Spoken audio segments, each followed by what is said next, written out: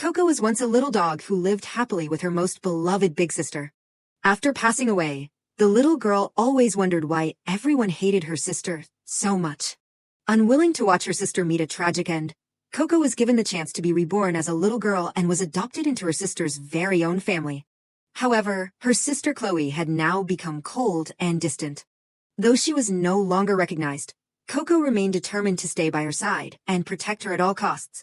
From there, the journey of the brave puppy began, step by step changing the fate of the sister branded as a villainess. Please join Lisa Review in following this captivating series. The story begins in a flower garden within a luxurious mansion. Coco slowly woke up and wondered, "What is happening? I smell sadness." This voice. Is it Big Sister? As soon as she opened her eyes, she saw Chloe weeping with a look of immense pain. "My little Coco, please say something, I beg of you. You must not die." Coco wondered, why is Big Sister crying? The little girl tried to move a leg and felt surprised. How strange, I can't move. Chloe held the puppy tightly in her arms, her voice filled with heartache. "Coco, I still have so many things I want to do for you. Why are you the only one leaving me behind?" Hearing these words, the little girl thought to herself, I am just a silly dog. I do not understand half of what Big Sister is saying, but even so, I can feel her sadness faster than anyone else in this world. Chloe's tears fell like rain, drenching her beautiful face. She burst into sobs. "I love you. I love my Coco so much." The little girl could feel her surroundings filled with the scent of love and the scent of sorrowful tears. Chloe pleaded, "Don't die, Coco, please." The dog wagged its tail slightly, as if to say, "Sister, do not cry." The little girl did not really know what death was, but if her sister cried like that, it must be something terribly sad. To Coco, as long as Big Sister was happy, everything was fine because 5 years ago, a carriage was racing down the road when the driver suddenly saw a small puppy and slammed on the brakes. Chloe, sitting inside, asked, "What is the matter?" He hurried to reply, "Forgive me, Lady Chloe, a stray dog suddenly blocked the carriage." She exclaimed, "A dog?" The driver said, "Let me handle it." Coco looked at Chloe's cold face and immediately felt that somehow, she was just like her. The little girl let out a bark, woof, to catch the girl's attention. Chloe flicked her beautiful purple eyes downward and gave an order, "Bring it into the carriage." He gasped in surprise, "Yes, but it is a stray. It could be dangerous. If you want a dog, we should get a purebred." Chloe repeated once more, "Bring it in for me." Immediately, the little girl wagged her tail in pure joy. That was the day Coco met her sister and became a happy dog. After bringing her home, Chloe immediately gave her a thorough bath and dried her soft fur, remarking, "Now you are clean. This white fur is not bad at all. From now on, your name is Coco, remember that." The puppy in her arms was deeply moved. Big Sister even gave her a name. And she fed her many delicious treats. After days of hunger, Coco saw the tasty food and dove in like a professional mukbanger. Chloe even had to remind her, "Eat slowly." Sometimes the little girl would jump onto her mistress's letters, leaving ink paw prints all over the pages. Chloe would shout, "Hey, Coco," but the dog misunderstood, thinking she was letting her help write love letters. Occasionally, she would scold her a bit. For example, if the puppy snuck some of her sister's food, she would be reprimanded. "I told you not to eat my food, Coco. You will get a tummy ache." But we watched the flowers bloom together 5 times. Big Sister stayed by my side for such a long time. I was a very, very, very happy dog. So, I love you is what I want to say most, but all I can do is let out a woof. Coco wondered, right now, this means I love you so much, so much. Does she understand? In the puppy's ears, Chloe's weeping still echoed, "No, Coco, Coco, please. If there is a next life, please be my daughter, okay?" She thought to herself, Big Sister is the person I love most in the world. Even without Coco, you must live happily. As for her, she would start a long journey to the dog planet, leaving her sister behind as a bright rainbow welcomed her to a far-off place. A year later, on the dog planet, many dogs were playing and competing for food on the lush green grass. Coco sat gloomily by the edge of a magical stream all by herself, seemingly waiting for something. The surface of the water rippled slightly, and a familiar sound echoed, "I told you Lady Chloe would be angry." The maids in the mansion were gossiping. One said, "Since that dog died, she has not stepped out of the annex. She is even more irritable than before." The one standing next to her agreed. Just yesterday, when I brought her food, she did not even bother to look at it. And yet she insists on living so luxuriously. I wonder what she is thinking. Exactly. Even though she is an Ardos, how can she be worlds apart from the angelic Lady Teresa? No wonder she uses dark energy. If she keeps this up, what if she loses control? At that point, someone stop them. Sure. Don't let those words come true.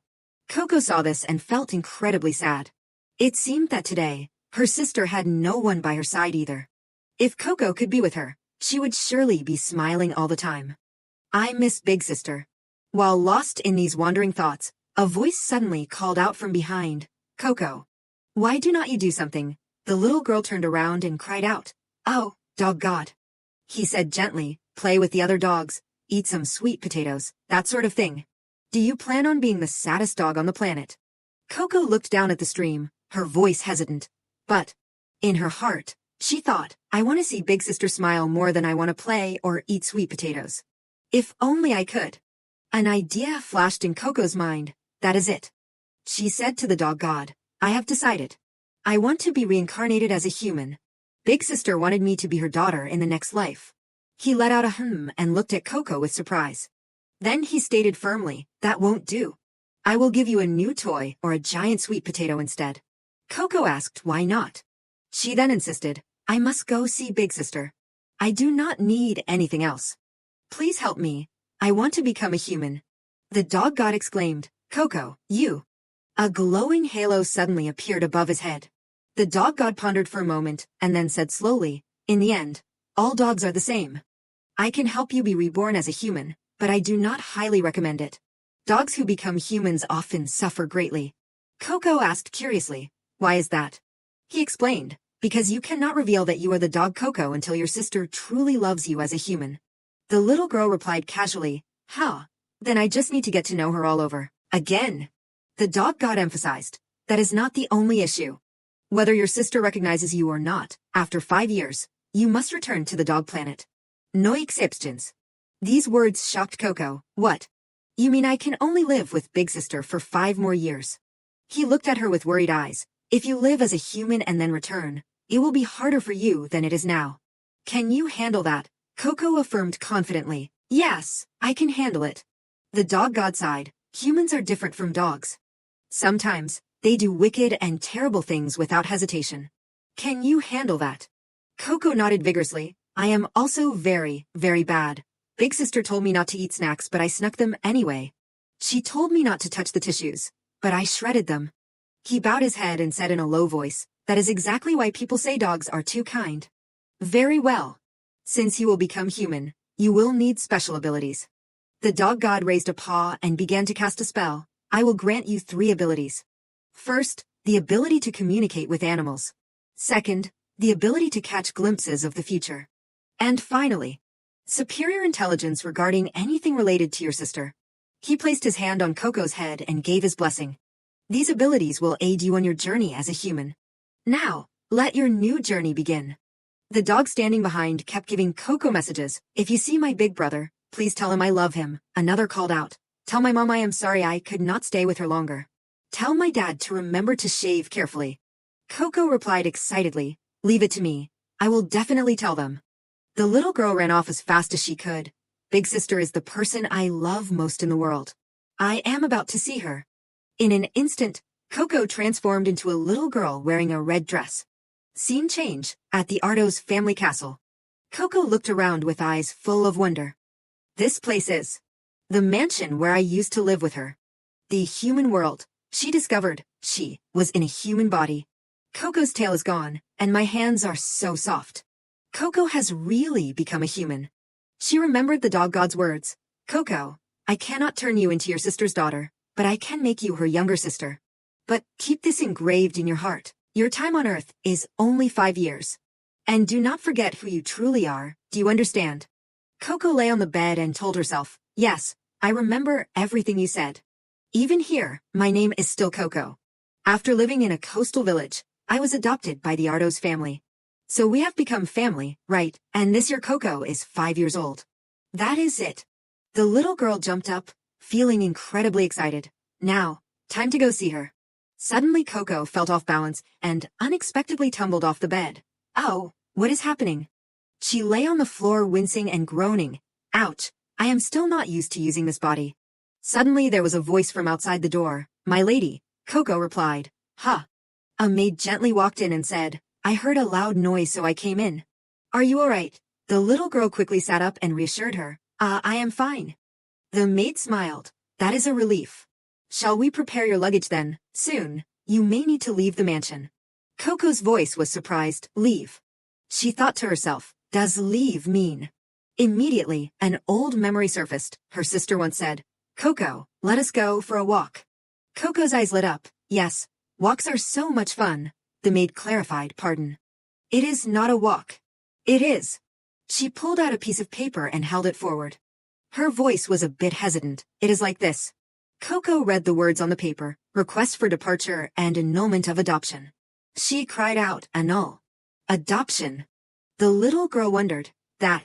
What kind of sheep is that? The maid looked her master in the eye and spoke plainly, it means you have to leave this villa, my lady. These words were like a thunderclap over Coco's head. Her mouth hung open, unable to hide her shock. What? I have only been happy about being her sister for 5 minutes, and I am already about to be kicked out of this house. Not long ago, a prophecy had descended upon the ducal house of Ardos. Nurture a child blessed by the gods. Through that child's special power, the family shall surely prosper. Simply place the sacred relic near them, and the divine mark will immediately appear on the blessed child. Though the ducal family quickly found and adopted the blessed child, 1 month ago, the divine mark vanished from the child's body. Coco held her head, wondering, where did that divine mark suddenly go? Why is Coco being kicked out? Faint memories began to appear in her mind. Patricia stood stroking his chin, looking intently at Coco, and said, I healed the precious horse, Thunder. His eyes gleamed with cunning. There is no proof she is the one who cured Thunder. If I say I was the one who did it, a promotion is a given. The little girl exclaimed, what? Coco was the one who helped Thunder. Patricia reached out, picked Coco up, and threatened her loudly. What? What nonsense are you talking? You are just imagining things. What power would a child have to cure Thunder? He set the little girl down and shooed her away. You look sleepy. You would better go back to the villa and sleep. Coco cried out indignantly, ugh. Immediately after, Patricia went inside despite the little girl calling after him. I have something to say. But Coco's eyes filled with tears, her face showing pure panic. The credit that Coco had worked so hard for was falling into someone else's hands. The young man smirked triumphantly. I want to see Lord Russ immediately. I wonder what he will reward me with. Thunder, hearing this, could not hide his rage. A subordinate held up a magnifying glass and leaned close to the horse's face to examine it carefully. Unbelievable, simply unbelievable. Thunder has recovered in such a short time. He said joyfully, Patricia, were you really the one who cured him? That is truly impressive. The man laughed loudly. Haha, it was nothing. It was a simple matter for me. Just then, the Lord ran up and shouted, I heard my Thunder has recovered. He looked around and asked, where is Thunder? This tall, wealthy, and handsome man was none other than Lord Russ. The subordinate said with a hint of surprise, I heard you were busy today. Russ replied, I could not focus on my training. He went to the stable and saw that Thunder had stood up and looked much better, so he asked, so, what illness did he have? Illness. Patricia scrambled for an excuse. I do not know exactly what it was, but Thunder seemed to have a bit of indigestion. So, I cut his carrots smaller than usual. Russ looked skeptical, just that. How suspicious. Seeing the Lord did not believe him yet, Patricia hurriedly added, not only that, look at this. Thunder listens to me very well. But as soon as he finished speaking, the horse let out a long, annoyed neigh. Neigh. Seeing this, Russ became even more suspicious. He listens to you. It does not look like it at all. The subordinate kept calling out, Thunder, calm down. Patricia gave a fake laugh. Ha ha ha, he was fine just a moment ago. I do not know why he is like this now. His fakery sent Thunder into a fury. Lord Russ spread his arms happily and said, oh, Thunder, regardless, it seems you have fully recovered. Do you know how worried I was about you? Come here, let me hug you. Come on. He reached out to touch the horse's mane, but it suddenly darted past its master without stopping. Russ exclaimed, Thunder, where are you going? He clutched his head. unable to believe it. How strange. This horse has never ignored me like this before. Patricia knew he had slipped up, so he could only stand still as sweat poured down his face. Suddenly the Lord paused for a moment. What is that over there? Coco cried out happily. Ah. Thunder, did you come to see me? The horse dashed out of the stable and headed straight for Coco. He rubbed his head against the little girl's cheek in gratitude. Coco hugged the horse's head and exclaimed, "You seem to have fully recovered." Watching this, Russ wondered, who is that kid? Why is Thunder so close to her? Patricia, afraid of being exposed, shouted, "I do not know. Whoever it is, pull her away immediately." Coco took this opportunity to run forward and tell the truth. "No, I have something to say. I am Coco. Actually, I am the one who cured Thunder." Russ stroked his chin and murmured, "Coco. Why does that name sound so familiar?" Patricia screamed, "This brat dares to lie." The little girl affirmed confidently, "Coco is not lying." Then she opened her hand in front of the Lord and insisted, "I even have proof right here." Russ looked at the small thorn in Coco's hand and muttered, "This is." A while ago, after being chased away by Patricia, Coco was incredibly angry. How cruel. What should I do? At this rate, he will steal the credit. She paced back and forth, holding her head in distress. To see Big Sister, I can't let this achievement slip away. What should I do? What should Coco do now? Suddenly an idea flashed in her mind. Earlier, Coco had gone into the stable and used her ability to communicate with animals to talk to Thunder. "By the way, why is this thorn stuck in you?" he replied sadly. "Because I went to study abroad with Russ for 10 years and only returned a week ago. Before leaving, I hurriedly ate a flower on the prairie, and a thorn got stuck in my tongue. That flower only grows in that region, so the people here did not know." Coco remembered the key point. That is it. The little girl showed the thorn to the Lord and insisted, Thunder was in pain because of this thorn. This is the clearest proof, because this is a thorn from a flower that does not grow in this region. Russ agreed, that is true. No wildflower in this region has blue thorns. Thunder started getting sick right when he returned to the mansion. The timing matches perfectly. He looked closely at the thorn, so it was not indigestion, but because of this thorn, the subordinate re-examined the horse's mouth and confirmed, indeed, what the young lady said is true. There is a small wound from a thorn prick. Anyone can see that it was the young lady who cured Thunder. Russ said in a cold voice, "Exactly. Even a horse that is not particularly close to me acting like that." Patricia was frozen with fear as he tried to explain, "Lord Russ, there is a misunderstanding." He shouted loudly, "No need to say anything else. You lied to me." Seeing the undeniable proof, Patricia knelt on the ground. "I am sorry. I was so ambitious for your recognition that." I am sorry. Coco saw this and thought to herself, Lord Russ is a bit scary when he is angry. Because of me, he is getting scolded a lot. Even though he is apologizing, my heart stings, but there is no other way. Coco, even if I have to be a bad dog, I will see Big Sister. Patricia begged with his hands together, "I will never do it again." Seeing him blathering on, Russ snapped, "You are too loud." He turned to the little girl and asked, "Hey, your name is Coco, right?" "Who are you?" "A servant. A veterinarian," the subordinate hurriedly replied. "Lord Russ, it is embarrassing to say. The young lady is the youngest daughter of this family." Hearing this, he exclaimed in shock, "What? The youngest daughter? Did father have a child while I was away studying?" Seeing his master's misunderstanding, the subordinate explained, "No, that is not it. She was adopted according to the prophecy." Russ finally remembered, I think I heard something about that. It was not very important, so I forgot." Seeing him cheerful again, the subordinate breathed a sigh of relief. He sat down next to her and asked gently, "So this messy child is my youngest sister?" Coco shook her head, "Not yet." Russ sounded surprised. Why?"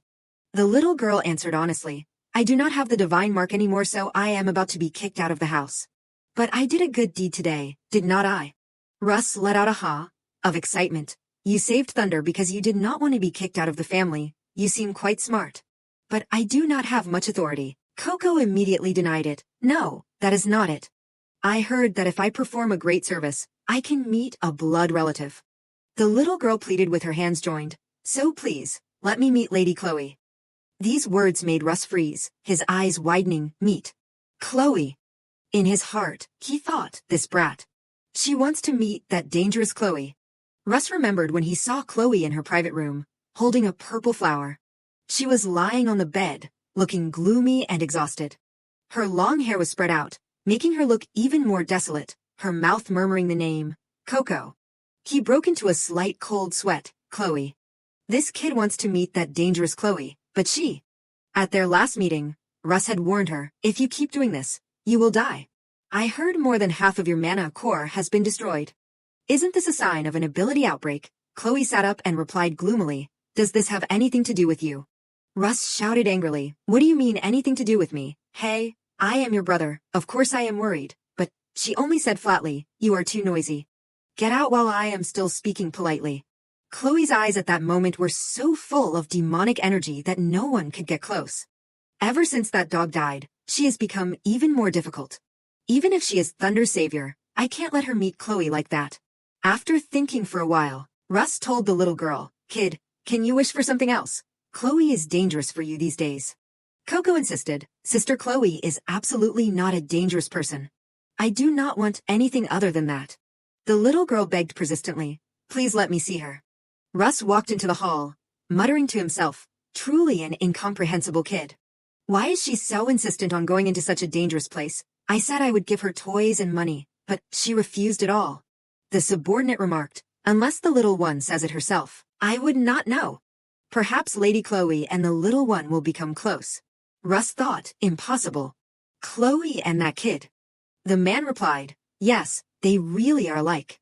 I mean, the way her eyes look so warm when she sees animals. At that, Russ suddenly remembered Coco's friendly appearance when she hugged Thunder. The little girl truly loved animals. Coco held the visitation permit for Chloe Ardoz's Sea Kingdom Villa in her hand and cheered joyfully, finally. I have gained entry to where Big Sister is. The first step of the plan to become sisters is a success. The little girl slung a flower basket over her shoulder and set off excitedly. Coco looked at the maid and urged her, let us go quickly. I have picked a lot of wildflowers to give as a gift. The girl asked worriedly, little lady, why must you go to Lady Chloe's private villa? Lady Chloe is a very scary person.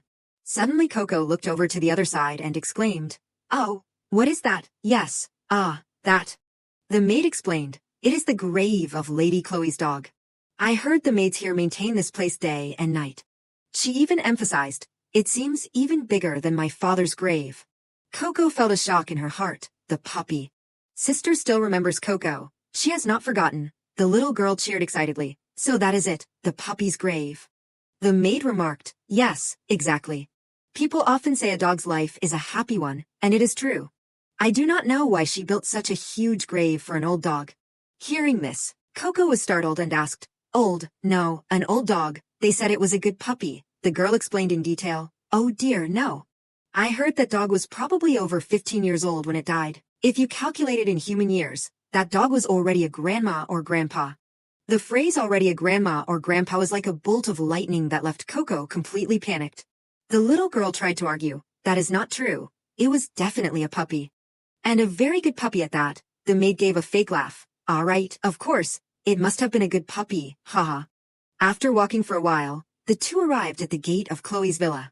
The girl suddenly said, in any case, little lady, I am truly sorry but I cannot go inside from this point on. Coco turned her head back and asked curiously, why? The maid replied, Lady Chloe's villa is currently under a semi-lockdown. Therefore, very few people are allowed to enter or leave. The little girl understood. Oh, I see. The maid added a final instruction. I hope you return safely, little lady. Coco replied confidently, yes, I am going now. The little girl gripped the gate handle, pulled it open, and shouted, well then. Big sister, Coco is charging into your room right now. However, as soon as she opened the gate, a maid standing right in front of Coco said in a cold voice, may I ask who is visiting the villa? The little girl quickly held out the paper and introduced herself. Here is the permit. I am Coco. Who are you? The girl replied, I am Lady Chloe's maid. The maid looked over the paper and exclaimed, so it is the little lady from the annex. I am sorry, but Lady Chloe is currently receiving an important guest. I will pass along your message, but you might not be able to see her. Coco did not want to miss this chance, so she immediately said, it is okay, I can wait. The girl reminded her, you might have to wait a very long time. Then the maid turned to lead the guest inside. Please follow this way. Coco gave a quick yes, and obeyed immediately. She thought to herself, I am a professional at waiting. Every time she went out, I always waited by the door. That is why every time she came home, she would hug and kiss me. Coco sat on the sofa, clutching her flower basket to her chest, telling herself, so this time, if I wait, big sister will come to see me. The little girl looked at the teacup on the table. If waiting means I get to see her, I will be patient. However, a long time passed. The tea was finished, yet there was still no sign of her sister. The maids whispered among themselves, that kid, why has not she left yet? Why did she come here to pester us anyway? Coco felt very gloomy. She really is not coming. Before, if I waited, she would always come. Is it because I have become the human Coco? The little girl gripped the hem of her dress and told herself, I can't keep going like this. Coco stood up, put the flower basket on her shoulder, and decided, this time, I will go see her first. Thinking of Chloe's happy attitude when she called out, Coco, my darling, the little girl was determined. I will become close to her again. Think, Coco, there must be a way. Meanwhile, in Chloe's drawing room, two maids' eyes sparkled as they cheered excitedly. Ah, Lady Teresa is like an angel. The one with blonde hair said, are you here to help Lady Chloe again? The one with purple hair remarked, every time I see the two of them together, I wonder why they are so different. Abilities reflect one's personality, after all. It is no coincidence that Chloe uses darkness. Seeing the maids praising her younger sister like that, Chloe picked up her teacup, took a sip, and asked, do you find that noise pleasant? Teresa Ardos put on an innocent face and countered, I do not understand what you mean, sister. Chloe did not bother beating around the bush. I know you are intentionally spreading rumors about me for me to hear. Stop bothering me in vain. Teresa smiled widely. Oh, you are still living a difficult life, are not you? It makes sense for a dark mage before an outbreak, but... She acted kind, trying to persuade her older sister, don't misunderstand, I want to help you. As you know, my purification power and your dark magic are completely different. Surely you do not think we are the same kind of ability users. Everyone on the continent was divided into two types, ability users, who used powers thanks to the gods' blessings, and the majority who were ordinary people. Since ability users made up only 1% of the Empire's population, each one was a precious asset to the Empire. Among them, the most valuable group were those with healing abilities, based on light energy. Teresa confidently stated, of course, it is not as good as healing, but my purification ability can also treat the sick. Thanks to that, I have become a candidate for Saintess this term. Anyway, the mansion seems to have grown gloomy because of your darkness. I intend to help a bit with purification. What do you think? Chloe put her teacup down on the table with a clack and said bluntly, don't bother. In any case, your purification ability won't work on my outbreak. If not, are you planning to treat me just to get father's recognition? If you want to be recognized as the heir, mind your own business instead of bothering me. Hearing this, Teresa felt incredibly angry deep down. Is she looking down on me because I am not father's biological daughter? Even without a blood relation, I am still recognized as a candidate. She glanced at the two maids standing in the corner and told herself, but endure it. I can't get angry here. Teresa forced a gentle smile and changed the subject. I really do not understand what you are talking about, sister. At least I won't be like you, acting like this just because of a dead dog. I won't do something as foolish as locking myself away for an entire year. Chloe clenched her fists and snapped, that is enough. I can't tolerate any more. Get out. Seeing the dark aura rising thickly, Teresa pretended to be frightened. Sister, are you planning to use your power right here, right now? Chloe replied sharply, so what? She gave a meaningful smile and questioned, even if I lose control, you can just treat me, right? What, can't you do it? Teresa gritted her teeth, her eyes glaring fiercely. This. In her heart, she cursed, how dare she use her power to pressure me? How much more do I have to put up with someone like you? The two maids nearby were terrified by the scene. Lady Teresa, what should we do? After a moment of calculation, Teresa felt, no, on the contrary, this is good. Teresa immediately stood up and said softly, I understand. Does my worrying about you make you uncomfortable? You are not feeling well today, so I will take my leave. The maid replied, yes, yes. In reality, Teresa was planning a dirtier scheme. Chloe, someone like you just needs to become a stain on the ducal family. She and the maid quickly walked out. The door was shut soon after. She even heard the maid telling her, even if you worry for Lady Chloe, you must be careful. At that moment, Chloe suddenly covered her mouth and let out a long string of coughs. Blood stained the girl's hands. She lightly wiped the blood from the corner of her lips, feeling weary inside. I never expected this body to struggle even with this level of magic. If the me from a year ago knew this, she would be stunned. For the past year, everyone had been asking her. You always wanted to be the heir of the Ardo's ducal family. You always wanted father's recognition. Why on earth are you planning to give it all up? A year ago, on a night of heavy rain and wind, men were digging a hole in the ground. Chloe screamed, "Stop, that child was my beloved family. How dare you treat her like that?" A man criticized her loudly, Chloe Ardo's, making such a fuss over, just a dog. This made her furious. Did you say just? No, Coco did not mean just that to me. Chloe remembered Coco's adorable face when she let out those cute barks. The puppy was the first one to love her unconditionally, the only friend who expanded her world. She was the family I wanted to protect most. She was my salvation. Every time she thought of Coco, Chloe longed for the puppy to return. Occasionally, she had the feeling that Coco was still somewhere nearby. But then she realized it was only an illusion. Chloe pursed her lips bitterly. Perhaps what others say is true. I must have gone completely mad. She opened the door and stepped into the familiar room. So many old memories rushed back to Chloe, the toys Coco liked, the marks Coco made on the floor, the bits of food Coco hid, and the memory of Coco waiting for her at the door. She still seemed to be desperately searching for traces of that child. Chloe threw herself onto the bed, burying her face in the pillow. It would be better to just die like this. If that happens, Coco, I will come see you. Even right now. Suddenly, she sensed a familiar scent. What is it this time? Chloe sat up abruptly and looked at the floor. A purple flower stem had been lying there for some time. She observed the flower very carefully. Then she approached and picked it up. Without a doubt, this is. Chloe remembered every morning, the flower that Coco used to leave for her. But then she suddenly gritted her teeth, her face full of anger. Chloe assumed it was another one of Teresa's pranks. I surely ordered that no one be allowed near the bedroom. Who dares to ignore my words and leave this flower? At the same time, Coco was running toward the drawing room clutching her flower basket. The little girl cheered, "So cool, mission accomplished." Sneaking into Big Sister's room was as easy as eating a cold sweet potato. Since I left the flower, she will realize it was Coco who came, right? After finishing her task, the little girl returned to the drawing room and sat on the sofa to wait. A maid suddenly approached and called, "Little lady." Coco looked up and replied, "Yes." The maid asked curiously, "Little lady, you did not go looking for other rooms, did you?" "I heard the flower you brought was found near Lady Chloe's room."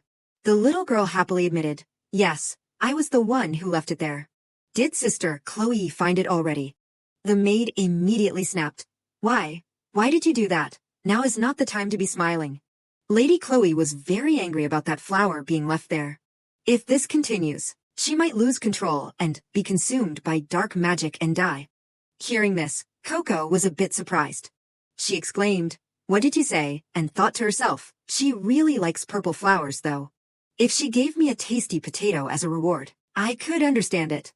The maid said sternly, "She has ordered for you to be brought to her room as soon as the culprit was found."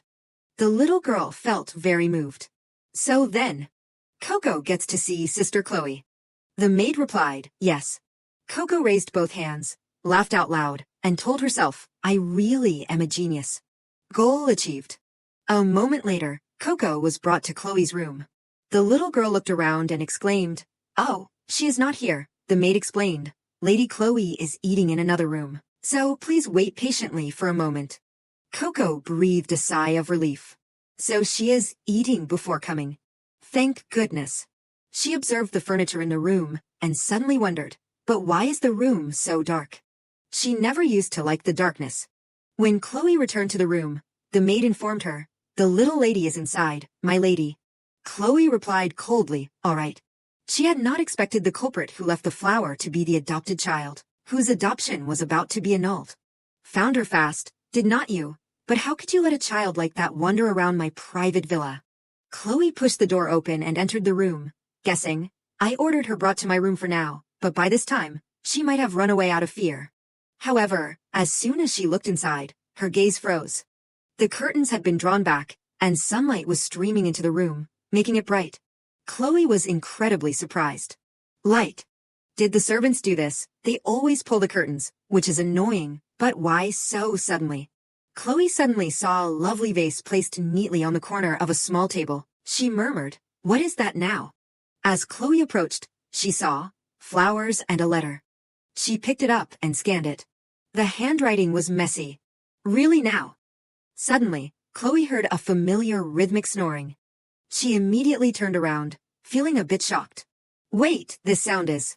Coco was lying on the sofa, sleeping soundly. Her posture face down with her head on her arm was exactly like the puppy's. Even the snoring sound was the same. Chloe thought to herself, is that the adopted child the servants mentioned, so that is how it is. There is no reason for Coco to be here. What kind of silly game has she come up with? She went to the side, lightly shook the girl, and called, "Wake up." Coco opened her cute purple eyes and murmured, "Ugh. MMM." The little one lightly rubbed her eyes with her hand, raised her head, and softly called out, "Big sister." This movement left Chloe feeling incredibly shaken. What? It feels like my heart suddenly dropped. Coco sat up and cheered joyfully. Wow, it is you. This reaction left Chloe momentarily confused. She let out a "huh," and stood there stunned. Seeing this, Coco sighed inwardly. As expected, even if I am right here like before, she does not recognize me. Anyway, I finally met her. Chloe felt bewildered. How strange. She looked closely at the girl's innocent and friendly face, wondering, why does she know me even though we have never met?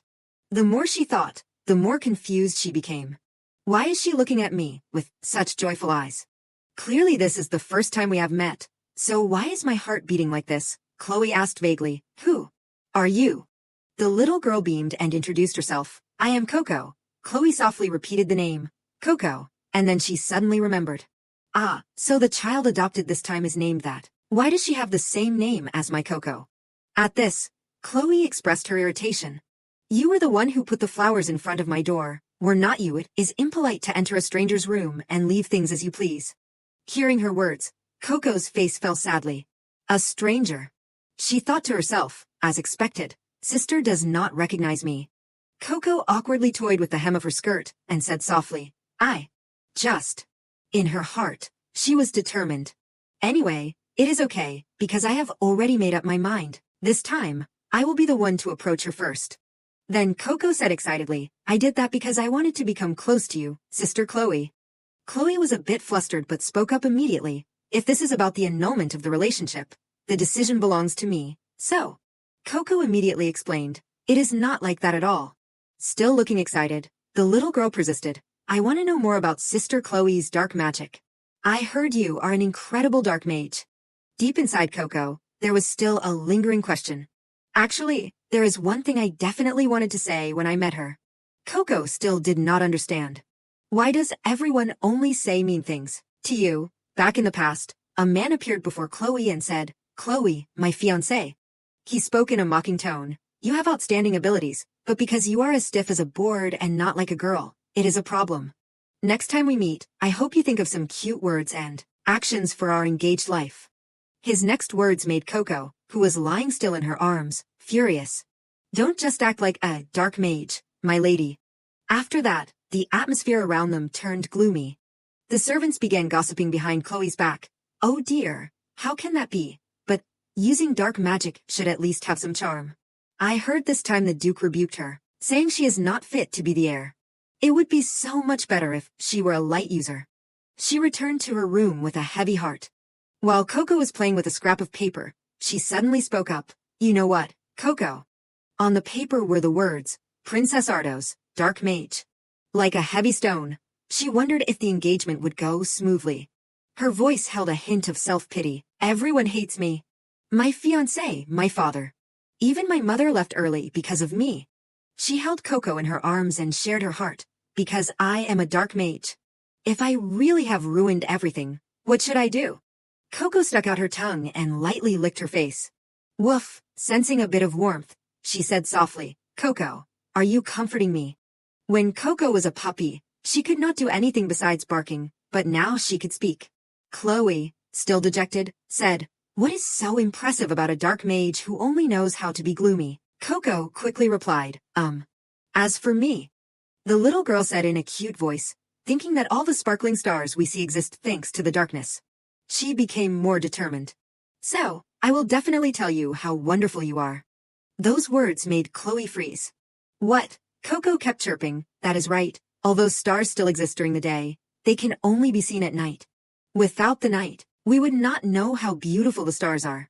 That is why I think all the beloved stars owe their beauty to the darkness. Coco continued to chatter, that is why I like Sister Chloe's dark magic even more than light. However, Chloe did not think so. Darkness is just darkness. It can't be better than light. Chloe gathered her strength, and a flow of magic appeared in her hand. Saying darkness is better than light. How foolish.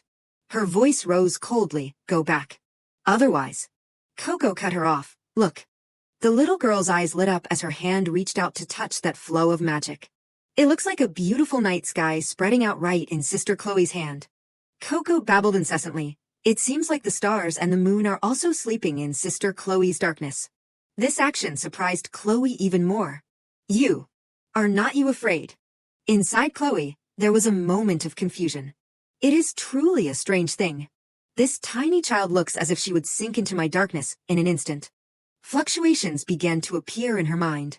She seemed to be drawing near and was surrounded by starlight. Coco gripped her hand and said, I am not afraid at all. Can I stay by Sister Chloe's side for a little bit? I promise not to be a bother, okay? The little girl excitedly spread her arms and dove into her embrace. I am very healthy now. Chloe looked silently at the girl, who was so beautiful and sparkling, she could not turn her face away. Coco spoke excitedly in one breath, while Chloe listened to her in silence. I do not have big muscles, but I can move well now. I can walk a lot more than before. Even if there is a sweet potato in front of me, I can hold back. Oh, and my kneecaps do not dislocate anymore either. Coco did not stop talking. Sister, listen. Coco can confidently make you smile again, so please. Yes, that is right, just sometimes. The little girl's gaze became more sincere. Just occasionally, can I come over to play? Can we become friends again? That night, Coco sat curled up sadly. Indeed, it is not easy to become friends with Sister again. Returning to the moment she talked to Chloe, you said you wanted to come play. If it is only sometimes, then go ahead. However, there is one condition. Hearing this, Coco asked, Huh, what is it? Chloe said in a cold voice, Don't call me sister anymore. Whether you are adopted into the family or not is irrelevant. The next words made Coco's face fall. You are not my sister. The only one I recognize as family is one. So even if you come to the annex, absolutely do not cause trouble. Even if you come, you must know when to leave quickly. Understand? Now, Coco was still sitting alone thinking. I promised to obey and go back, but I am just mostly worried about her being lonely. The little girl climbed onto the bed, her heart still thinking about Chloe. She gives off such a strong scent of loneliness. The little girl lay down on the bed. There was no comfortable pillow provided by her sister, no warmth from her sister, nothing at all. But then Coco instinctively gripped the blanket in her hand. It is okay. Memories of the past flooded back. When I was a stray dog, I had to sleep alone on the cold ground many times. Coco tried to encourage herself. So actually, the fact that I am shivering right now is just a bit of cold wind blowing into my heart. Since I have not been banned from her house, I can still see her from now on. She thought for a long time and then fell asleep. Coco, you really have to try your best. I will make her have nothing but happy smiles. The next day, today also goes boom, and Coco goes bam bam. Time to see sister, Bobby bam. Coco skipped along and babbled incessantly, dress up nicely and go see my sister. Suddenly, a mouse kicked open a small door, making the little girl jump. Hick, you scared me. Immediately after, a swarm of mice rushed out. What? What is this, all these mice? At that moment, a mouse wearing a crown appeared and spoke. So, you are the puppy Coco. Looking at the mouse before her, the little girl was shocked. Oh, how do you know, Coco? Can I talk to mice too? It replied. Didn't you receive the blessing of the dog god? Of course you can understand me. It held its head high and introduced itself confidently. I am the Mouse Emperor, the king of all mice. My swarm was originally at the Haguk mansion, but we were called here by the dog god. Hearing this, Coco exclaimed, Lord Dog God, why did not he come himself instead of asking a mouse? In her mind, she saw the dog god's kind face saying, Coco, long time no see. The Mouse King replied sternly, the dog god is busy, that is why. I myself have received the dog god's mission. The divine word is that it is time for you to know about the future. Coco suddenly remembered. That is right. Thinking back, the dog god did say that. The prophetic ability to see the future. He said he would give me the ability to see the future ahead. She cheered joyfully, yes, yes, yes. Coco does not know the future yet. Hurry, show me the future. The Mouse King looked up at her and remarked, haha, a good reaction indeed. He added a reminder, but before that, there is a point to note. Coco asked in surprise, a point to note. The Mouse King explained, seeing the future only happens once, and it is only about your sister. So you must look very carefully and clearly. The little girl, full of passion, replied confidently, yes, I am completely confident when it comes to things about sister. I will remember everything. This made the Mouse King very satisfied. Good. It seems preparations are complete. He raised his tiny paw into the air and signaled, then, close your eyes. I shall grant you the god's blessing. Coco closed her eyes and focused as thousands, tens of thousands of rays of light flooded in. They whispered about her sister's future. Scenes appeared one after another before the little girl. Teresa making up stories to slander Chloe to Grand Duke Ardos, making him furious. Did the youngest child of Grand Duke Rivera really go mad because of Chloe? She asserted firmly, yes, I saw with my own eyes sister Chloe using her darkness. Coco felt truly worried. The days her sister would spend in countless futures were very, very, very terrible. Being treated poorly and being falsely accused. The little girl saw herself standing in front of Chloe, trying to clarify, it is not true, sister. Sister Chloe did not do that. However, the Duke still loudly commanded, Chloe, you are banished from the ducal family. Coco was completely helpless. Even the event of being expelled from the family had actually occurred. And in the end, her sister sank into agony. The little girl's eyes were filled with fear as she watched. Chloe bowed her head and whispered, I am sorry, Coco. The Mouse King saw Coco's terrified expression and cried out, why did it suddenly become like this? What on earth did you see? The little girl replied in a panic, what should I do? Coco's tears welled up, and her voice became choked with emotion. My sister. I heard that she is going to die. These words were like a thunderbolt to the Mouse King. He said, what?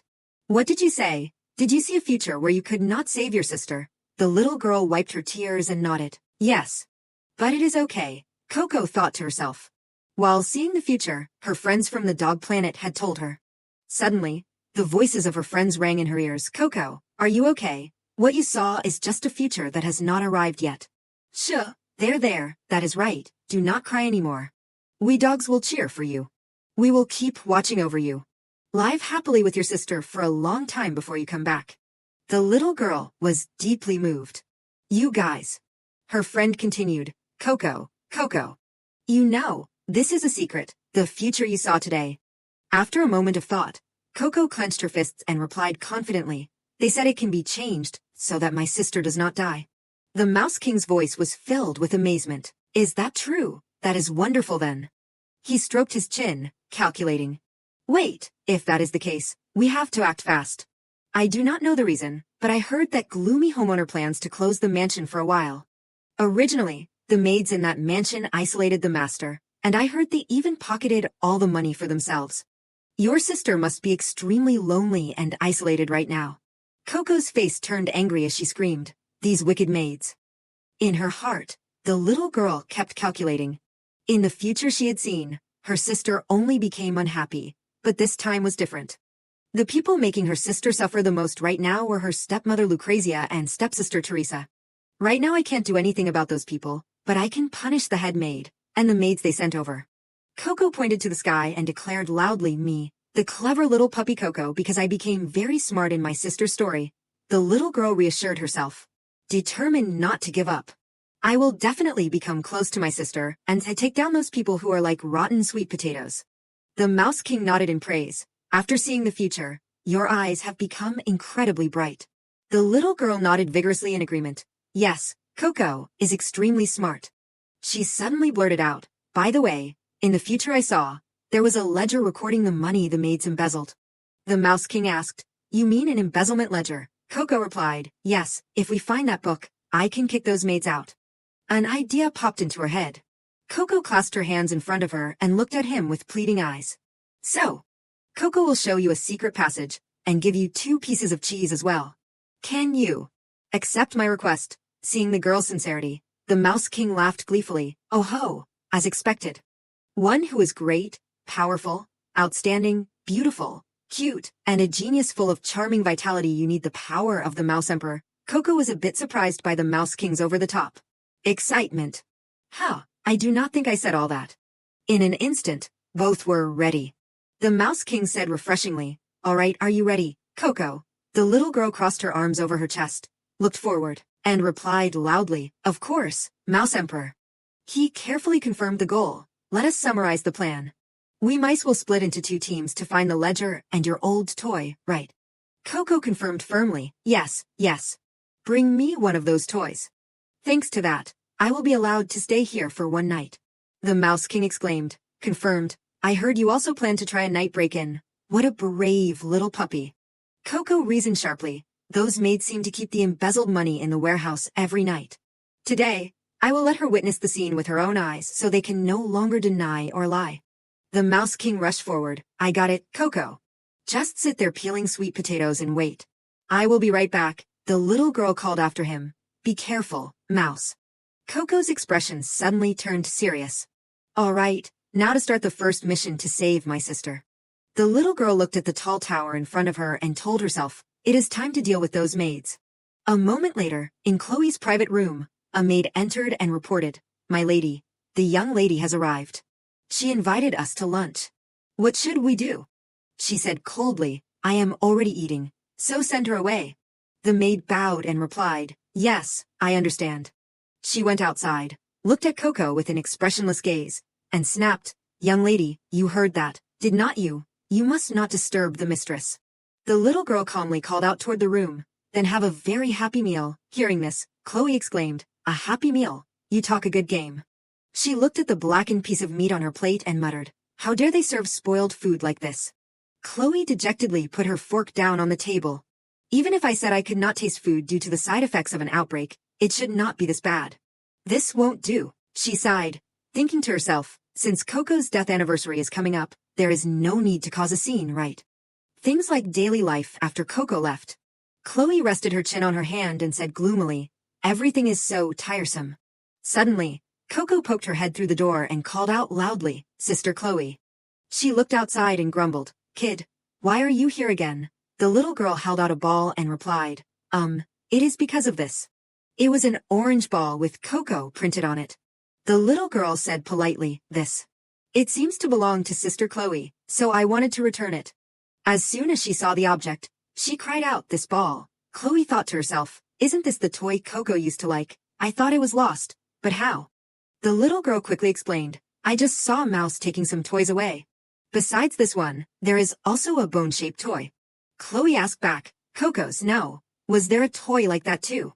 Coco nodded repeatedly and spoke rapidly, Yes, but the mouse took it and hid. However, I am actually very good at catching mice. Chloe held her head and asked frankly, Kid, what are you trying to say? The little girl raised her hands high and answered happily, Can I stay here for just 1 night? Mice usually appear at night. I will go find the other toys and bring them back. Hearing Coco's words, Chloe could not believe it. However, if there is another toy that Coco liked, I might find traces of Coco that I did not know about. She held out her hand and said reluctantly, I understand. But only for today. You must catch the mouse and bring it back. Give me the ball. The little girl smiled broadly and handed the ball over. Yes, I will definitely catch it and bring it back. Coco will take her leave for a moment. Immediately after, the little girl entered the house and began her search. However, as soon as she stepped inside, Coco had to cover her nose, complaining to herself, Ugh, it smells so bad. There is no sunlight here either. Chloe stood silently, watching Coco with a probing gaze. That night, once the torches were lit, Coco poked her head out of a vent in the basement. The Mouse King had said, The ledger is in front of the food storage in the basement. The little girl thought, the place the mouse mentioned. I have finally successfully broken in. Just a little further. Suddenly, Coco heard footsteps approaching. She guessed it is the maids.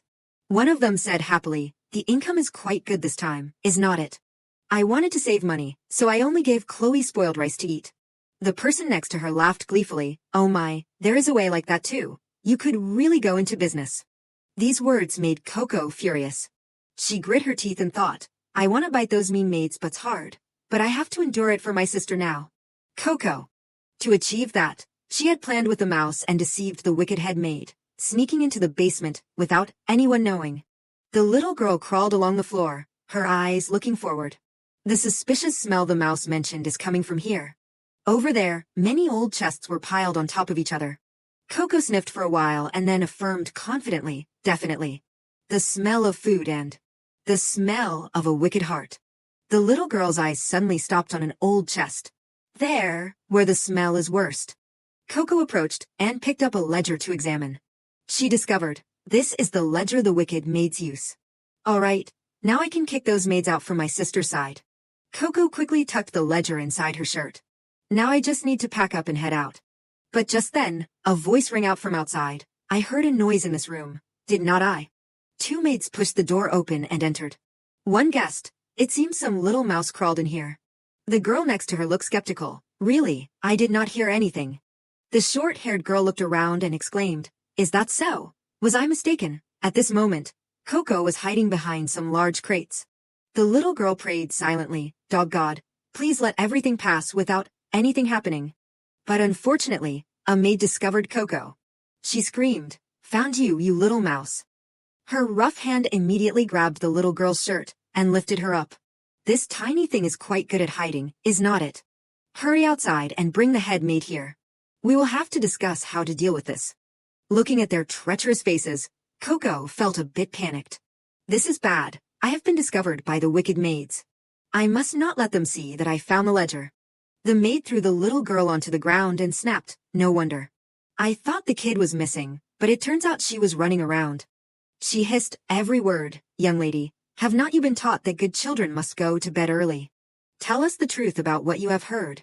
Otherwise, I will report to the Duchess and have you kicked out immediately. The maids standing behind also whispered among themselves upon seeing Coco. The little girl scrambled up and tried to calm herself. Don't be afraid.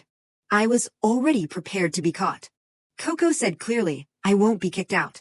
I have also done something good. I was just. The little girl held an object in front of the maid and explained, I came to find this toy bone. Coco felt proud inside, because I already prepared a backup plan for a moment like this.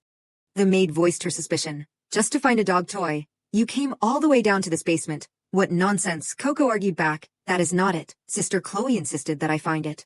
She continued to question, then why, my lady? But as she spoke, she went silent. The maid realized someone was coming.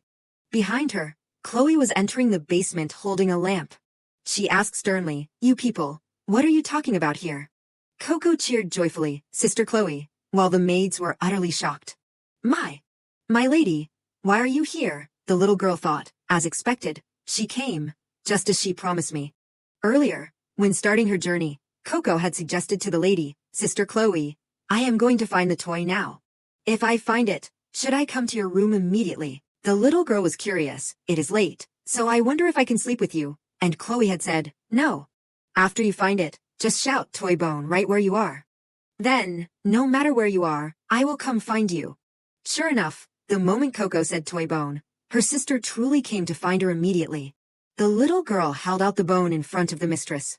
Sister Chloe, I found the toy bone, the maid exclaimed, my lady this. But she immediately raised her hand to signal silence and said slowly, enough. Well done. Give me the toy. Coco replied obediently, yes, here it is. Chloe looked at the bone with a bit of surprise. Just now. Was there something sparkling? At that moment, the little girl suddenly added, besides, I also discovered something else. She was immediately intrigued and asked, discovered what?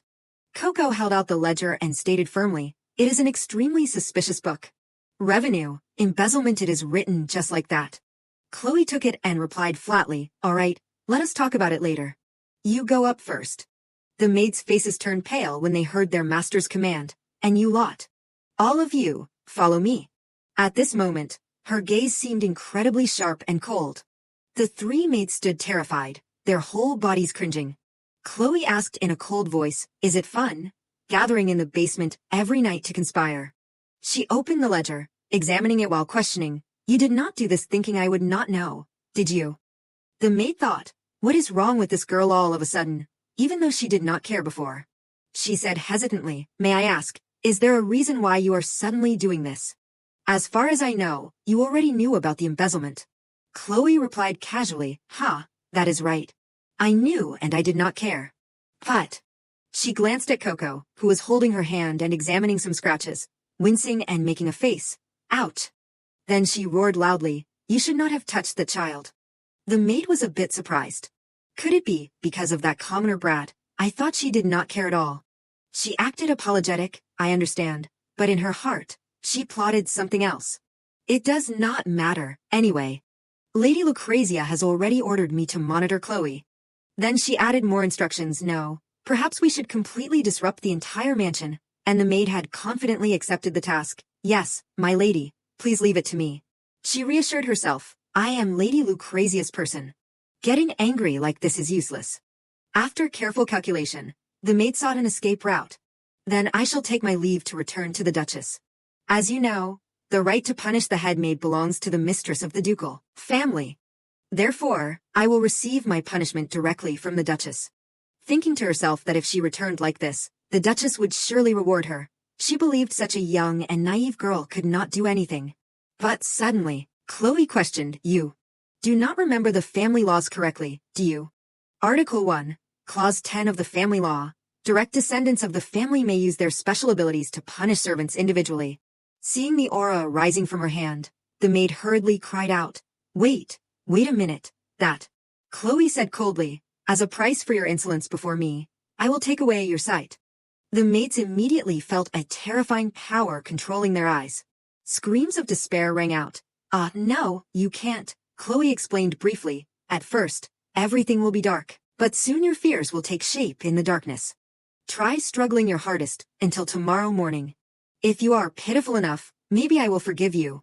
The maid held her face and screamed, I can't see anything. Save me, I was wrong." Chloe slowly walked out the door despite their desperate pleas. "Lady Chloe, please forgive me just this once. Do not go."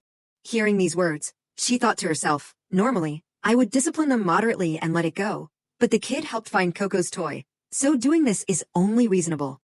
Chloe gripped the toy bone in her hand. I should recruit some new maid, someone with a clean background. Suddenly, she felt her head spinning and her whole body trembling.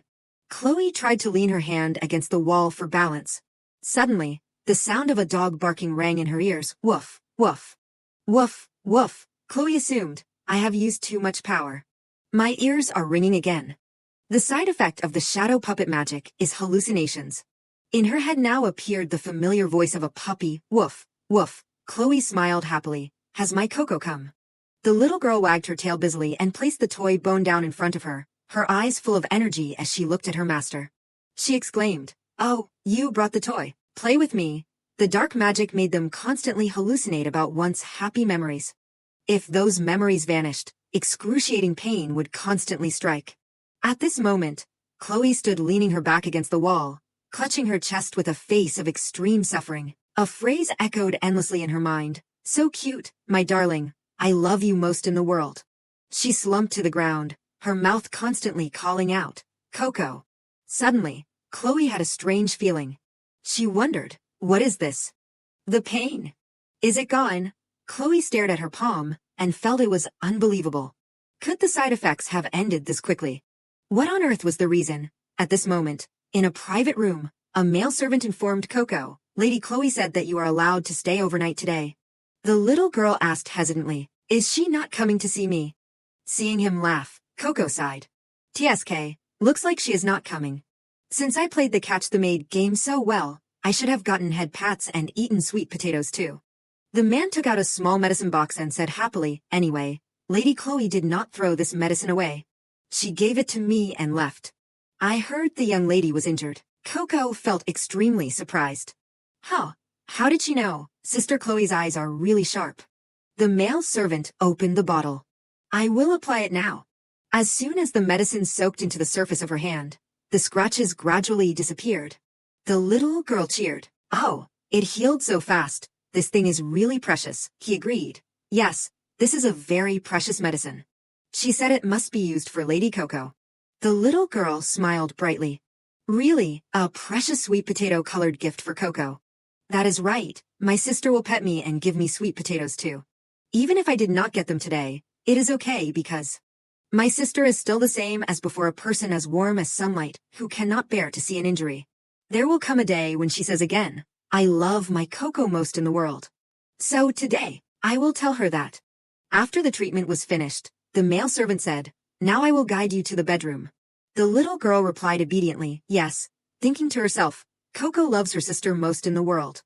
The next morning, Russ thought to himself, that kid Coco, why is she so hard to meet? When he went to look for her earlier, a maid said, about that, the young lady has not returned yet. Hearing this, Russ was shocked. What? He rubbed his chin and thought, to think she did not return all night from the Higuk mansion. Suddenly, Russ cried out, could Chloe have forced that kid to do something? In his head, 49 different scenarios of Chloe mistreating the girl appeared, being put in a cooking pot, being tied to a chair. Russ immediately ran like the wind, worrying to himself, this won't do. I am too worried. I must go to the Higuk mansion to see. As soon as he entered the door, Russ called out loudly, Chloe, this kid, but then his gaze suddenly froze. How? Coco was lying on the stairs at the entrance, sleeping soundly. Russ looked in horror at Coco sleeping soundly on the cold stone floor. Why is this kid sleeping here? As expected, Chloe kicked her out, right? He said to himself suspiciously. She is the one who cured Thunder, yet she is treated like this. This is unacceptable. Russ did not hesitate to pick the little girl up. Just as Thunder is looking for her too. I have to take this chance to have a straight word and take her away myself. He thought of Thunder's pitiful appearance.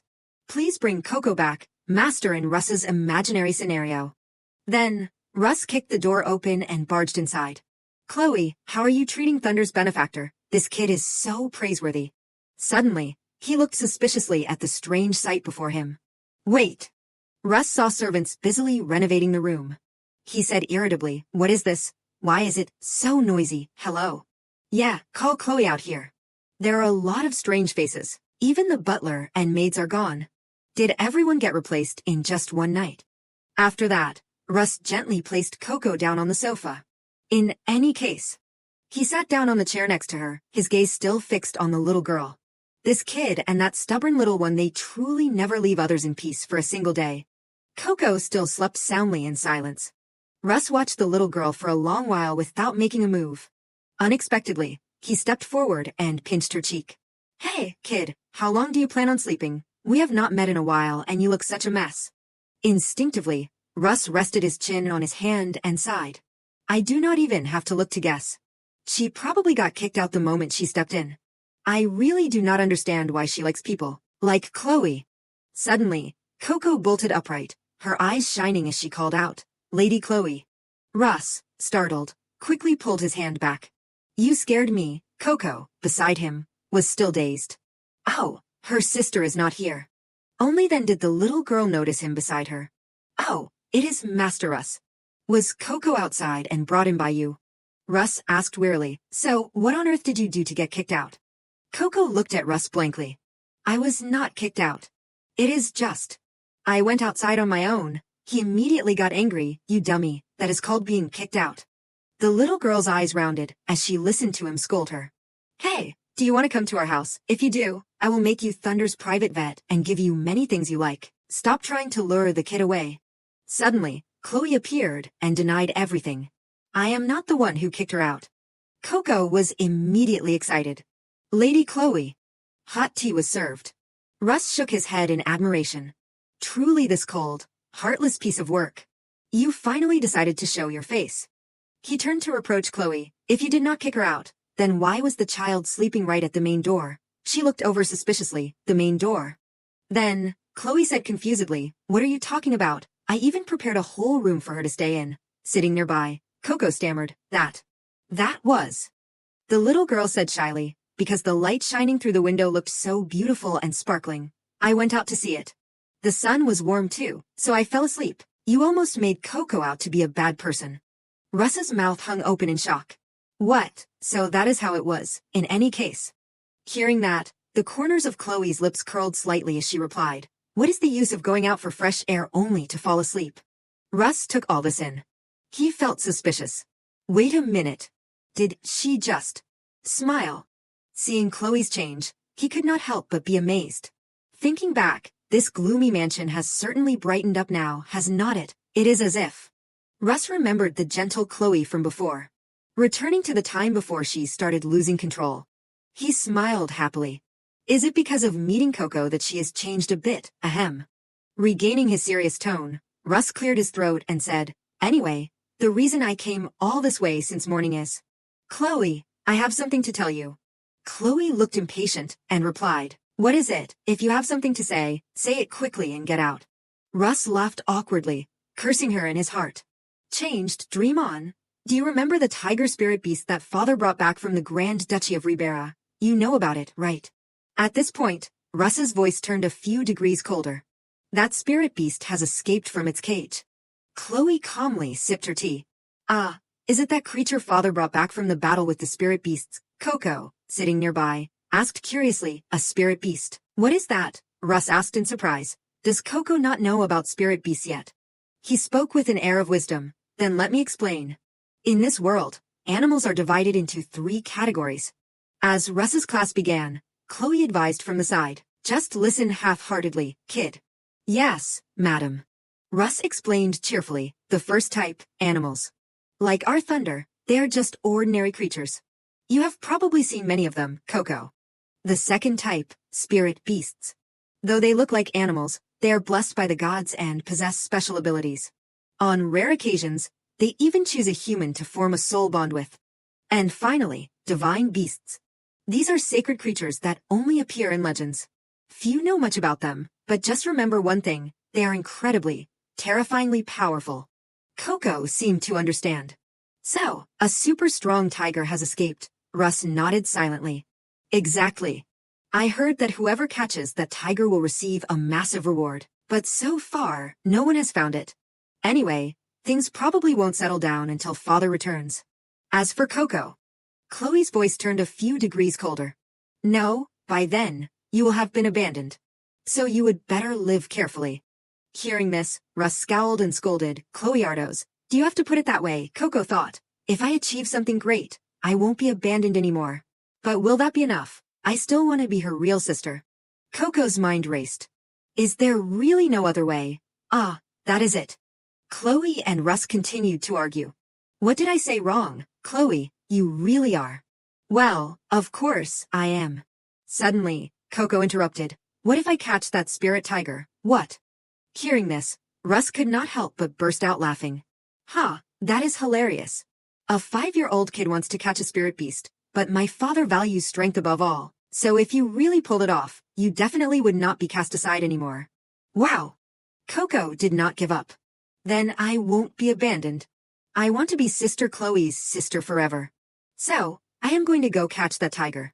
However, Chloe, sitting nearby, was losing her patience.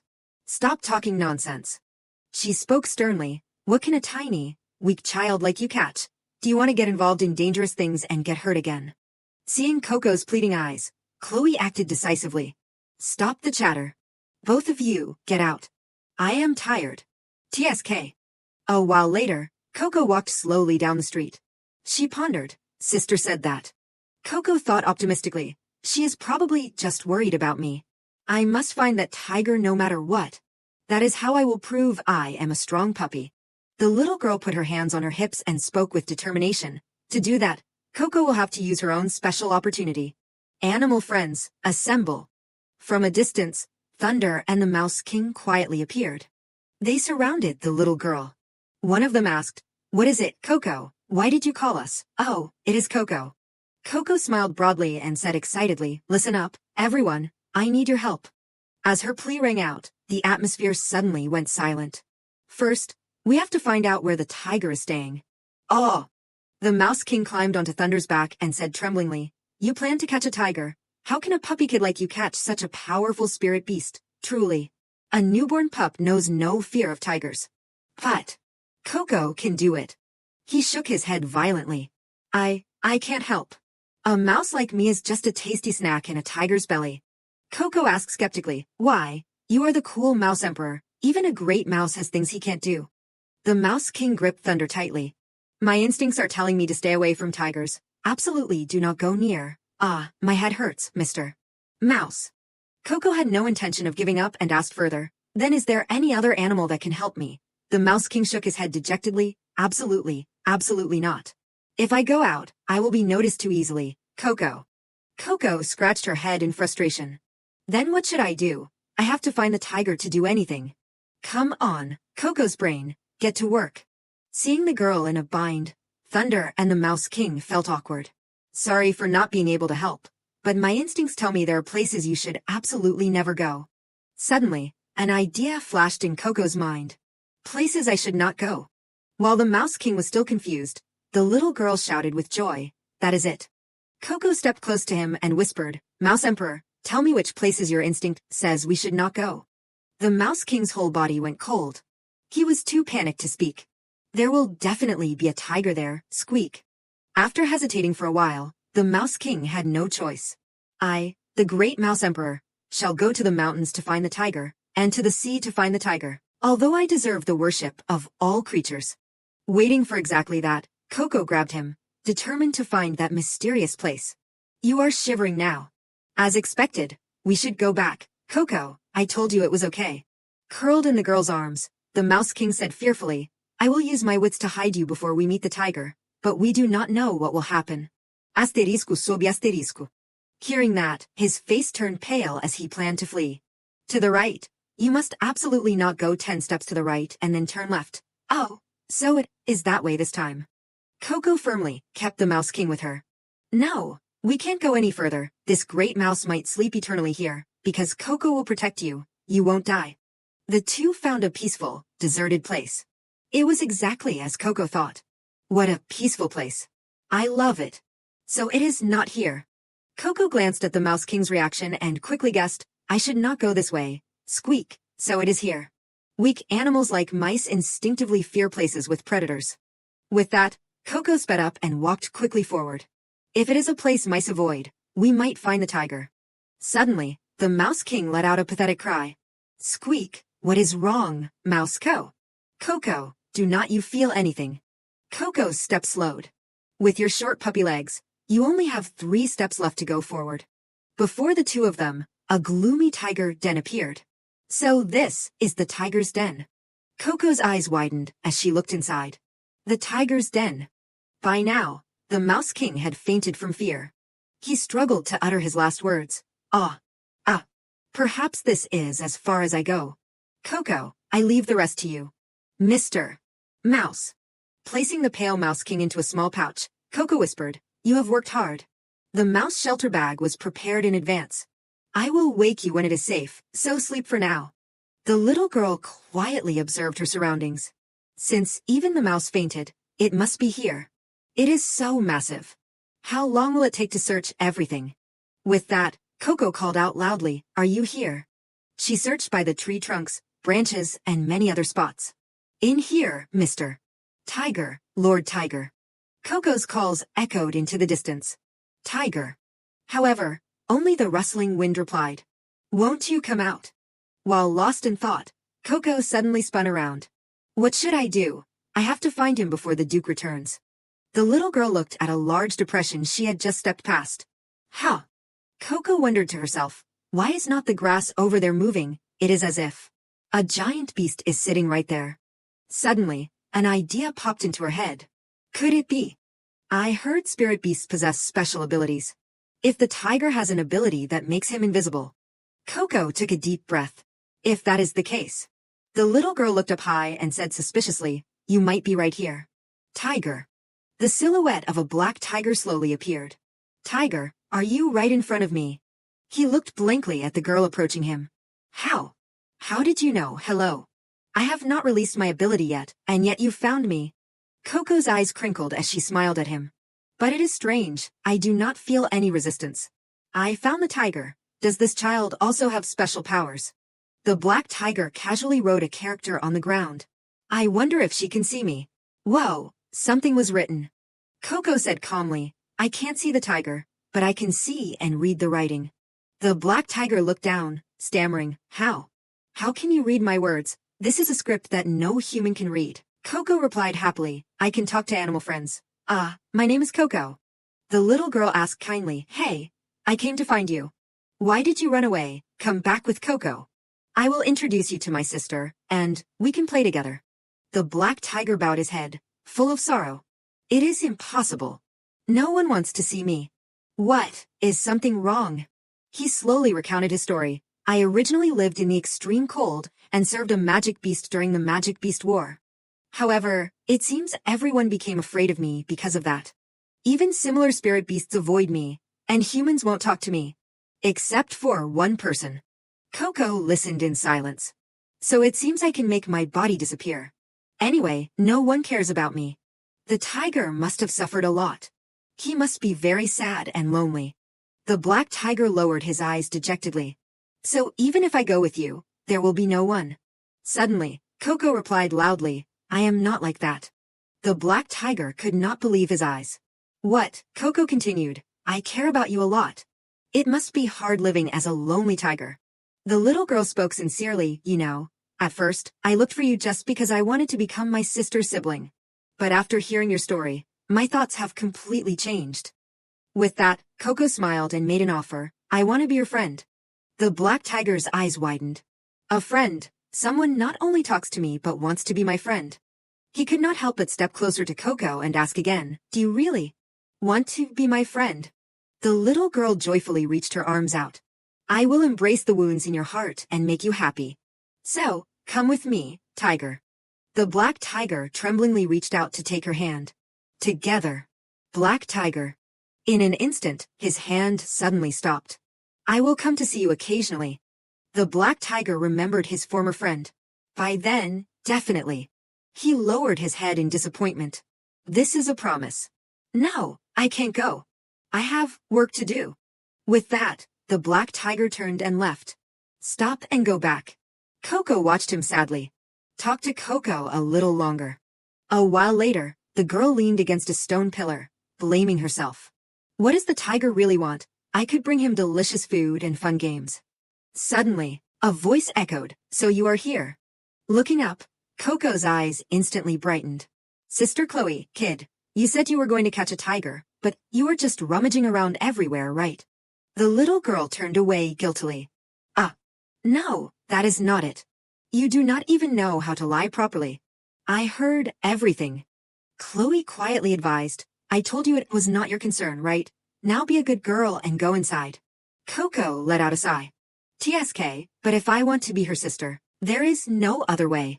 Animals usually only think about one thing when they are attracted to it. Suddenly, the girl's eyes lit up as she thought, thinking only about one thing when attracted to it, that is it. Coco remembered the black tiger's mysterious words, spirit beasts avoid me and humans do not talk to me. Except for one person. I have work to do. The little girl gradually understood. The tiger also has someone important, just like me. With that, Coco said goodbye to Chloe, intending to leave. Sister Chloe, Coco will be right back. What? Chloe watched her with worry. She looks like she is about to cause trouble. Coco ran while shouting loudly, Tiger, tiger. Not expecting the girl to return, the black tiger looked over. Coco, I know. He looked at her with wide, troubled eyes. Tiger, you have someone you want to find, right? The black tiger listened silently. Because you want to find that person, you ran away from me and hid here, did not you? His eyes gradually blurred with tears. Come with me. I will help you find that friend. Coco reached out her hand joyfully. I promise. Coco stared at the black tiger, feeling grateful. Thanks to sister, I remembered the future I saw. Information on a newspaper, the tiger was hidden deep within the Duke's mansion. Then it was discovered in the northern duchy of Rebert. But the black tiger's body was stiff. They said he was dead. Full of hope, Coco thought. Coco hopes the tiger won't die like in the future I saw. Coco held up her hand. Let us pinky swear. Don't be alone like this, tiger. Looking at the kind girl before him, the black tiger spoke with sparkling eyes. Coco, why do you treat me this well? Coco leaned in to hug him. Why? The girl rubbed her face against the black tiger's soft fur and explained, because being alone is very cold. Coco was once a stray puppy on the street, so I know.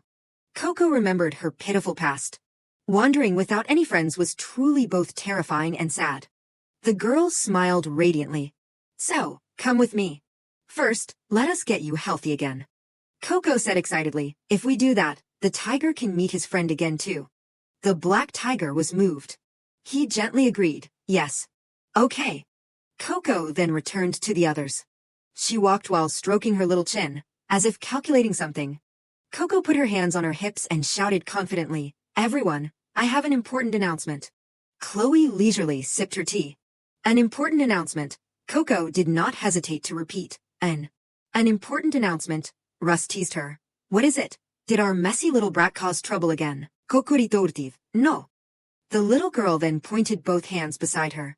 I have brought the Duke Ardos's spirit tiger. Ta-da. Seeing the girl pointing at empty space, Russ was confused. How? Dot, standing behind him, spoke first. Little miss, it seems there is no tiger. Russ agreed. I do not see one either. Coco panicked, realizing, the tiger is in stealth mode. Coco turned to reassure the black tiger. Tiger, it is safe here. Please appear. Only then did the black tiger slowly reveal himself.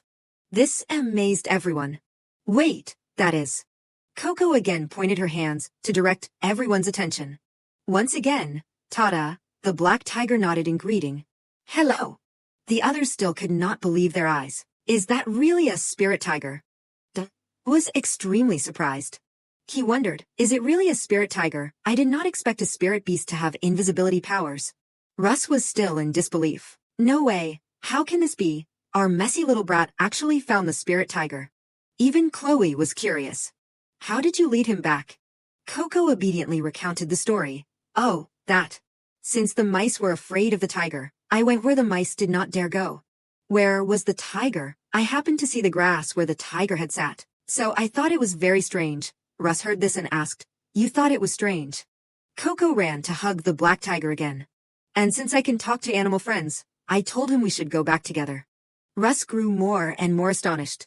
What? You were saying you can talk to animals. Do you have that special ability? Dot added, if that is the case, the ability to speak with animals is a rare power that only appears in legends. A thought flashed through Dot's mind.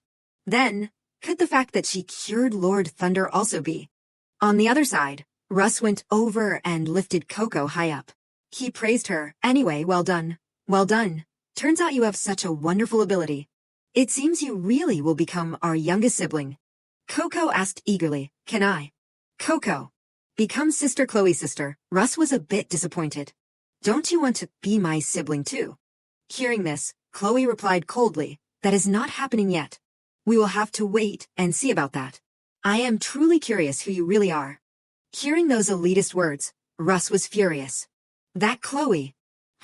Coco, meanwhile, was remembering the past. Before, when I did something excellent, I was praised and given sweet potatoes. The girl compared the contrast. This time, neither was present. The current Chloe was cold.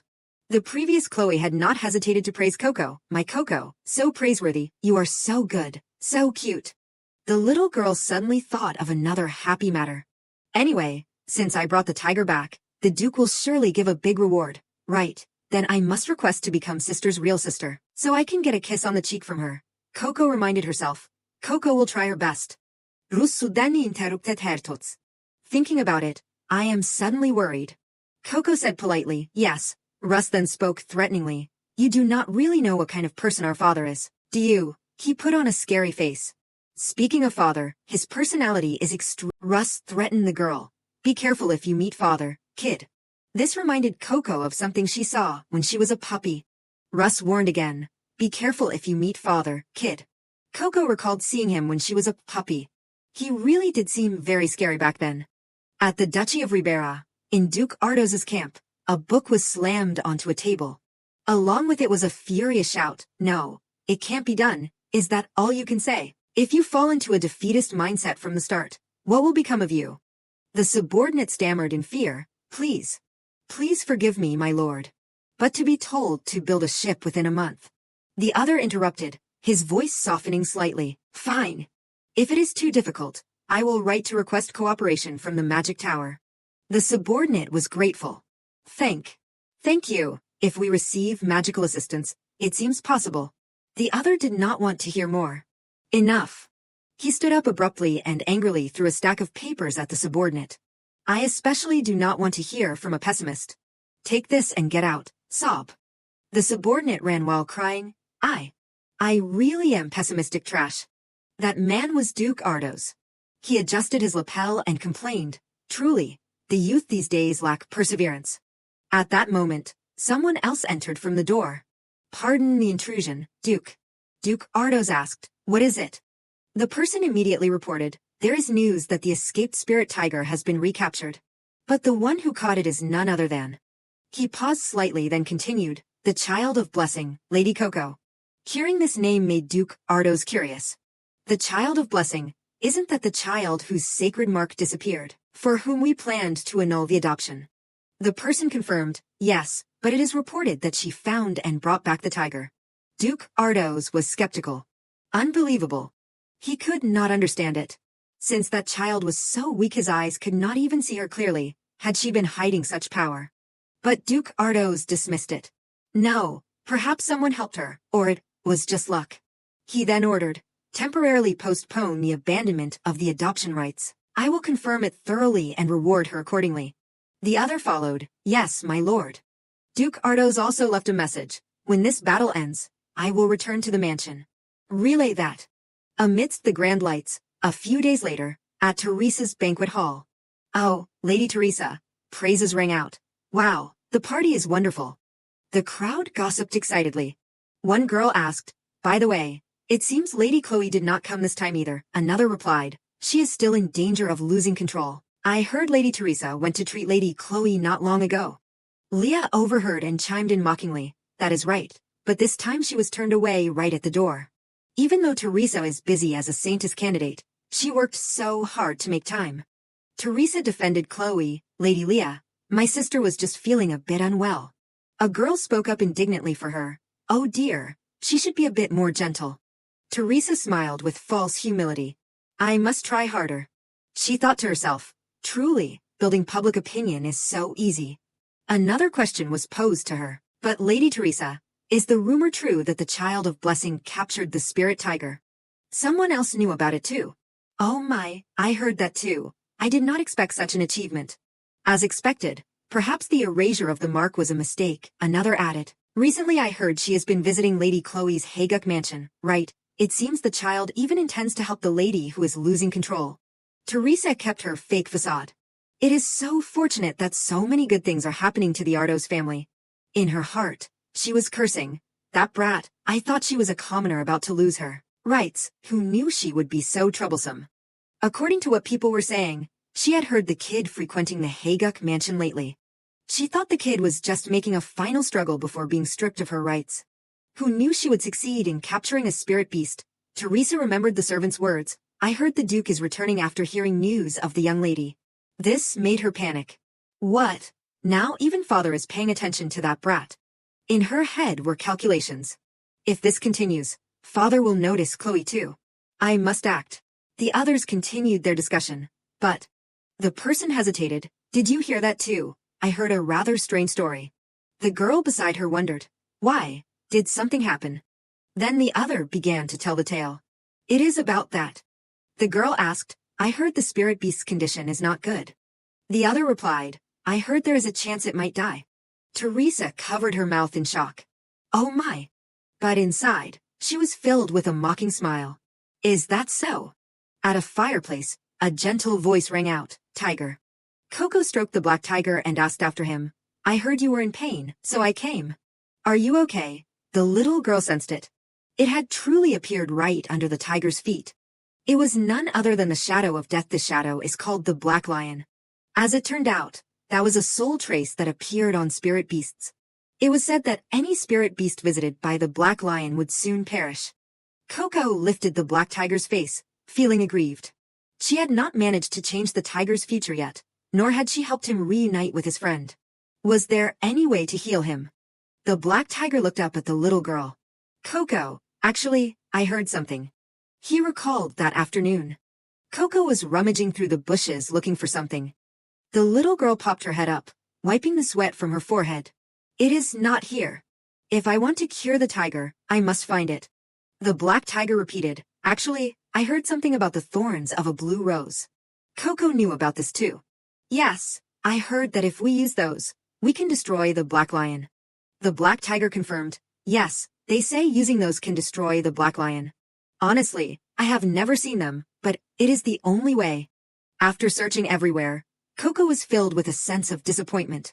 I can't find a single blue rose, not in the North Garden or even here. An idea popped into her head. Should I go outside my sister's house? As if her prayer was answered, it was her sister.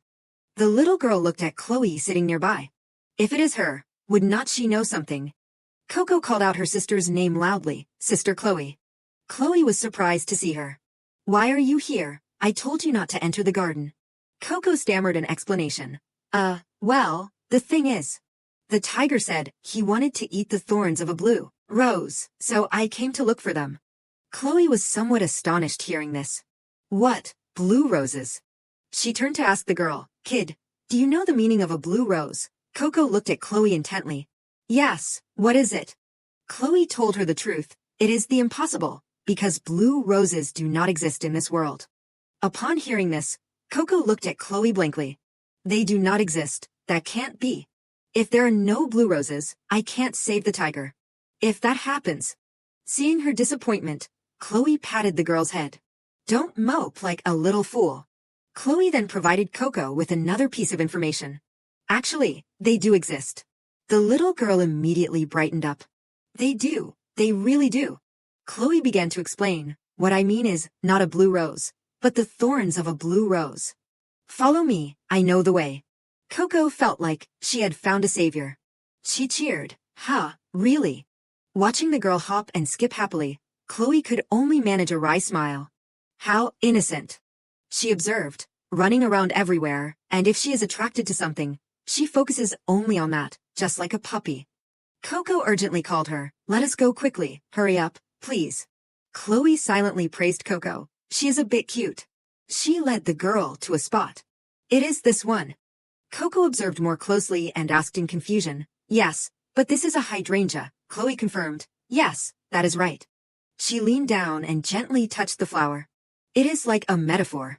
People call the stamens of blue hydrangeas the thorns of a blue rose. Hearing this, Coco jumped for joy. Wow, I did not know that. How do you know so much, Chloe? Whoa, the little girl was ecstatic. Is Chloe a genius? Chloe's face dimmed slightly. Indeed, Coco. Coco thought she was calling her name. Coco, Chloe then explained, not you, but my Coco. Chloe turned away, remembering her Coco. Coco loved flowers, that is why I know. She especially loved the flowers here. So every morning when we came out for a walk, she would run and play happily everywhere. She followed me into every nook and cranny, not missing a single spot. Coco also remembered and silently confirmed, that is right, it was truly wonderful being with sister back then. Chloe reminded her coldly, so do not come here. Coco sensed it. Oh, the scent of sadness. Chloe shared gloomily, is it because you are running around that the grass is damaged? If a human foot touches Coco's footprints, they will wear away. Even the flowers she once liked. Coco bowed her head, wondering, did I make sister sad? But I tried so hard to cross the rainbow just to make her happy. Coco raised her hand and asked Chloe, sister, you know. Was not it because you wanted to see Coco? Chloe said without emotion, no. She reaffirmed, it is not about seeing her, it is about wanting to meet her. Not just finding her traces like this. Chloe hugged herself, longing. Just once would be enough. I want to meet and hold her, because my Coco was twice as warm as a human. Chloe's voice grew smaller and smaller. I just want to feel that body temperature one more time. Coco opened her eyes wide and whispered, Chloe. Coco sensed a faint smell of salt like tears. It turned out her sister had been crying for a long time because she was not there. Chloe did not want to talk further. She turned to leave. All right, I am just talking to myself. Since you have got the so-called blue rose thorns, is it over now? Chloe handed a hydrangea to Coco. Take care of it yourself. Now go, quickly. She walked away, leaving behind Coco's call, sister. The little girl could only watch Chloe's back. Sister, just wait for me a little longer. So you can recognize me, and so you won't be lonely anymore. I will work very hard. Coco stood there, cherishing the flower in her hands. However, until that moment, she did not know that because of the blue rose thorns she fed the tiger, a major incident would occur. Followed a woman, trying to stop her. Excuse me, but my lady, since the spirit beast's current condition is not good, such a sudden visit. The woman remained stubborn. That is right. You know my ability, do not you? She said confidently. Empathy is the ability to understand both human and animal emotions. She was precisely Lady Leah Mond, a close associate of Teresa, with the special ability, empathy. Leah ordered, since Lady Teresa requested me to use my power to see the spirit beast, open the door quickly. She did not come with good intentions. Exactly. I came to see if there is anything to criticize. However, the guard was very conflicted. But that. A small foot appeared. Called out, little mistress. He wondered why she appeared there. Coco poked her head out and replied gently, yes, I was planning to take care of the tiger. Coco instinctively backed away slightly. Leah was still feeling extremely confused. Wait, inside there. I have come this close, so why can't I sense the tiger's emotions at all? She barged in anyway. Could it be? Leah ignored its words. Lady Leah. She screamed in shock at the sight inside. Heavens, oh my God, truly this is. Leah looked at the black tiger lying motionless. Isn't it dead? Has it really died? Could the timing be this perfect? No, it can't be. Leah recalled Teresa's message. If that spirit beast truly dies, on the contrary, that is exactly what I want. We can take down both the child of Blessing and Chloe, right? Can you do it well? Leah silently confirmed. This is the chance. She pretended to ask Coco, what on earth happened in here? Little mistress, it turns out there was a reason Lady Teresa was worried, and sent me. La continuously presuret Coco. Lady Teresa ordered that if anything happened to the spirit beast, we must immediately arrest and detain anyone suspicious. Coco could only try her best to deny it. No, that is not it, the tiger. An announcement was made. Immediately take the little mistress to the dungeon under the Bastille mansion. This news also reached Chloe and Russ. Poor Coco sat in the prison with a sad and aggrieved face. Early the next morning at the Bastille mansion, Russ's voice rang out. Hey, get out of the way. The guard was currently blocking him. If you do that, it won't be good, sir. Lady Teresa does not allow outsiders in. Russ was furious. He shouted angrily, wow, I am going crazy, by what right does she have? Beside him, also tried to calm him down, Master. Master Russ, please calm down. Russ ignored him and began to manifest his aura. Calm down, what the hell for? Russ imperiously commanded, if you do not stop by the count of 5, I will destroy this whole place. 1, 2. Finally, he reached 5. The others still refused to open the gate, so Russ attacked them. Master Russ, miserable cries rang out. Worried for him. What will you do if the Duke scolds you for this? Russ did not care about that. Just follow me. He carried a lamp to Coco's cell. Russ called out to check on the girl. Kid, are you okay? Finally, he saw the little girl sitting facing the dark corner. Little one. He could not stand the pitiful sight. Russ jumped in. Coco, are you hurt somewhere? Did those people treat you rudely? These bastards dare to lock a 5-year-old child in such a cold, dark place. Coco only let out a no. Not only was she not afraid, she was playing happily. Praying mantises are so strong, Russ was surprised. After a moment, Coco noticed Russ outside. Oh, brother Russ. Russ checked on her again. Kid, are you okay? Coco replied excitedly, yes, I have many friends here. The little girl talked about her new friends. I met ants and a praying mantis, and a spider too. I even said hello to a sewer rat just now. Russ froze hearing her. What is this? How can this kid be so innocent? Could it be? Beside him, raised a suspicion. I wonder if she is intentionally answering so strongly because she is afraid of making us worry. Russ imagined the scene. Don't worry. Brother Russ. He felt heartbroken. So that is how it is, this praiseworthy child. With tears streaming down, Russ told Coco, as soon as father returns, I will definitely get you out. So just wait a bit longer, my smudged little brat. Coco was not worried. She was certain. Yes. No need. The tiger will wake up after sleeping for 2 more nights. Outside, was confused.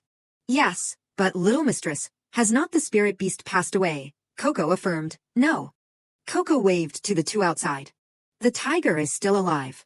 Sister and I will be saved. Russ found it hard to believe. What on earth is she saying? Coco said, Sister told me once that humans are coolest when pushed to the edge, and they flipped the situation.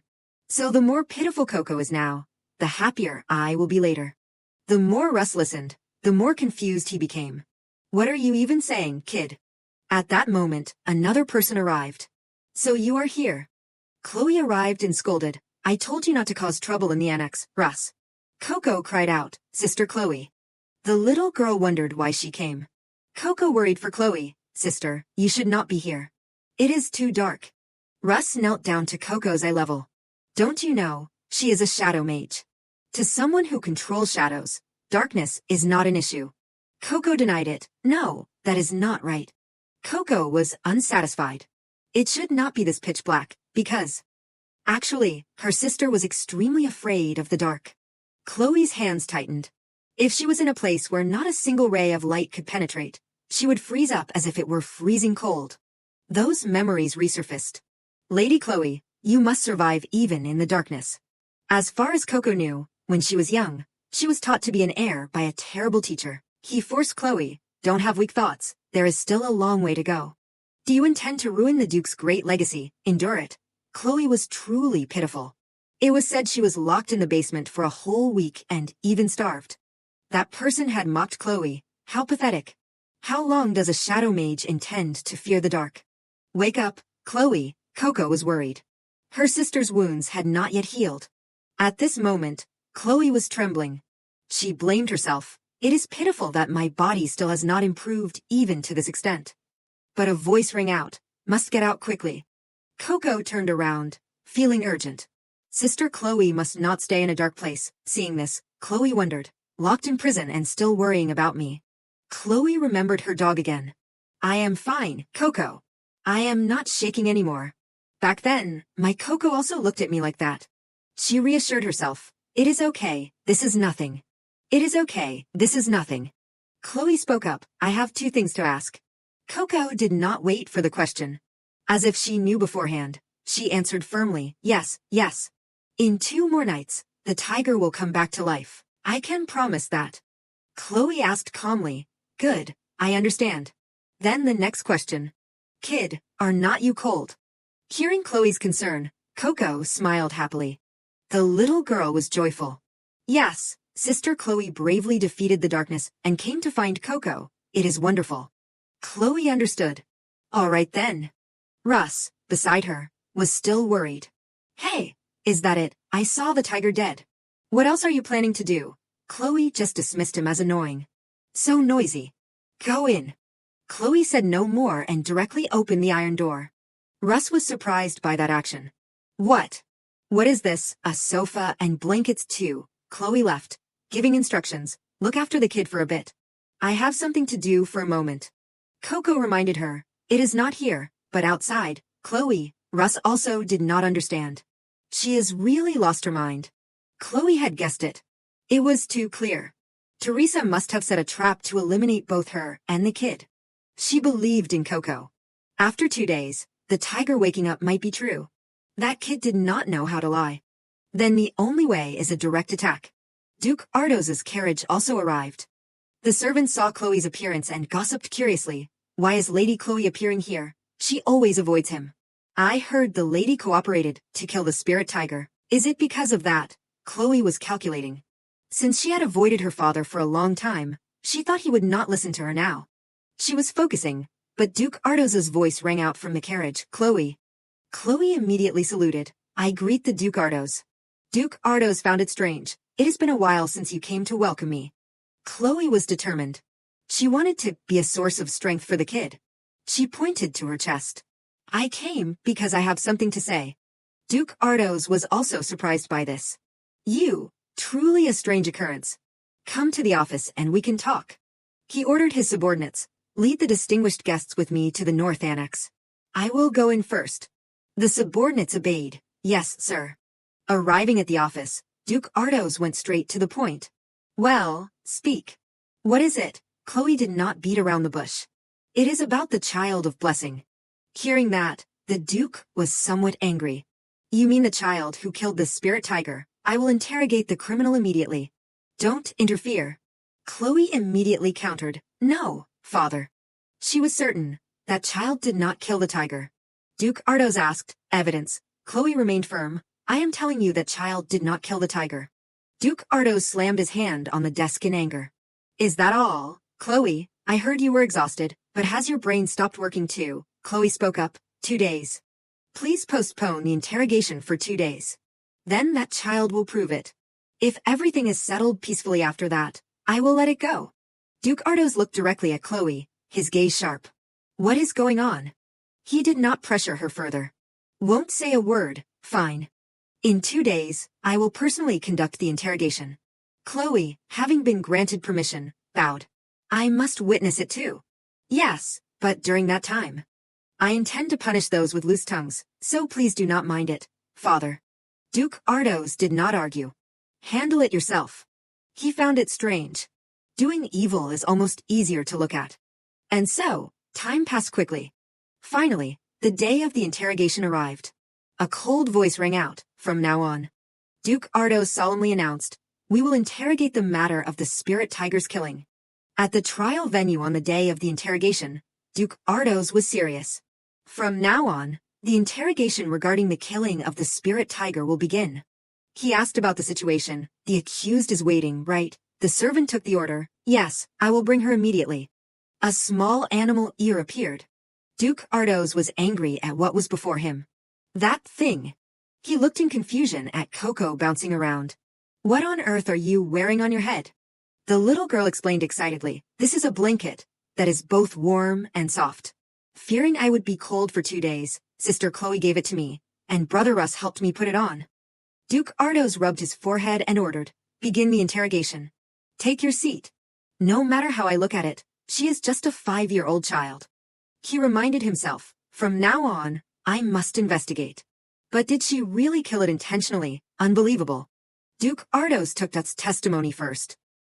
The tiger is truly dead, is not it? Duck confirmed, yes, there is no doubt it is dead, sir. He looked toward Chloe. Although Lady Chloe, having guarded the spirit beast's body all night, did not allow an autopsy. Coco could not help but speak up. Coco has said 100 times that the tiger is not dead. Duke Ardos immediately shouted at her, defendant, be quiet. At this point, Leah suddenly cut in, sir, may I speak as a witness? She boasted confidently, as you know, my ability is empathy. If a creature is alive, I can perceive their emotions. On that day, I sensed that the empathy was cut off right after the little mistress appeared. If this is not evidence that the little mistress is the culprit, then what is? Teresa also took the chance to add fuel to the fire. How could it be? Was it really caused by that tiny child? She silently praised. You are doing well, Lady Leah. Keep pushing in this direction. Leah did not disappoint her and continued. Exactly. That is why even within the Duke's family, everyone is talking a lot. Leah directed everyone's attention to Chloe. What I mean is, could Lady Chloe have incited the little mistress to cause the spirit beast's death? Coco screamed in denial. No. The little girl hurriedly explained. The spirit beast told me. Because the tiger was in pain, he went to sleep to go outside. Duke Ardos asked the girl, can you speak with spirit beasts? Coco replied, yes. He was quite surprised. I received information that she might possess an ability to befriend animals, but... Duke Ardos made an announcement. Then, to verify the truth of your testimony, I will first test your ability. He used his power, pointing a finger carrying an aura toward Coco. Duke Ardos's special ability. Discernment of truth and falsehood, and sensing the opponent's power. Duke Ardos explained the principle. If you truly have this power, when this blade enters your body, it will glow. Coco understood. Yes, I am completely confident. Duke Ardos then performed it. Very well. He affirmed, in any case, before this blade, no lies can be told. Everyone around was anxiously waiting for the result. Could that kid really? But everything passed quickly. Coco was surprised. Huh, is it over? Leah, acting as if she had already won, was arrogant. This is a typical appearance of someone with no ability. Hearing this, Russ shouted, shut up. She continued to mock. Truly, even Master Russ is enchanted by a child's lies. But Duke Ardos remained silent. No, the others might not know, but I can see it. He looked at the little girl sitting there. A rainbow-colored aura was surrounding this child. Duke Ardos was extremely astonished. So far, this is the first time I have seen someone with a rainbow light. And only I can see it. She must have been an ordinary child before. This child. What on earth is she? Coco was still supremely confident. If the result says I have no power, then it is because the detection power is wrong. Coco is extremely capable, you know. Hearing this, Teresa was angry. How dare you speak to the Duke in such a tone? Coco was firm. But I am just saying that if it is wrong, it is wrong. Why is it wrong then? Teresa could not stand it anymore, silently cursing the girl. This kid is truly insolent. What? Duke Ardos did not let her speak further. Silence. He leaned in close to Coco. If the spirit beast does not wake up, what will you do? Coco cried out, Lord Duke. The little girl asked him, what time is it now? Duke Ardos had not expected this question. Why do you ask that? Not waiting for him to answer, Chloe beside them answered for Coco. It is almost noon. The 2 nights you mentioned have passed. Coco was confident. Then it is time. The little girl announced to everyone, prepare to be surprised. From outside, the black tiger appeared. Everyone screamed in shock, the tiger. Coco felt as if her name had been cleared. You promised you would come here. Russ could not believe his eyes. The tiger, Duke Ardos and Teresa were also stunned. Only Chloe remained calm. She just smiled slightly. The black tiger ran to nuzzle around Coco. He truly was alive. The little girl turned to look at Duke Ardos. My words were true, right? Teresa was still confused. How? At this point, Chloe spoke gently, then now. She patted Coco's head, saying coldly, we must change the interrogator, the one who acted rashly. Leah now understood the severity of the situation. That was. I was mistaken. She looked toward Teresa. My lady. But Teresa quickly flipped. You locked the child up without checking the spirit beast. I should have been more careful since I gave the proxy rights to you. Teresa continued her hypocrisy. How wronged Sister Chloe and that child must have felt. Leah still followed along. I am truly sorry. But that was a situation where one could not help but misunderstand. Duke Ardos roared, enough. He delivered his judgment.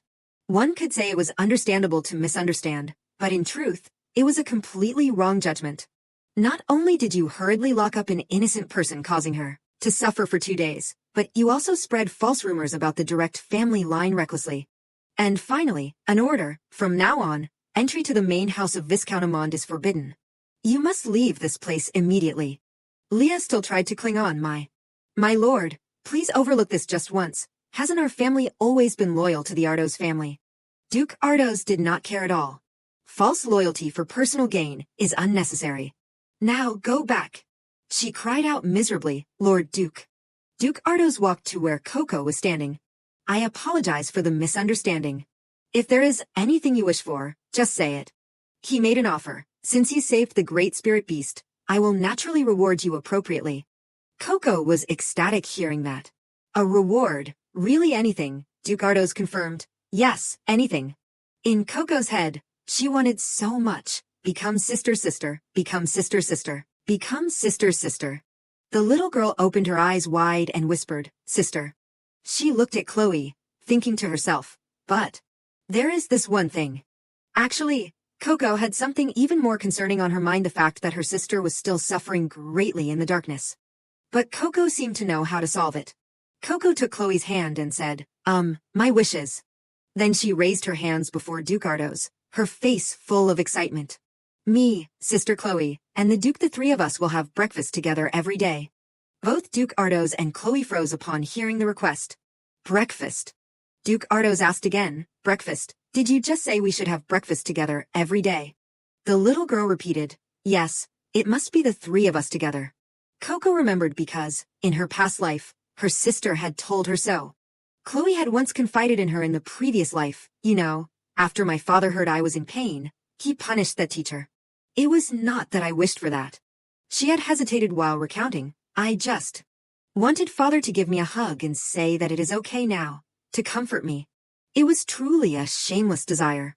As the heir, I only ever disappointed him. I have always loved and respected the Duke. So, if I could just become close to father. And if we became a real family, perhaps I could overcome those painful memories from before. Russ suddenly ran over from afar and swept Coco up. Father, this kid is truly praiseworthy, is not she? At least you will agree to the four of us having breakfast together every day, right? Duke Ardos reminded him. She said only 3 people. Chloe agreed. Yes, 3 people. Coco confirmed. I said only 3. Russ, feeling left out, cried, I do not count. Adorable Coco leaned her face close to Russ and offered an invitation. Brother Russ can eat with us too. Duke Ardos spoke with a disdainful tone. How pure. Perhaps it is because she is only 5, but Coco was not finished. There is more. That was not all. Duke Ardos was surprised. More, Coco continued. The second wish, do not end the foster father-daughter relationship, but let me truly be Chloe's sister. Duke Ardos accepted. That will require reprocessing the paperwork, but Coco's wishes were not over. And more. Third, play ball with me. Fourth, go swimming with me. Fifth, give me lots of sweet potatoes. Sixth, make sweet potato cakes with me in the kitchen. And seventh, I want to try chocolate, which I have never been allowed to eat. Eighth, let me sleep with Sister Chloe every day. Ninth, buy me a soft bone toy.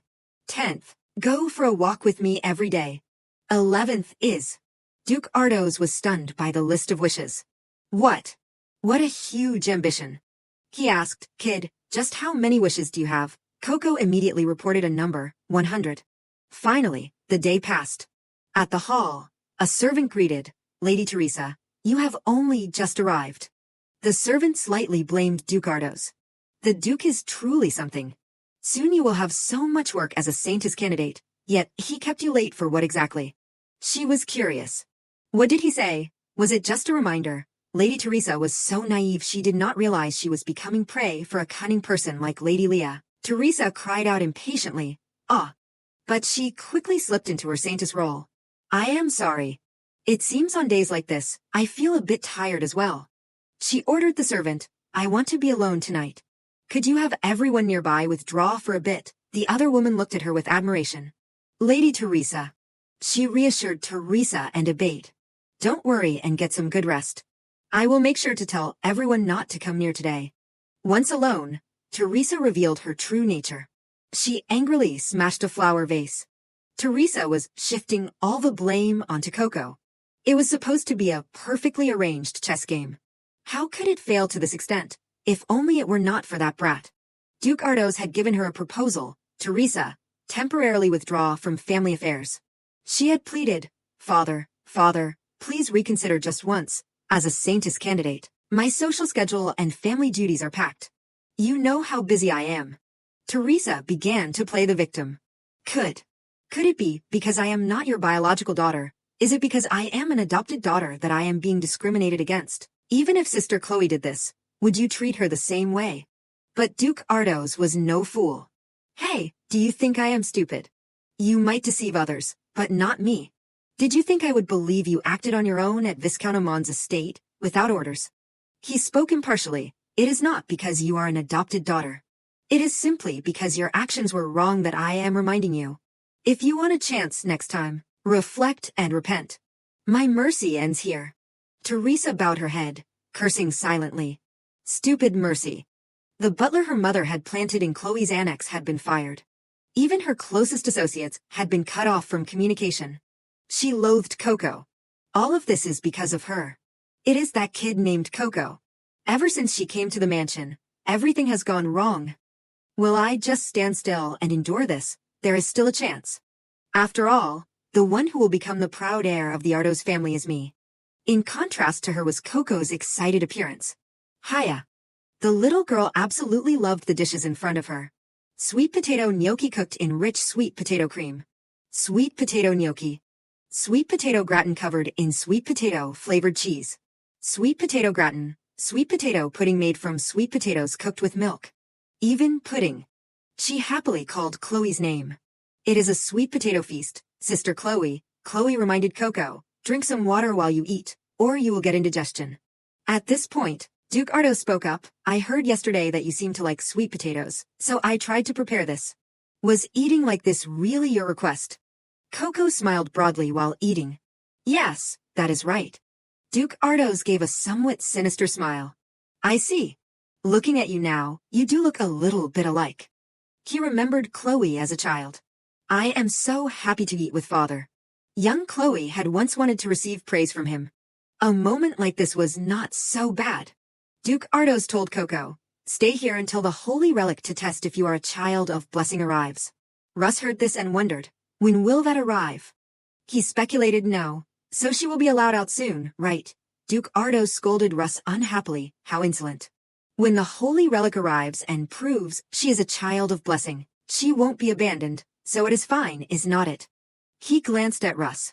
Besides, why did you think I intended to kick the child out immediately? Duke Ardos had calculated everything. That child had definitely reacted to his detection. If she has a special ability, the possibility that she really is a child of blessing is very high. It is only logical to request a retest. Coco added, that is right. I have many special abilities. Seong-hun will also try hard. Duke Ardos praised the girl. This confidence of yours pleases me. Russ was surprised to hear his father speak that way. Wow, this is the first time I have seen father treat a child like this. Duke Ardos turned to scold him again. Russ, you are talking a lot of nonsense. Was your time studying abroad not enough? Russ immediately admitted his fault. I am sorry. Please stop the talk of exile. Duke Ardos explained, I am just curious about that child, so do not mind it. Russ added, I really can't keep my eyes off her. How should I put it? She is just so smudgy and tiny. Coco did not want to be called that. She pouted. I am not smudgy. She shifted her attention to Chloe and discovered, sister, is smiling. Coco became happy. Anyway, Coco's plan was starting to show some results. Then Duke Ardos gave an instruction. Well, speaking of which, there is something I need to say. Children, do not enter the north annex of the Duke's mansion. Russ did not quite understand. Isn't that place just an empty plot? Duke Ardos explained, I have brought a distinguished guest from the Ribera Grand Duchy. The Grand Duke of Ribera specifically appointed Teresa. Caligo asked for the young lord to be treated. The treatment will begin tomorrow. Russ was worried upon hearing this. Wait, if it is the young lord, is not his illness unknown? Rumor has it the illness has lasted a very long time, so how will Teresa treat him? He continued, furthermore, I heard he issued a containment order for a long time. Duke Ardos replied flatly, don't argue. Only in this case is there an exception. So, the young lord came all the way here to recover, and we should just ignore him. Coco repeated a name, Caligo. She reminisced, I think I have heard that name. Coco finally had her answer. I remember, Caligo Ribera. He came to the Duke's mansion to recover, and then died from losing control. And he was the reason sister was banished. At that time, Teresa pretended to sacrifice herself and as a result became the Grand Duchess. Russ leaned back and lamented, oh boy, does this mean Teresa will actually become the Grand Duchess? Coco was silently angry. If things continue like this, sister and the young lord will be in danger. I must act. Chloe, watching from the side, thought, why does she look like she is about to cause trouble again? At the north annex of the Ardos Duke's mansion, Coco had decided to go there. I have finally arrived. The little girl looked around. Perhaps because he is an important person, there are many knights too. I have to see where the young lord is, and then go. Coco did not know that someone was already standing before her with a sword. When she looked up, the girl was utterly shocked. A young man with blonde hair was standing tall, monitoring her. He asked Coco, what is it, kid? Coco was still in shock. This person is. Coco immediately realized, it is you. At that moment, the girl did not hesitate to share her difficulty with Caligo. I have lost my way. Anyway, getting here. Unexpectedly, Caligo got angry for no reason and scolded. What is this, you ugly thing? That statement made Coco unable to bear it. She held her face and cried out, ugly. Without further delay, she countered the previous assessment. No way, me, ugly. My sister even praises me as a cute puppy, you know. That voice echoed continuously, making Caligo feel annoyed. So noisy. You thief. Coco still tried to prove her innocence. I am not a thief. I am Coco, 5 years old. Look at my fingers. He only replied coldly, didn't ask. The girl provided more information. I live in the house over there, but Caligo did not care much. Fine. He would not allow Coco to stay and cause more noise.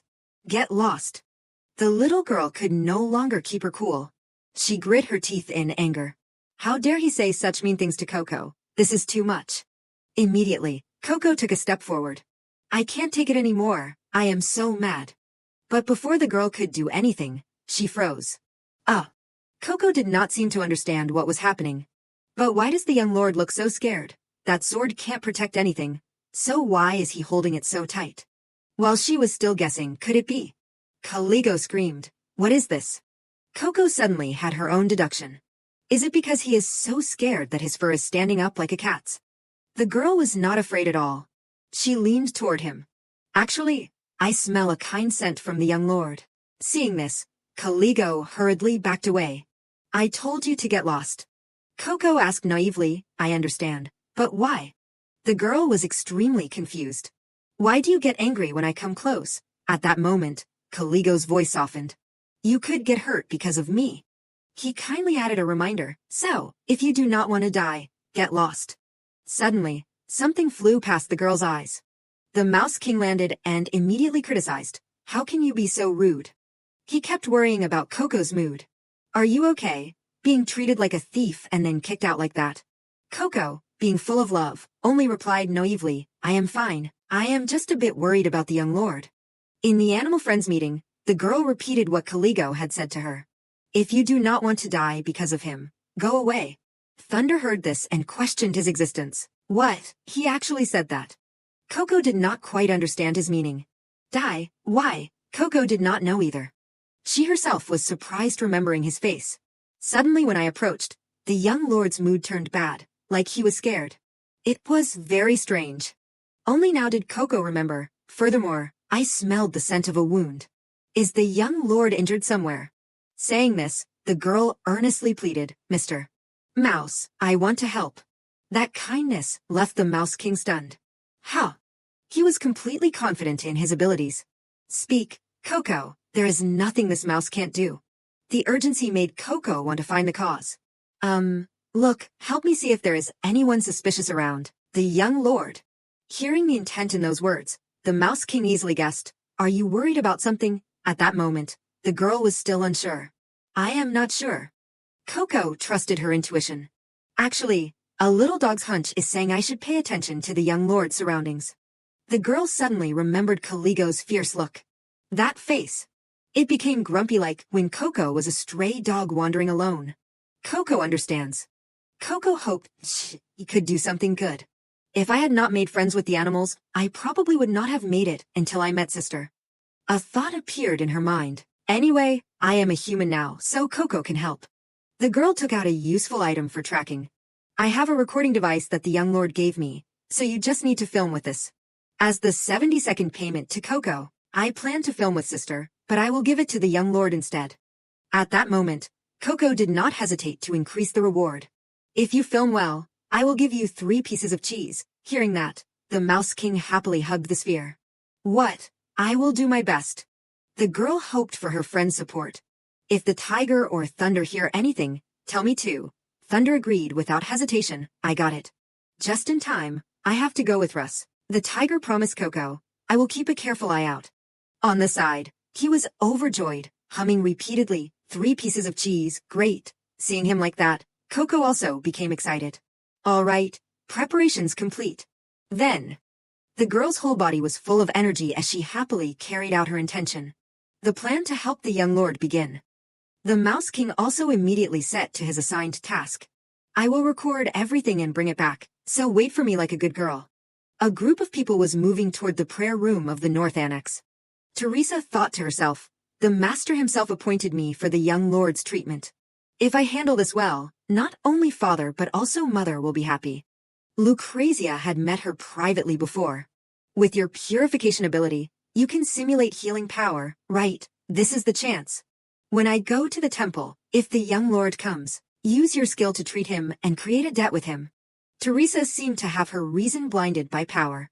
If so, I can become the Grand Duchess, right? The woman boldly affirmed, of course. I heard Grand Duke Ribera dearly loves his brother. As long as he can be cured, Whether it is gold or the position of Grand Duchess, he will agree to it all. Hearing that, she did not think much more. Anyway, both are attractive. Teresa only focused on her set goal. No matter what method I use, I must succeed. Suddenly, a servant announced before entering the prayer room, "Young Lord, Saintess candidate Teresa has arrived." The servant briefly introduced the situation. "Bring her in. Please enter. Perhaps you have heard, the young lord's illness is a power outbreak." He stated the situation was very dangerous. Everyone probably knows that a power outbreak causes the spirit to gradually erode. When the outbreak starts, one is trapped in another dimension and will emit special power until near death. Teresa stepped up to examine Caligo. Someone's voice echoed continuously, "Power outbreak." Sister Chloe also had similar symptoms. The servant wanted to confirm, "You heard clearly, right? Can you cure it, Lady Teresa?" She was as firm as a nail. "Of course." Teresa gave a reason to reassure everyone. "I have been working hard too, so I can cure the young lord." The Mouse King observed from above, constantly questioning, "Is that Teresa's famous ability? Compared to purification light, this is a bit cloudy light gray like smoke. How strange." She quickly began her treatment work. The servant standing by was happy for him. Goodness, that is purification power. The white light is proof that she received a powerful blessing from the gods. Heavens, it is wonderful, as expected of a saintess candidate. Teresa was ready. "Now, I will begin the treatment." Suddenly, a servant screamed loudly, making Caligo startle and look over. Over there. The young man standing nearby did not stop praising her. "Lady Teresa is wonderful. Indeed, before the great light, darkness is nothing," Teresa replied shyly, "because this is a powerful purification power." The nursemaid quickly approached to ask about his health. "How are you, young lord?" But Caligo did not show much expression. "I do not know." That made the Mouse King realize something was wrong. Not right. Something is definitely wrong. How? He saw Caligo in extreme pain, clutching his whole body, and was horrified. She is not treating anything." The nursemaid saw this, and was panic-stricken. "Yo, young lord." She was all flustered. "Lady Teresa, what is wrong with the young lord?" Even Teresa was stunned. "Ah. What? What is this? My purification power has no effect. No way. Today is just a test. Tomorrow will be better." Her eyes showed clear worry. "First, I need to calm them down." And then she pretended to have experience, saying, "This is just a natural symptom during treatment." Teresa still calmly comforted him. "Young lord, the treatment ends here for today. You will gradually get better." The foolish servants did not truly care about Caligo. "Indeed, today our eyes have been opened, Lady Teresa. Thank goodness, the young lord's eyes look a bit healthier already. Truly a miracle, the young lord looks better." Not staying any longer, she quickly made an excuse to leave first. "Then, I will take my leave and return tomorrow. Please rest, my lord." He felt uncomfortable inside. It still hurts." But the nursemaid considered this normal. "Young lord, please take your medicine and sleep for a bit." She forced out a tear. "I do not know when you will be well." That tear caused Caligo endless heartache. "Nursemaid." The Mouse King rushed from the room. "I have to go immediately. I must report to Coco. The young lord is in danger." The nursemaid was feeding medicine to Caligo. Truly. She mentioned the past. The young lord is truly different from the master. On this side, he had just reached the door and was making a loud noise. "Coco, Coco." The Mouse King had no time to explain clearly to Coco. "This Mouse Emperor has captured something terrible." Coco immediately stood up from her chair upon hearing that. "Mouse." The girl reached out to support the Mouse King. "Oh, well done. Is the young lord okay?" He kept panting from exhaustion. "About that." The Mouse King spoke briefly for Coco to understand. "A major incident has happened to the young lord. The treatment has no effect, and no one listens to him." He took the crystal ball out of the bag. "Quick, check it, hurry." Coco, being urged, also became flustered. "I know, huh?" The girl looked carefully, but saw nothing. Not a single thing was captured. The Mouse King jumped up to confirm. "What? How can that be?" Someone's voice rang out. "Now let us begin the treatment." Coco found hope. "Even so, the sound is quite good, Mr. Mouse." He was finally happy. Where, I will try to operate it once. Bring it here. The nursemaid talked with Caligo. Because of that, the Grand Duke Highness also. She was actually poisoning Caligo's mind with resentment toward his brother, making the young lord feel like a burden. The Mouse King could not help but be surprised. What? I am sure I never filmed this, Coco suddenly realized. It seems it recorded while it was out. The nursemaid was clearly manipulating him mentally. For now, just trust me. You should only have close contact with the people I have selected. Young lord, you are like a ticking time bomb. She spoke with hidden meaning. You might even kill those beside you. Hearing this, Coco seemed to understand the problem. Wait. Those words. So that is how it is. Caligo was the one who drove the girl away. So you too. If you do not want to die, get lost. Coco found the answer. I mean, the way he spoke so bluntly. The nanny intentionally pushed me away by speaking ill of me. The Mouse King observed carefully. Coco, there is something worth seeing here too. But that medicine. The color is something. How strange. The black tiger was a bit hesitant, and although I can't be sure, the color. He quickly verified. Parapo, it is like fruit juice. Those who consume it will become dazed. The black tiger had extensive knowledge. Even when they want to control someone, I heard they use Parapo fruit juice. Coco found it even more confusing. A fruit that controls the mind. Why is that? The Mouse King speculated seriously. If this is true, then it is a major event, is not it? The power outbreak the young lord is suffering from is originally an illness that weakens the mind. But if he is being brainwashed even by being given medicine like this. The black tiger standing beside her also broke into a cold sweat. If things continued like this, he really could lose control and experience an outbreak. Coco could no longer hesitate. If this went on, it would be truly dangerous. First, I must go to the young lord one more time and tell him to be careful. The tiger supported her. That is a good idea, Coco. The black tiger thought carefully, but it really is a strange matter. Caligo's voice rang out again. Hey, I am still in pain. He kept pondering over it. It was just a short voice he heard through the screen. The black tiger himself had to ask. For some reason, he felt a sense of longing. News about him had spread everywhere. The young Lord Caligo Ribera only had a short time left to live. On this side, two servants were gossiping busily. In the end, what is the cause of the young lord's illness? Although no one knows, it could be a power outbreak. Or perhaps a real disease. The important thing is that no matter how hard he tries, it can't be cured. His condition grew more serious by the day. Every method had been mobilized to treat him, but there was no improvement. As time went on, more people became exhausted because, with every passing second, the mana in his body was in turmoil, and pain like bones being torn apart spread throughout his body. Caligo tried to endure all the pain. Every time it happened, he prayed in his heart that it would be better to just die. Even so, he still endured because he wanted to recover quickly to help his older brother, the Grand Duke. He was constantly worried. Brother, where are we going? Grand Duke Ribera had nothing to hide. His Majesty's orders have been issued. I must go to the north to eliminate the magic beasts. Caligo was momentarily panicked. Then what about me? Do I have to go eliminate magic beasts too? He cared deeply for his younger brother. Caligo, listen carefully. I have made an arrangement to receive help from Lady Teresa. She will treat you. Grand Duke Ribera reassured him with these words.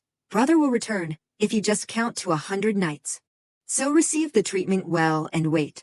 He did not quite believe it. Will he really come? Caligo remembered the praises for him, the great magic swordsman, Grand Duke Ribera. His older brother was respected by everyone for slaying magic beasts. He praised him endlessly. That is why he is very, very busy. My brother always chooses to go to the most dangerous places. Caligo stopped thinking nonsense. Anyway, his brother was a knight who cherished his promises. Unlike their parents who could not return, he would return safely. Would not he? Several nights like that passed, but even though he was injured, he still thought of Grand Duke Ribera. Until now, he still had not returned. Does he also find me troublesome now? Caligo lay on the bed as sunlight flooded the room. He felt bothered, and a thought flickered in his head, so noisy. Coco immediately startled Caligo, making him jump. What on earth is that? What is it? He had not let Coco into the room because he was in a state of panic. Why did you come here? No. How did you even get in here? that was also on the window. The little girl replied politely, "Hello, I have something to say to the young lord." Coco said she would do it. "I will come in for a moment." Her actions made Caligo flustered. What? What are you doing? He was afraid he would lose control and harm Coco. "Coming in here. Why did you come back again?" Caligo lost his temper and kept shouting at Coco, "Get out immediately." In his heart, he was screaming incessantly, "Why is not she afraid of me? The nanny said if anyone is with me, they will be in danger." But the nursemaid had once warned him, the young lord's illness will also cause those around him to be hurt. "Except for me, if anyone else approaches, drive them away by any means." She kept emphasizing it for Caligo to remember. As the direct lineage of Grand Duke Ribera, surely you understand, do not you? He clenched his injured palm, his heart aching. "Kid, I told you to get lost. Don't you understand human words?" Caligo tried to say words that would hurt the girl. "I hate it when a dirty brat, whom I do not even know, comes here. It seems you even have my scent on you." But then he suddenly felt he was being a bit harsh. Was that too much? She looks like an innocent child. What if she is hurt? Thinking of this, Caligo stuttered slightly in self-reproach. "I mean, if only she would leave while I am speaking nicely." The little girl hurriedly reassured Caligo, "Young lord, it is me. I am not injured at all, so do not worry." Coco also declared to him boldly, "Besides, since I am coming to save you, just endure and wait until then." That statement made Caligo freeze for a few seconds. What? What did the nanny say? The little girl gripped Caligo's hand and affirmed firmly, "The nanny said I am a nuisance to you, but all of that is a wicked lie. Don't listen to her." Only at this moment did he realize Coco had specifically come to warn him. Don't receive treatment from Teresa. Oh, it hurts so much. If it hurts, you have to run away. He was extremely bewildered. "Kid, you. What on earth?" The little girl went straight to the point. "Even the drinks the nanny gives you, do not drink them.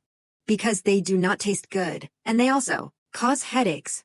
Understand?" Coco suddenly noticed a noise outside the door. It seems that wicked nanny is coming. I am leaving."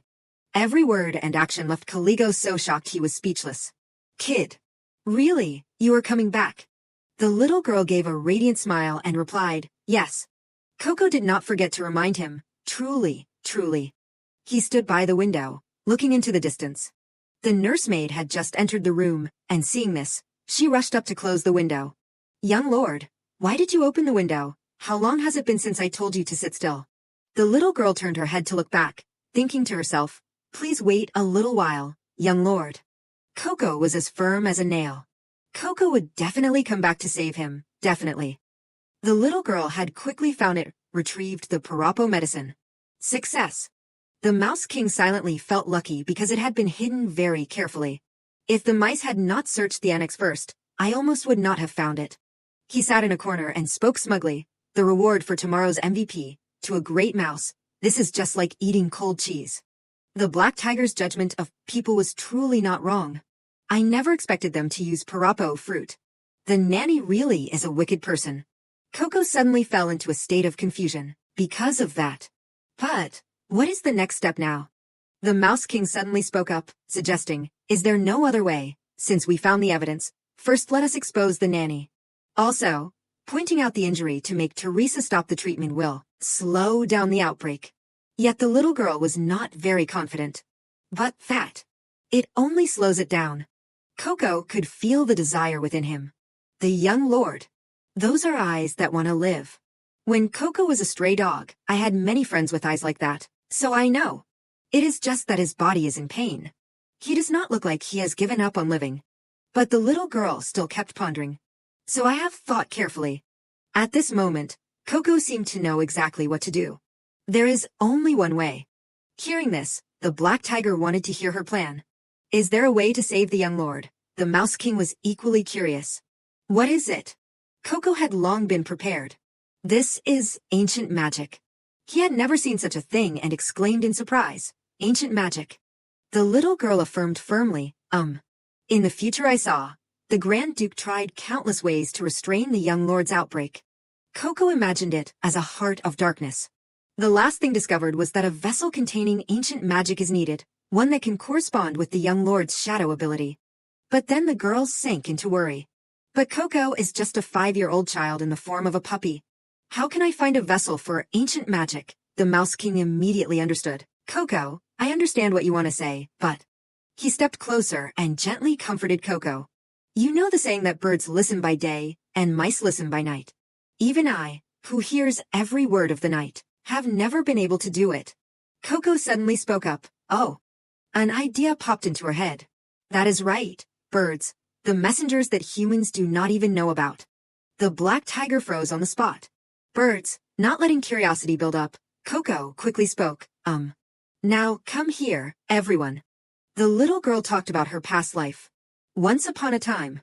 The Mouse King could not believe what he was hearing. Huh, really? Coco mimicked a dog's bark. Woof, woof. Finally, the girl felt somewhat more confident. If it is that place, I can definitely find ancient magic. Suddenly, Caligo woke up with a start in the middle of the night. Hey, Nanny. He longed to breathe some fresh air. Can I go out for a walk for a bit? I feel a bit suffocated, and it is not very cold today. Caligo rubbed his hands slightly, and his next words carried a hint of calculation. Before coming here, brother also said I could go for walks. But what he really wanted was, if I go out, maybe I will meet that person again. He seemed to have placed all his trust in Coco, who had promised to come save him. The image of Coco smiling brightly and calling out appeared, Young Lord. But things did not go smoothly. The nursemaid intentionally pressured Caligo. The young lord is not well, so going for a walk like this is not good. Even Grand Duke Ribera no longer expects you to go for walks. Those words made him wonder why. The nursemaid quickly stroked Caligo's head. Oh my, oh my. Every word she said next was a continuous insult to Caligo. If you know what is good for you, you should sit still obediently. After all, young Lord Caligo is just the only stain on the Ribera family. The nursemaid was very skilled at manipulating his mind. Being sent to Duke Ardos's for that very reason, is not it, so even if it is suffocating, please endure a bit more. Once again, she touched Caligo's pain. Even that nickname, the most useless noble, surely you do not like it, do you? Caligo immediately returned to a state of reluctance and stayed in his room. All right, I will be alone. He lay down, sinking deep into his own thoughts. Having shadow power, but being unable to control it. I truly am the most useless noble. The nursemaid did not leave, but stayed to watch. Surely your mood is very heavy. She was clearly keeping Caligo under house arrest. Then please rest, young lord. He took a book out from under his pillow. Caligo was in the middle of reading a story. The puppy princess defeated the witch in the dark tower and saved the cat warrior. He hugged the book tightly to his chest with a wish. Can I also stop hurting like that? The cover of the book told the plot, the tiny puppy princess, and the grumpy cat warrior. The scene changed. A black-haired girl looked to the side and spoke in a confused tone. Oh, that emblem on the carriage. The sight made the pink-haired girl freeze as well. Could it be? Both girls were extremely surprised and exclaimed, Isn't that Duke Ardos's? Heavens, that is right, it is Russ Ardos. They kept gossiping busily about Duke Ardos's life. I heard he went to study abroad, and now he is truly returned. It has been a 10-year absence, has not it? That is right. But what is the Duke's young master doing all the way here? Suddenly, a little girl stepped down from the carriage. Coco smiled and exclaimed, We have arrived. The two girls were captivated by Coco's sweet voice. Oh my, the child is so cute, Russ happily instructed the little girl. That is right. Once the shopping is all done, we will return to the #1 spot, shall we? Coco never expected to be reborn. This was the road she had walked with her sister 500 times. But it feels completely different from when I was a puppy. Maybe it is, because I am taller now. I did not expect father to actually allow me out. He immediately teased her. Watching you handle things this morning really surprised me, you messy brat. Coco got her head patted, but did not feel happy at all. I am not a messy brat. It turned out the little girl always wanted to help Caligo. Now let us go find him. I must find the creature that can tell me how to save the young lord. In the breakfast room this morning, Duke Ardos spoke loudly at Coco's request. What? You want to go to the main street? He found it confusing. Why would you suddenly want to go there? Coco hesitated for a long time before she could say a few words. That? Actually, I have to go to the main street to find information. From the animals, but how do I explain that? Seeing the girl like that, a soft voice rose to support her. The weather is so beautiful lately, and besides, it has been a long time since Coco went out to play. But Duke Ardos countered, you can walk in the garden just as well. Coco tried to keep her cool. It is not just that. Actually, the little girl closed her eyes and blurted out a wish. I also want. Like the Duke and Lady Chloe. I also want to give the family a wonderful gift. That statement made both him and Chloe freeze. It seemed Duke Ardos was about to get angry. You mean, you want to give a gift to our family? Coco did not know what she had done wrong. Yes. Oh. Is that not allowed? Russ suddenly started making a loud fuss. You messy brat. He turned to look at Duke Ardos and pleaded, Father, please let the child go. A child like that must have longed to be with the family. Duke Ardos flared up in anger. Withdraw. Chloe glanced at the girl with a suspicious gaze. What are you plotting now? Seeing her ask that, Coco did not know how to explain anymore. Oh, it is nothing. She reminded her younger sister to be wary of danger. I can tell just by looking at your evasive face. If it is dangerous, you absolutely must not go. Remember. He carefully probed the financial situation. But, hey kid, do you have money? Coco, of course, did not care. Money. Duke Ardos was at his wits' end with this case. No money and yet you want to go to a dangerous place to buy gifts for the family. Russ was still constantly scolding his younger sister. This messy brat. He did not feel reassured at all. This won't do. I will allow you to go. Russ, you will go with her. I will provide enough money to buy gifts and 30 escort nights. He did not refuse but obediently followed. Yes, father. Seeing no other choice, Coco had to nod in agreement. Stepping outside, Russ excitedly praised her. Our father is a stubborn one who values efficiency, so persuading him is truly a miracle. That was impressive. But then, he suddenly screamed in panic. Hey, messy brat, where are you going? Being picked up made the girl struggle incessantly. Sigh, these shoes are so annoying. Russ absolutely did not agree.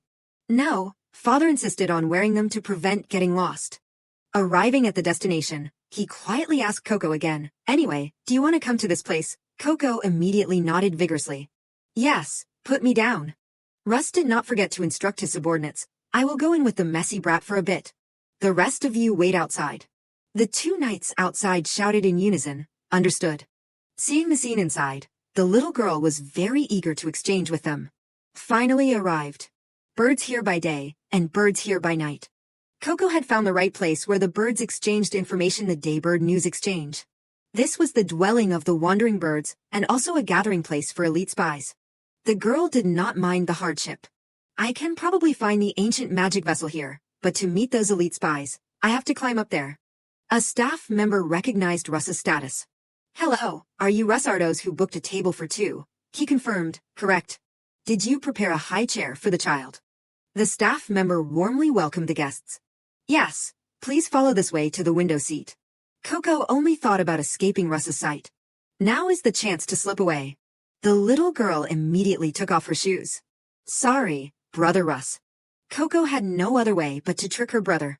Coco will only be gone for 5 minutes and will be right back. Don't cry. He did not know yet and was still happily saying, messy brat, this way. When Russ turned his head and could not find the girl, he was startled. He was extremely bewildered. Kid. Messy kid. At the same time, on the second floor, Coco had reached the bird cage. The bird saw the girl and hurriedly asked, who is that? A human. Seems she is here to feed us. Hey, check out my tail feather. It seems to have fallen out. So tiny. When will we get fed? Coco was very polite when meeting new friends. Hello, birds. Nice to meet you. The little girl chatted familiarly with them. My name is Coco. Since I sneaked out, I did not bring any food. Actually, I came here to ask a favor. Coco did not understand why the bird's eyes turned dark when looking at her. The matter is like this. Ugh, why did you all suddenly go silent? The little girl was about to introduce herself again. Did not you hear me? I am. Before she could finish, a blue bird screamed, You, what are you? How can you understand bird language? The birds did not believe what Coco said. Confess your identity. The scene made the girl afraid. It is not like that, sister. The bird captain transformed into a judge to interrogate the girl. Answer me, tiny human.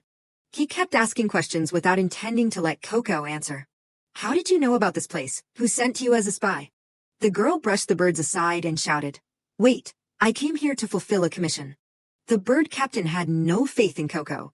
A commission? How can those words be believed? The girl gave an example. You. No Choco, right? Coco mentioned a friend from her past life. I am talking about Chocolas de Cordia III, once the leader of the stray dogs. Hearing that name, the bird captain was in disbelief. That name? How do you know Choco? Coco did not hesitate to prove her identity. Because I was once Choco's friend. Look. The little girl took out an object she cherished. I even have the round stuffed snake that Choco only gives to close friends. Seeing this, the bird captain was stunned on the spot. How? He spread his wings in surprise. This is something only those closest to Choco can possess. The white bird checked carefully. Captain, this stuffed snake, it is the real thing. The orange bird started sobbing. Heavens, I never expected to see this with my own eyes. Coco knew the effectiveness of the stuffed snake. As expected, my secret weapon has worked. The little girl was truly very smart, her mind constantly calculating. I got this from the mice I asked when I drove the maids away last time. I thought there would be a time when I would need it. Coco suddenly recalled the past. Choco was a friend she knew since she was the stray dog Archon. Because Choco was famous as the loyal leader of the stray dogs, she knew immediately that some animals would still remember him. The bird captain reluctantly spoke with the girl. I did not expect Choco to be close to a human child. Although it is truly unbelievable, since I have seen it with my own eyes, there is no other choice. I will hear what you have to say first. Coco sat obediently on the chair and replied, Earlier, the little girl had done some preliminary research. Hey, I heard there is a magic ring that prevents power outbreaks. Do you know what it is? The bird captain, with his vast knowledge, quickly replied, I seem to have heard of it. There was nothing he had not heard of. Are you looking for the ring called Street? Philip's melody, I heard it is enchanted with an ancient magic capable of absorbing surging mana. Coco yearned for the ring. Do you know where it is? Can you bring it back? Those words bewildered the bird captain. What did you say? After hesitating for a moment, he wanted to understand Coco's purpose more. I know the location, but that item is very dangerous. What does a child like you need it for? The little girl could not tell the truth. The young lord. Oh no. Coco expressed her worry. If I want to save my friend, I absolutely need that item. Waiting no longer, the girl quickly negotiated. Hey, Chip, you remember what Archon asked for before, right? That matter. Can you do it now? He broke into a cold sweat upon hearing that. Archon. The bird captain remembered his friend's words. Chip, why are you so injured? Are you okay? I will help you. Chip had once promised him, if you also help someone in the future. At this point, the bird captain's voice grew heavy. I never expected to hear that name again until now. He did not refuse, but did not agree either. I understand. I will contact you separately. The white bird saw this and tried to advise Captain. The bird captain gave Coco hope. Just go back and wait. The little girl truly could not believe it and exclaimed, Really, yes. Coco did not forget to repeat, I will be waiting, please be sure to contact me. Agent Jack quickly flew in to report, Captain, the new professional agent has departed to get the ring. If it is fast, contact will arrive tomorrow. He replied dismissively, I know. If there is more news, report it immediately. He seemed to understand the bird captain's heart very well. Are you truly planning to take Philip's melody ring and give it to that child? Sir, don't you hate humans, Captain? Agent Jack mentioned an old story. In your youth, your life was in danger because of humans. But he replied calmly, that is true, but that child understands why I run Daybird. The bird captain had already trusted Coco. Goodwill will return as goodwill. The one who created this trust was the stray dog Archon. He could never forget the moment he faced death. The light flowing from its body had healed him. Even the bird captain had not expected it. How could I ever forget that miraculous moment? He was forced to fulfill the promise. I still do not understand by what power that ordinary stray dog saved me, but how could I possibly refuse? Agent Jack was taken aback. And yet, what happened? The bird captain seemed to have some clues. It seems humans do not realize it, but Archon's death has many suspicious points. He became more and more certain. Fate truly is interesting. The very human I was tracking found their way here on their own 2 feet. Suddenly, the bird captain called out loudly, "Agent Jack." His voice made the other bird turn serious. Yes. On this side, Russ was sobbing after finding Coco. "You brat, where did you go? Speak up now, or I will tell Chloe everything." Meanwhile, the captain assigned a mission to Agent Jack. Follow the kid named Coco and sneak into the Ardo's mansion. The bird captain felt somewhat relieved. Finally, he could shed light on Arkun's suspicious death. Chloe appeared with a fierce look. "I heard everything, kid. You disappeared from the dining area on your own." Seeing her, the little girl's face panicked, stammering, That matter?" She questioned sternly, "I wonder what you are up to now." "But what did I say this morning?" Coco felt things were not right and tried to explain clearly, "If it is dangerous, I am not allowed to do it, but..." The little girl tried to prove her credibility. "It was not dangerous, really, Coco can promise." Then, Chloe temporarily dropped the subject. "All right, I will let it go just this once. First, follow me. It is looking for you." She revealed a fact. "I heard the black lion has reappeared on the spirit tiger."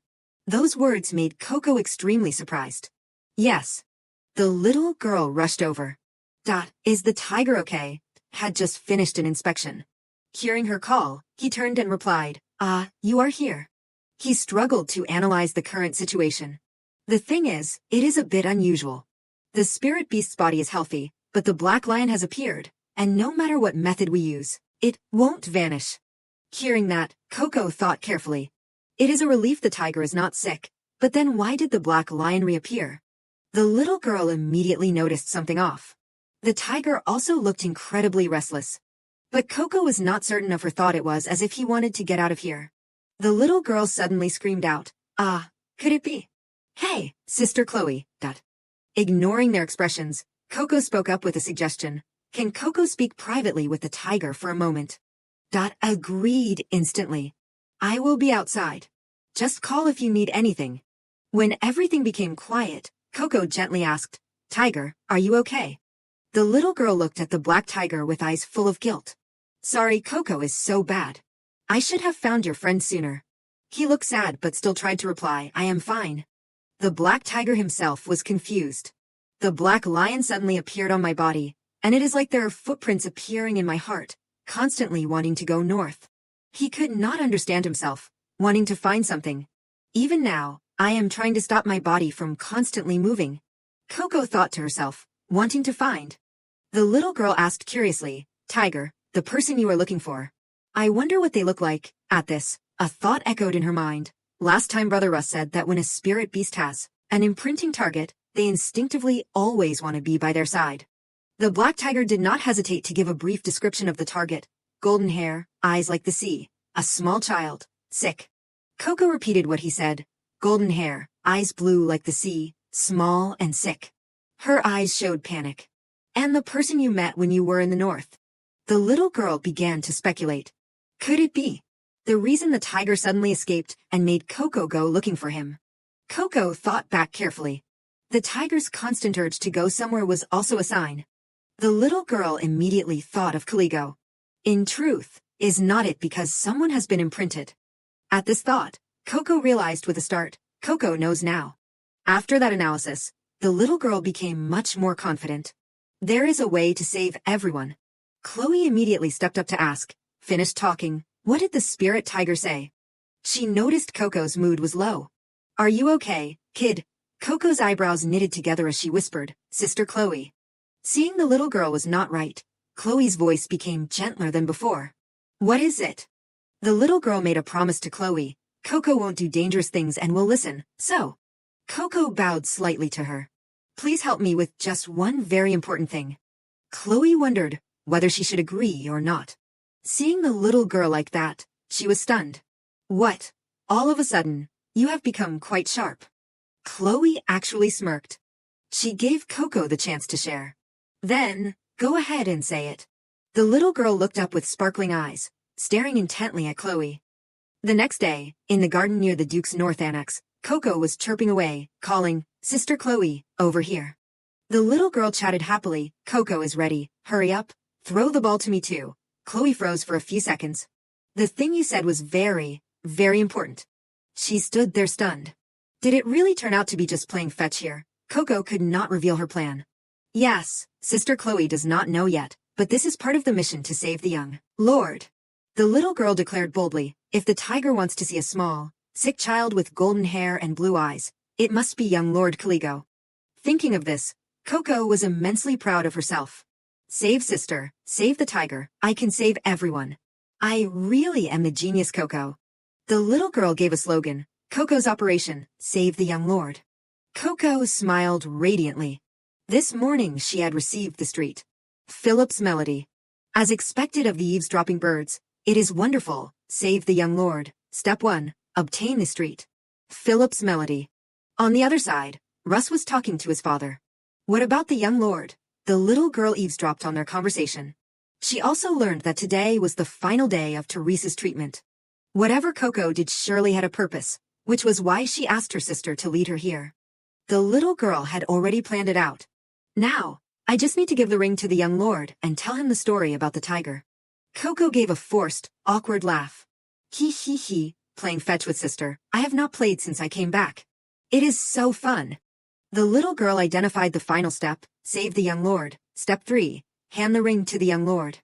Coco urged herself not to get distracted. Stay focused, Coco. Now Coco has to sneak into the villa without sister knowing. I can't keep playing fetch right now.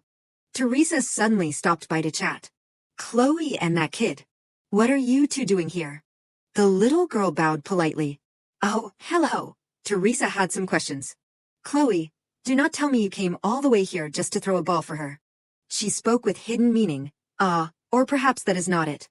Teresa was clearly there to boast. Are you curious about how I am treating young Lord Ribera? She raised her voice mockingly. Honestly, dragging a child along is very dangerous. Before she could explain, Coco countered, it is not like that. The little girl explained the reason for being there. When having breakfast with the Duke, Coco gave him a gift. He allowed us to play fetch here, so that is why we came. Teresa was completely bewildered. Father, hearing this, her face showed utter disbelief. He eats with that child every morning, accepts gifts, and even grants her requests. She was furious. This brat is more troublesome than I thought. Coco spoke up to protect her sister, so Chloe did not force me to come here at all. Chloe did not want to make a scene. Forget it. Fine. She smiled back. The child thinks everyone cares about her. That is all. Teresa was fuming but could not do anything. Sister. She took every opportunity to blame others. Even if you misunderstood, you did not have to go that far. I was just worried about you. Are you angry? Coco wondered. Why is Sister Chloe being so cold? The little girl truly liked Chloe. In this Duke's mansion, besides Teresa, only I pay attention to Chloe. Teresa mocked intentionally. Even though you have lost the ability to use your power, do not worry too much. After I cure the young lord, I will heal you too. So, she was extremely smug. Be happy, after all, everything will end today. The wedding with the Grand Duke. Teresa rejoiced just thinking about it, the reward money amounting to trillions. She craved power. A wedding with the Grand Duke, and the praises of everyone. Teresa worked hard only in the hope of marrying into high nobility. Both the status and the saintess reputation she was about to have. As long as she cured the young lord, it would all be hers. Chloe did not care at all. There was no talking to her. Teresa hurriedly left. Oh no, I have wasted too much time. Let us go quickly. Teresa was determined to compete with her. Young Lord Caligo is waiting. Chloe Ardos, after I prove I am better than you, will you still be able to stand tall like that? Chloe stood silently, without saying a word. Coco approached and tugged at her clothes. Sister Chloe. The little girl hoped she could comfort Chloe. Don't mind those words. I know Sister Chloe is not using Coco. We are not like Teresa. She did not show any expression. I already knew. I never cared to begin with. Coco suddenly became happy again. Yes, what a relief. The little girl acted cute with Chloe. This time I want to play hide and seek. I have to hide really well, then sneak a peek at the young lord before coming back. Chloe had to indulge Coco. Sigh, all right. The little girl assigned her a task. Chloe will be the seeker. Teresa pretended to treat Caligo. Young lord, it is almost finished. You are gradually getting better. He was in so much pain that his body curled up. This is getting better. No, this is the opposite. The servants kept whispering, but the young lord seems to be in too much pain. Does not he? What are you talking about? He is young. He is probably just exaggerating. That is right. Yesterday I heard he did not even know how to say thanks and even caused a loud riot. Teresa remained as calm as if nothing had happened. Everyone is worrying over nothing while everything is going exactly as planned. Thinking of this, she whispered, I will perform the final treatment for you. She gave a cunning smile. You will be completely cured, young lord. Teresa seemed overly confident. It is fine, soon everyone will be praising me. But then a backlash struck her. A servant came to support her. Lady Teresa. The maid was worried about Teresa's health. You must have overexerted yourself. Meanwhile, she expected the result. No, this is only natural. At this, she gave a mocking laugh. Now let us see how much the young lord has recovered. Suddenly, a servant screamed as they saw Caligo coughing up blood. Master. Teresa froze up. What? What is this? My power is not effective. Why? She would not accept failure. Yo, young lord, let me try one more time. But Caligo could no longer endure it. Get out. He seemed to have turned into a different person. Completely cured. No, you have completely failed. I am now. Caligo's expression looked terrifying. He was right on the verge of an explosion. Teresa still insisted. What? No. Impossible. I am not wrong. She intended to rush forward. One more time. I can still do it. Luckily, the servant stopped her. Lady Teresa, it is dangerous. Teresa would not let go of her status, her money, her position as a saintess. He roared in a cold voice, hurry up. Get out. Caligo kindly warned, if you stay near me, everyone will die. The servants panic-strickenly led her to escape. Everyone, out quickly, if this continues, everything will be swept away. Teresa wanted to evade responsibility. I can't. We can't just leave like this. If people think the Grand Lord's outbreak happened because of my treatment, everything I have done until now will vanish. She shifted all the guilt onto Caligo. The young lord refused the treatment and is flaring up in anger. Everyone, please restrain and calm him down. Teresa pulled an excuse out of thin air to settle the matter. My treatment was perfect, but the young lord said he disliked me and suddenly symptoms of an outbreak appeared. A knight rushed in to intervene. Young lord, please calm down. Caligo mocked himself. There, see. He seemed very disappointed with the world. No one cares about me. Only they themselves are important. Caligo's thoughts raced incessantly. Everyone is the same. Just because I am a useless noble. Coco's scream rang out. Stop. He felt a sense of familiarity. This voice. The little girl rushed in like the wind. Young lord, come here. Coco reached out her tiny hand. Coco has come to save you. Coco kept her initial promise. Coco has come to the rescue. Her voice made Caligo freeze for a few seconds. Kid. But then he directly tried to stop the girl. Are you a fool? Why did you come in here? And yet. Coco still affirmed firmly, yes, I am not a fool. Caligo feared he would harm her. But why do you keep coming? I clearly told you to get lost. The little girl gently took Caligo's hand, her voice becoming softer. Because I promised I would come to save you. Not letting him worry further, Coco hurriedly comforted him. My sister taught me that promises must be kept. You have waited a long time, have not you? Tears wet Caligo's lashes. His heart was overflowing with warmth. She really came for me, even though I always acted so badly. Why? His mood shifted constantly. But what can be done now? Caligo tried to force a reassuring smile. No. I do not need it. He only accepted Coco's good intentions. He did not want to drag her into hell. Dark power now completely enveloped the two of them. Caligo could do nothing more. I am sorry. The black mist was suddenly about to wrap tightly around his body. The scene happened so fast the little girl could not stop it. Wait, yo young lord.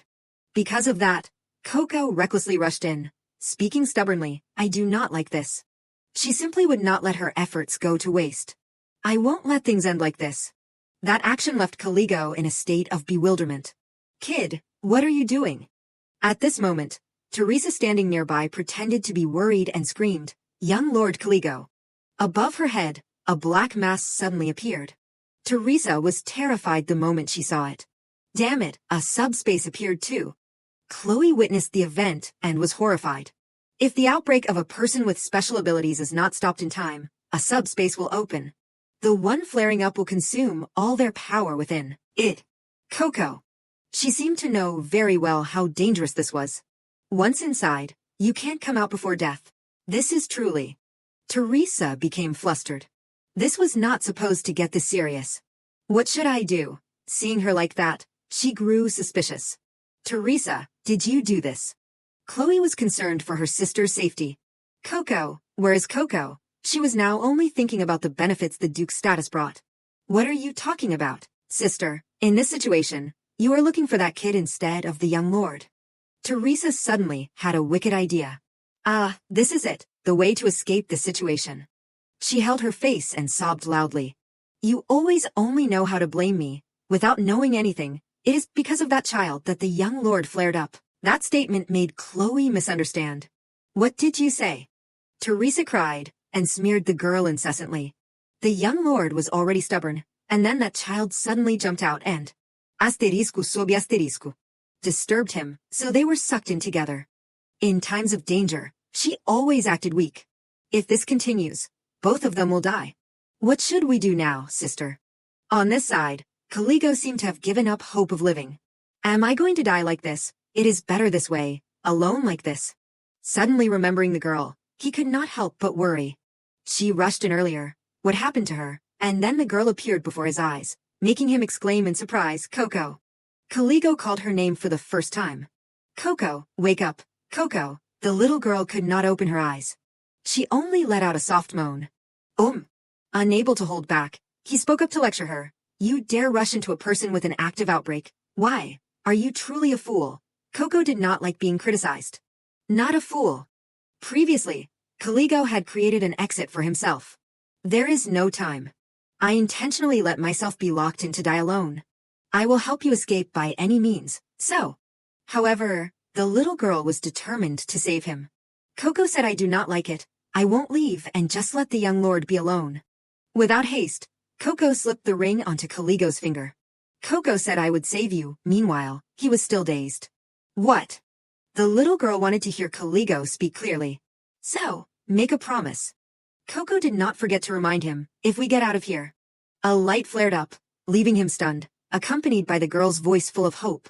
Promise me you will live happily. Caligo stood frozen on the spot, looking at his hand in disbelief. The outbreak symptoms. They had stopped. But he still asked to be sure. Did you know the way to cure my illness? Coco did not hesitate to tell him the truth. Yes, I heard that ring contains ancient magic, so it can calm the outbreak. I am a bit late, because I went to find this. Hearing this, he thought to himself, it seems this is something precious that a child could not find on her own. Cutting off his thoughts, Coco spoke to advise him. Young lord, now we can survive and go out together, right? Caligo felt it was quite difficult to escape now. Let us see. So recovery will likely take time. He had to tell Coco beforehand to prepare her. Before that, the subspace will likely shrink. Looking at the current situation, Caligo seemed completely disappointed in himself. If only I had strength left, I would have gotten you out. I am sorry. In his heart, he thought, like a fool, my body can't do anything even with help. The little girl, on the contrary, was not afraid and comforted him. It is okay, young lord. We have a way to go out together. Suddenly, a loud shout rang out at his door. Chloe, Teresa. It was Duke Ardos arriving in a rage. Is it true that the young lord and Coco are trapped in a subspace, father? He was powerless. My God. Teresa now played her white tea act again, rushing into his arms and crying. The treatment was going well, but because of that child, how can we explain this to the Grand Duke? And then she dared to make a cruel suggestion. Should we perhaps send the child's body to console him? That statement made Chloe glare in anger. You. Duke Ardos did not give up easily. He said sternly, Teresa Ardos, move aside. He immediately ordered the knights, before the subspace explodes, get the children out, evacuate everyone from around the annex. The subordinates immediately obeyed. Yes, sir. Duke Ardos rushed to handle the situation. Also, immediately contact the magic tower and call the mages, cutting him off. She quickly gave an opinion, my lord. Even if you contact the magic tower now, it will take time for them to get here. Chloe decided to use her remaining strength to save them. In the meantime, I will stall for time. My shadow magic and the young lord's shadow magic belong to the same system, so it might help the children survive. He heard that, and immediately worried for Chloe's current condition. You have not fully recovered from your outbreak either. Do you plan to risk your life? But she was very confident. I can handle this much. Chloe immediately set to work. There was no time to worry. Her hand had only just touched the empty air. When Chloe quickly identified, wait, there was movement inside the subspace just now. Could it be? She shouted an announcement to everyone, back away, there is a crack in the subspace. Duke Ardos seemed not to believe what was happening before his eyes. Chloe vaguely saw two figures. That thing. She could finally see clearly it was the young lord and Chloe rejoiced to see Coco, whispering softly, still alive. But she wondered, how? Earlier, inside the subspace, the little girl continued to reassure Caligo, don't worry, young lord, we can survive and go out together. Hearing her say that, he asked skeptically, how no one flaring up in a subspace has ever survived until now. Not letting him wonder further, Coco directly requested, there is a guest who wants to meet the young lord. She had truly brought the black tiger there. Say hello, this is Tiger Friend. Seeing him, Caligo tried to calm down. Unbelievable. He raised his hand, his voice a soft echo of surprise. You. How did you get here? Previously, Caligo had loved him with all his heart. Meeting him just once was enough to feel a strange closeness to the black tiger. Occasionally I will come to see you. Until then, you must survive. He felt incredibly lucky. It was a promise. I made a reckless promise, but I thought I would never see him again after hearing he had gone to the Duke's house. Caligo stepped closer, gently stroking the black tiger's nose, his voice full of joy. Hello. You kept your promise. I thought I would never see you again.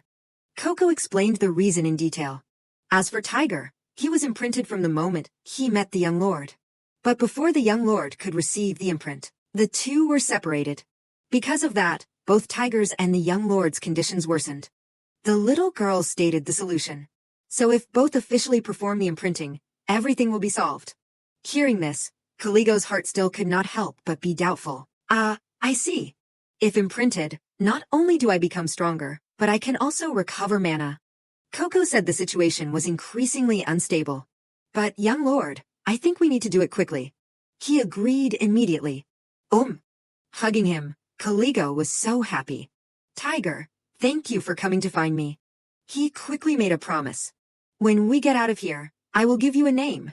It seemed Caligo now valued the black tiger very much. Because I am your imprinting partner. Coco was moved by his affection for him. Wow! Seeing the girl like that, Caligo flashed a smile and beckoned her closer. Coco, come here. He reached out and took Coco's hand, his voice steady. Let us go back together. Caligo looked at her with deep affection. Let us get out of here, Coco. The subspace gradually began to crack and splinter. It shattered into 1,000 tiny fragments. The servants were utterly shocked at the sight. The little lady and the young lord had returned alive. Even Teresa was stunned, unable to believe her eyes.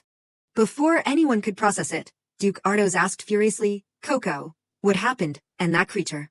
Is not that the spirit tiger? The girl replied with a bright smile. Coco teamed up with the tiger and saved the young lord. The young lord is safe now, because... Coco rejoiced for Caligo. The tiger and the young lord have completed their imprinting. Her words left him in complete shock. Is that true? The girl added more about his health. Yes, and about the cause of the young lord's outbreak. With that, Coco turned and pointed an accusing finger at her. It is because Lady Teresa Ardos has been forcing him to use the wrong treatment all this time. Teresa tried to make an excuse. What is this child saying? I am a saintess candidate. How could I? But before she could finish, Caligo spoke up to set the record straight. What she says is the truth. He bravely unmasked the servant's true face.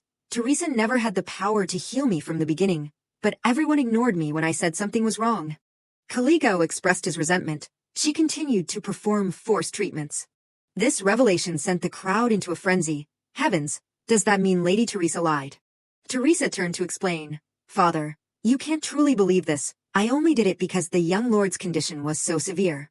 Duke Ardos, unable to defend her any longer, remarked, "Your story keeps changing, does not it?" She froze as she realized the Duke did not believe her. He emphasized once more, "Teresa, remember exactly what you said." He saw through her lies. At first, it was young Lord Caligo's fault, then it was Coco's fault. "Not a single word you have said is consistent, is it?" Duke Ardos continued the interrogation. "So, what do you think is the real cause?" He addressed her by her full name. "I did not want it to come to this, but there is no other choice. Teresa Ardos, listen well. Duke Ardos was always a fair and impartial man. I know you have dedicated yourself to the family until now, but regardless, it is clear that your actions triggered the young lord's outbreak. He could not tolerate someone who brought shame to the family. I order you to undergo disciplinary action at the Bastille Mansion. Stay calm and reflect on yourself until a final decision on your punishment is made." Teresa collapsed to the ground. Father, please." His words were like a knife, and she began to insult Coco incessantly. "How could you do this to me? I would never intentionally cause the young lord to flare up. Are you really believing that, child? Are you exiling me for the words of a brat who is about to be discarded from the family?"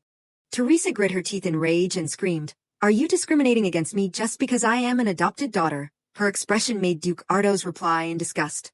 "I am sick of hearing that line." He listed her wrongdoings. "You pushed the young lord to his limit and forced him to endure, then repeatedly blamed others to escape responsibility." He then roared in anger, "Because you are my daughter, I am stopping at self-reflection. You nearly caused harm to another noble." With that, Duke Ardos showed clear disappointment. "Even with 10 mouths, you would have nothing left to say. Truly disappointing." Those words left Teresa stunned for a moment. "No." He turned his back on her and ordered, "What are you waiting for? Drag her out immediately, since Grand Duke Ribera is coming to the mansion. The doors will remain closed until then." A servant stepped beside Teresa to help her up. "Please stand up, Lady Teresa." Coco, standing nearby, stuck her tongue out in satisfaction. This was the punishment for making her sister and Caligo suffer.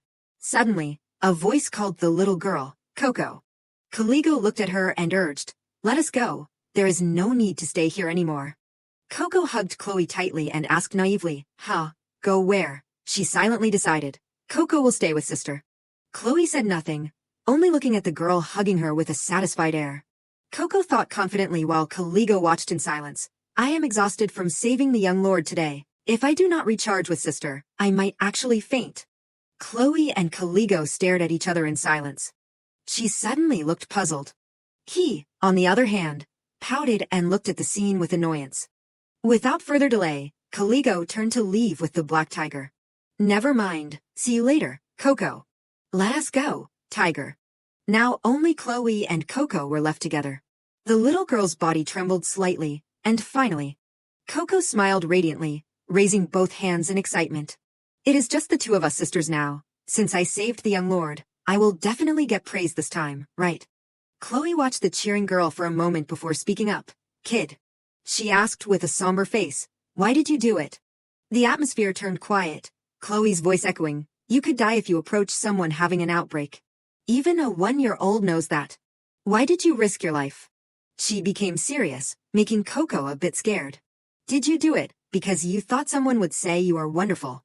Chloe continued reproachfully, "Did you want someone to acknowledge how great you are?" Hearing her, the little girl was flustered and quickly denied it. "No, it is not like that at all." Coco's large eyes suddenly filled with tears as she thought aggrievedly, "Sister, you might not know, but it was all an effort to save you."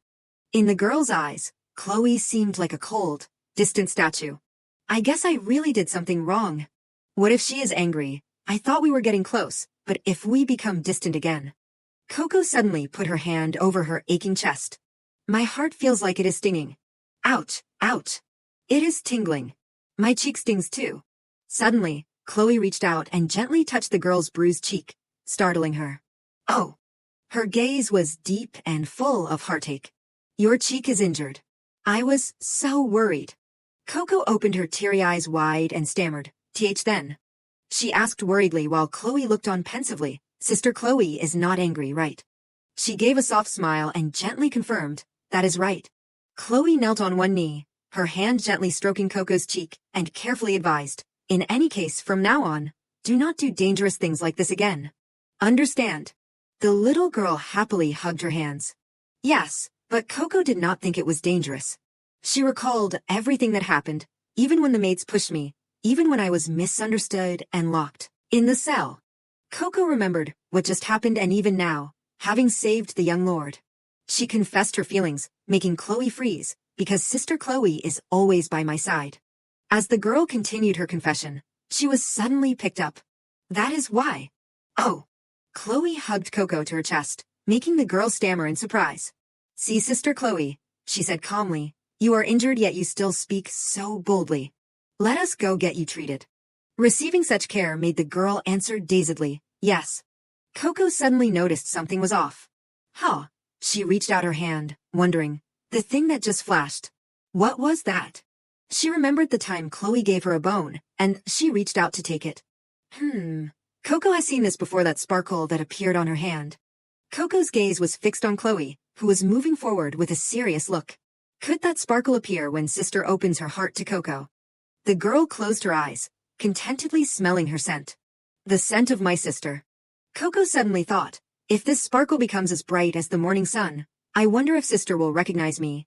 Her tiny hand clutched Chloe's sleeve tightly. I wish that would happen soon.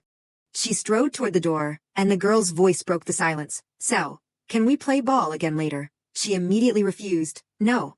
See the doctor first. The girl remained stubborn. Just throwing the ball would be fine. She flatly refused again. No. Only after you have recovered. On this side, Caligo was touching the black tiger's paw in awe. It is a miracle. Seeing you again was a surprise, but to think we have imprinted too. He fondled the paw. Earlier, Coco had said that, even if it felt strange at first, not to be in a hurry. Caligo remembered Coco's radiant smile and silently agreed. We will definitely become best friends. It seems the kid was right this time too. He brought up the past, and the black tiger flicked its ears as it listened. About that, in the subspace earlier, I said I would give you a good name, remember? The tiger used its claws to write a word on the floor, surprising Caligo, remember? He stared at the tiger's writing with excitement. I heard that once imprinting is done, one can read what you write. So it is true. The gentle sunlight shone through the window as Caligo offered name suggestions. How about this, your name? How about Amius? His eyes sparkled as he explained the meaning, while the black tiger glanced at him. In the ancient tongue, it means friend. If you agree, I want to give you this name. The tiger hugged Caligo and spoke haltingly, Friday. Friend. Of Caligo. He hugged back and agreed. That is right, my friend Amius. He made a promise between them, from now on, do not leave me again. Let us take care of each other. Suddenly, the nursemaid rushed in. Why are you still here, young lord? She hurriedly called toward the door while the black tiger seemed displeased, its tail thumping continuously on the floor. The doctor summoned from the Duke's mansion earlier is waiting. Please come in, hurry. The nursemaid informed the doctor. Doctor, the young lord will be right in. The black tiger bared its teeth at her. Caligo understood. I know, Amius. You find her annoying, do not you? He remembered the efforts she had put into him. An image of his childhood appeared where he held her hand while walking. But she is the one who raised me since I was very small. After my parents died, the only person by my side was her. Caligo silently decided. He turned to the nursemaid, his face taking on a terrifying look. Soon, I will give you one last chance. In the waiting room, the doctor's voice rang out. It is a relief that nothing is serious. Caligo slowly buttoned his shirt, while the doctor joyfully gave the diagnosis. The outbreak symptoms have completely vanished. His physical strength is a bit weak, but he will be fine soon. The nursemaid beside him offered her thanks. Thank you, doctor. She became emotional, tears welling up as she used a handkerchief to wipe them. To me, he is like a son. Truly, when the subspace appeared, I wanted to rush in and stop it, even at the risk of my life. A servant offered praise. The nursemaid has suffered much by the young lord's side. To think she is so dedicated. The doctor added his knowledge. I heard she has cared for him since he was an infant.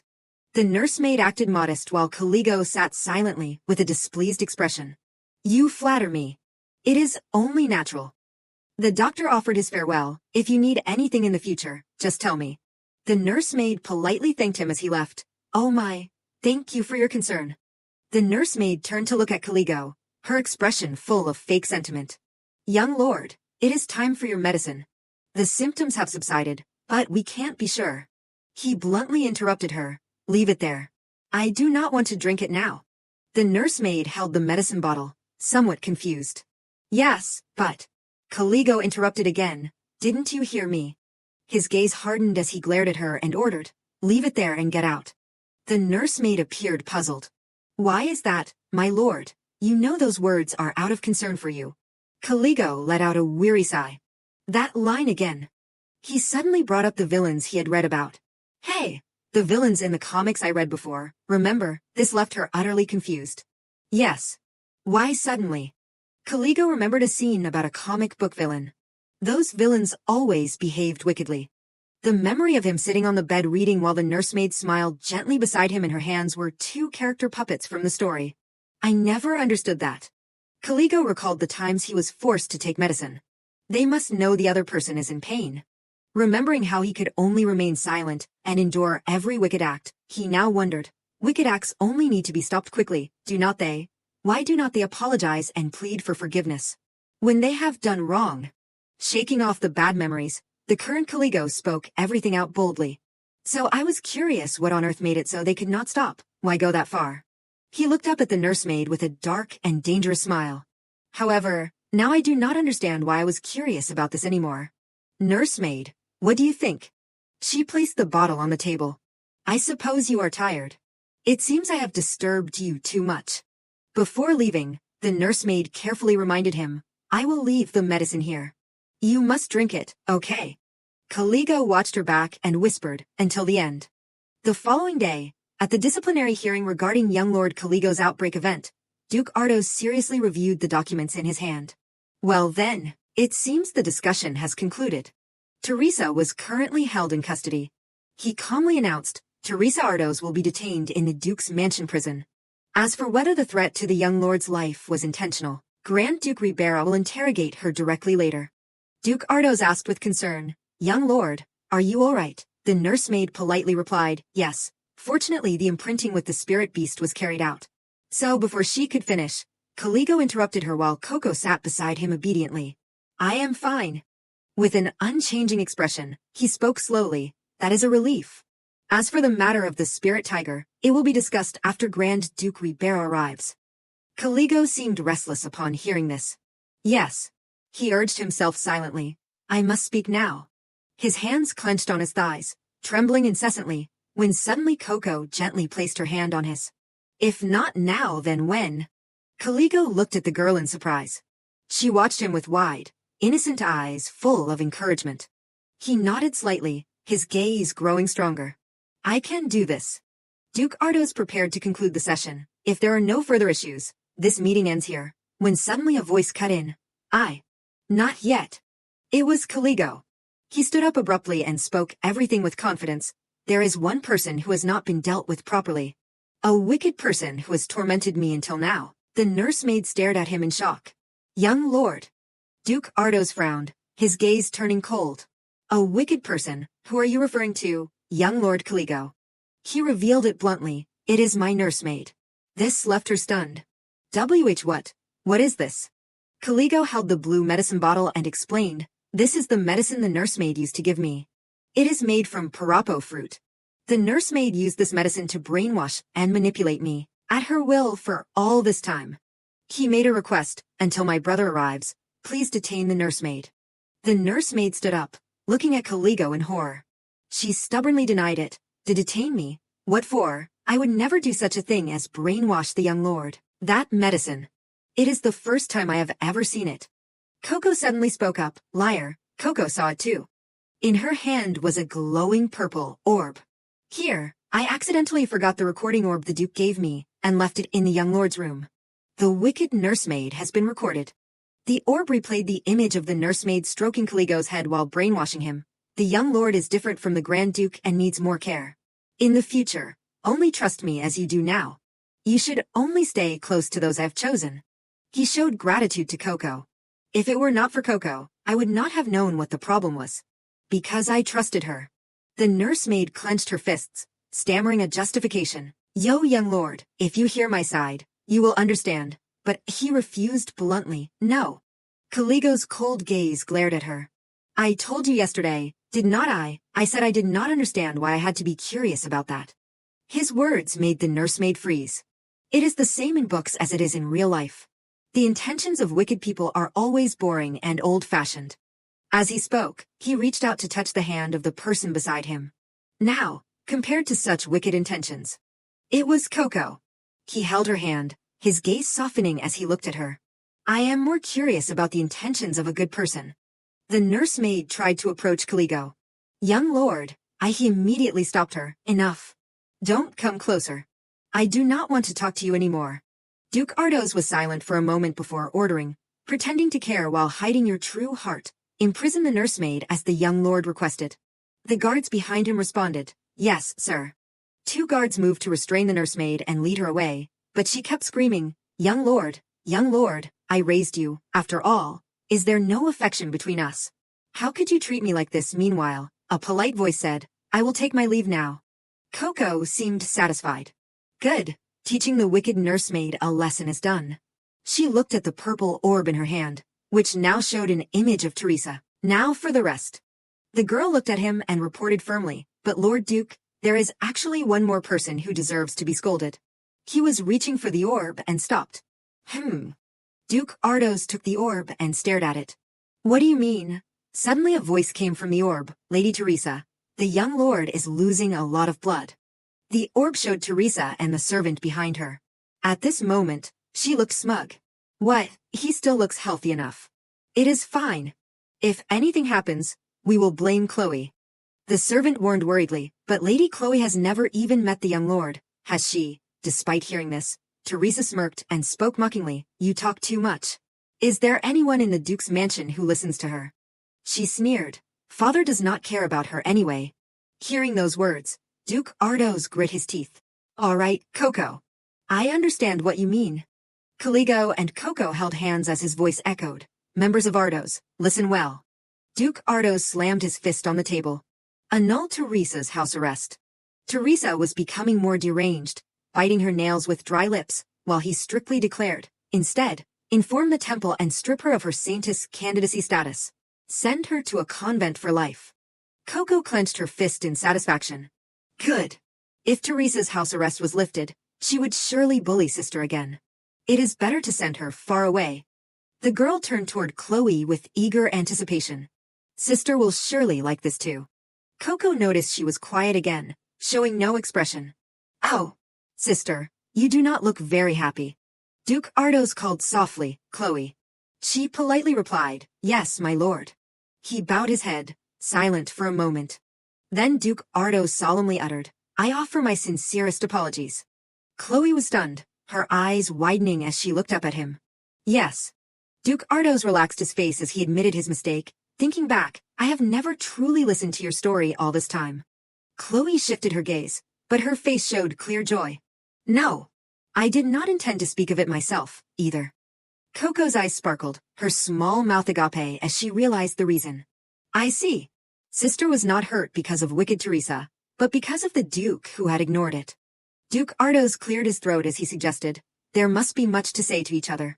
I have no urgent business today, so if you are okay with it. Chloe did not hesitate. Yes. At this, the girl smiled broadly and ran outside. Since Coco is a smart puppy, I should head out now. Suddenly a voice called Coco back. Where are you going? The girl turned around dazed. Huh. It was Caligo. He took her hand, making her confused. Young lord. He held her hand tightly and said stubbornly, looking at the current situation, it is like a dazed puppy and a shy kitten. Don't misunderstand. I am not holding on to you, because I like you. Caligo cleared his throat, his cheeks turning red. I am doing this because both of us have no guardians, so you should not wander off alone. Hearing that, Coco replied with a radiant smile, yes. The girl thought to herself, the young lord's hand is so warm. She looked at something as she thought, Coco will probably become a silly puppy again once she stops worrying. Coco looked toward Chloe and Duke Ardos. She now looked comfortable with a truly happy smile. That made the girl think, everything should be fine now. The girl leaned her head on Caligo's shoulder, making his eyes widen in surprise. She was extremely happy for one reason, because sister smiled. The following morning, at the mansion, an energetic voice rang out, "It is morning." Coco quickly ran to where Chloe was. As Coco headed straight for her, a maid standing nearby warned her anxiously, "You will fall. Please slow down, my lady." The little girl suddenly stopped, turning toward something that had caught her eye. Ha! In front of Coco was a mountain of colorful gifts. Curious, she asked, "What are all these things?" The maid happily replied, "These are gifts sent to you, my lady." The girl pointed at herself in confusion. "Yes, for Coco," the maid smiled gently. "Yes. Rumors are spreading that you are dearly loved by the Duke, so everyone wants to get on your good side." The little girl let out a small sound. Oh! Caligo had been standing by a distant wall for some time, holding a scroll in his hand. "It is too early to be surprised," he said. The girl was somewhat startled. Master Caligo. He opened the scroll. It was very long and filled with writing. He pointed to it proudly. "My brother, the Grand Duke of Ribera, has finally reached out. He said he wants to meet you, and—" Coco and the maid gasped in shock. "Oh my goodness." Caligo held the scroll forward, his face flushing slightly. "You probably know the Ribera family is famous for their magic tools, right? You can choose anything you want from the Grand Duke's collection. He said he would give you anything." He continued to reveal, "Actually, you could even ask for everything. My brother once said he would give the whole world to whoever could cure me."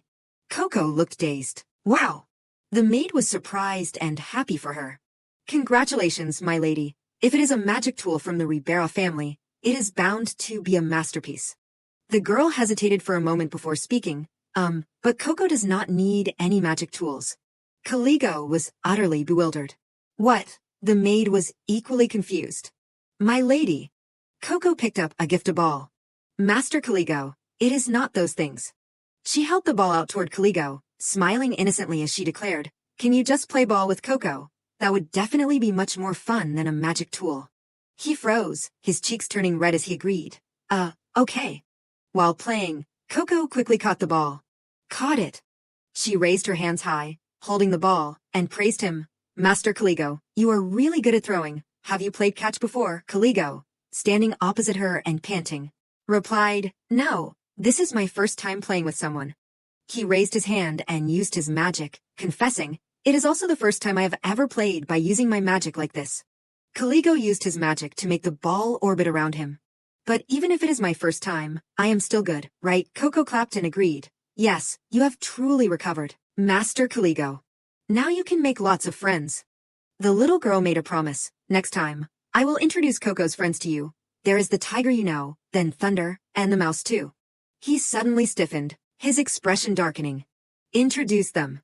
Coco continued eagerly listing them. "Yes, Chip Chip, and Choco, and Cherry too." Caligo suddenly asked, "And you?" The girl looked at him blankly. "Yes," he began to stammer. "No, I mean." Finally, Caligo voiced his true thoughts. I want to be friends with you."